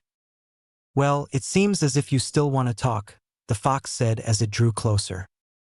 "I figured I would at least hear you out. So what is it you want?" Naruto responded, staring at the beast eyeball to eyeball. Before he was scared by the sudden meeting, after he had blacked out, but now not so much. "I want to make a deal with you, Kit." The Uzumaki narrowed his eyes slightly. "What kind of deal?" "One that will benefit us both." I'm listening. I will help you and will even give you the ability to use my chakra, unopposed in certain situations. He paused a bit then continued, but I expect something in return. Naruto knew this was too good to be true. Okay, so what is it you want? He asked. Actually, it's two things I want. I want my freedom from being sealed again after you die, and yes, that day will come in time. I also want you to help me kill a certain cockroach. Great, he wants me to be like Sasuke team. The blonde thought with an eye roll. So who is the certain cockroach?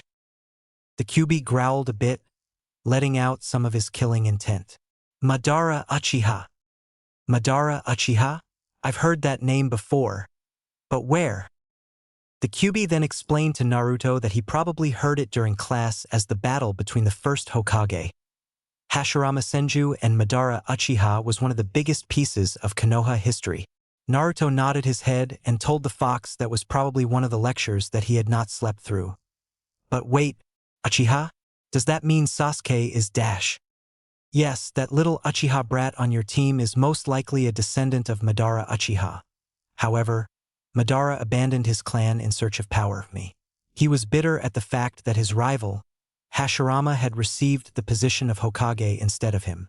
So he left the village. A few years later, he returned to destroy the village using my power but got defeated and was later killed.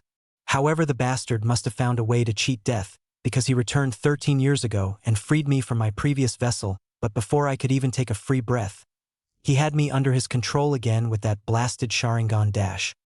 Sharingan? You mean like Kakashi-sensei and Sasuke? Naruto asked, interrupting the fox's story. The fox growled at Naruto for interrupting him. Yes, like the eyes your teacher and that other brat you're with have. By the time his control ended and I had a free mind again, I was already being sealed into you by that other bastard, the fourth Hokage. Hey, don't insult the fourth like that, Naruto almost yelled. However, there was something he wanted to know. But, why me? Why did he seal you into me? All I can tell you is that with the seal that he used, I needed to be sealed inside a newborn infant with undeveloped chakra coils.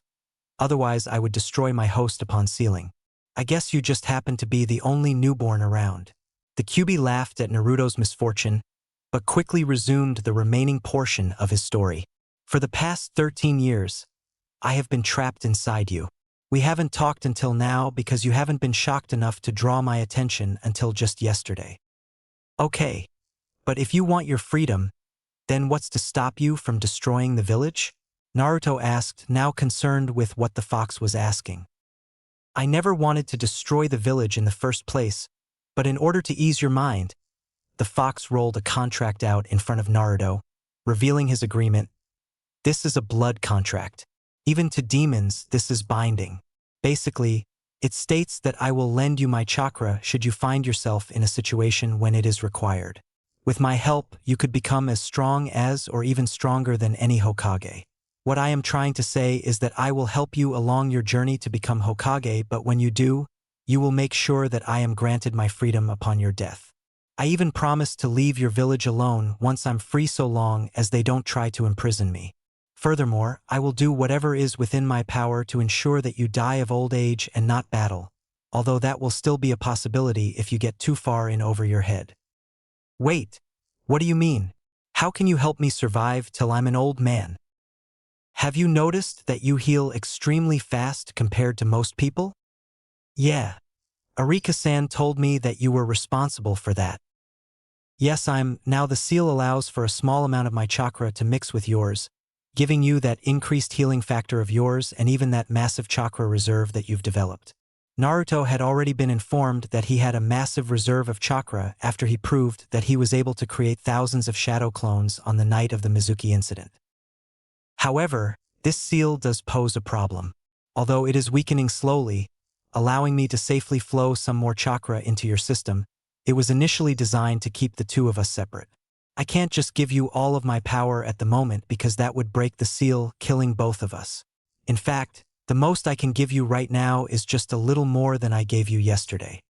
What? But I thought you had a ton of chakra to give. Ido. The amount of chakra that I possess is so large that it is considered infinite by your human standards, but this seal prevents me from releasing it all at once. If I try to force more chakra through the seal than it can take at the time, then I run the risk of breaking it, effectively killing the two of us. The more chakra that flows through the seal, the more stress it puts on your body. I have noticed that the seal weakens over time, which will allow you to use even more of my chakra in the future. I also believe that there is a key that can safely open this seal, allowing us to merge our chakra completely, and you will have full access to my powers and I will have the power to kill that bastard. Naruto thought about what the Kyuubi had said, looking over the contract in front of him. The terms on the contract were exactly the same as what they had discussed. However, he saw a name on the contract that he didn't quite recognize. "Who's this Kurama listed on the contract?" he asked. "That would be me. Kurama is my true name. So what do you say, Kit? Do we have an agreement?" Naruto took a few more moments to think about what they had discussed. Finally, he figured that everything was okay and signed his part of the contract as Kurama did the same. Plus, flashback ends. Tired of the unbearable and uncomfortable silence, Atsushi decided to do something about it. "Hey Naruto," he called. "Yes, Sushi. How about a race to Konoha? Loser pays for the winner's lunch." The Uzumaki immediately grinned at that. "Oh, I'm in. And you too?" The Kishida turned to the other genins present. He received a nod from Hinata and an HN from Sasuke. "Okay, we race on the count of 3, but first." Atsushi turned to the two jonins. One was humming a merry tone, while the other was reading a smut novel. "Arika-san, Kakashi-sensei." Both paused their respective activities and focused on the genin. "You two are also included in the race." "Wait a second. I didn't agree dash." "Of course we are included." Ariku cut Kakashi off. The one-eyed jonin was about to protest, but Atsushi had already started the race. 3. All competitors raced off, leaving the silver-haired jonin in the dust. "Oh shit," was all Kakashi could say before he disappearing in a shunshin. Plus, gates of Konoha. The two Eternal Chunin weren't surprised by the sight of an orange blur zooming through the gates. No, they were surprised by the sight of 5 more differently colored blurs which zoomed after the orange one. Now the rankings, Naruto obviously bagged the first position, Sasuke and Atsushi were tied in second, Hinata took third, Arika fourth, while Kakashi came in last, which means he was paying for lunch. Since Naruto came first, he decides where we have lunch at. Atsushi informed while laughing internally at the expression of pure misery their sensei made on realizing where Naruto could possibly choose to have lunch at. Plus, Ichiraku's ramen. Kakashi was currently crying anime tears at the amount of ramen the blonde consumed or was still consuming. The rest of his team had stopped at their second or third bowl respectively, but Naruto kept on going even past his 20th bowl. Note to self: never treat Naruto to Ichiraku's ramen unless you want to end up bankrupted. Atsushi noted, glad that he wasn't in Kakashi's shoes. Hinata and Sasuke also had similar thoughts along that line. Luckily, Ariku came to his rescue by paying half of the amount, which Kakashi was severely grateful for. The one-eyed jonin bid his team goodbye before heading over to submit the mission report to the third Hokage.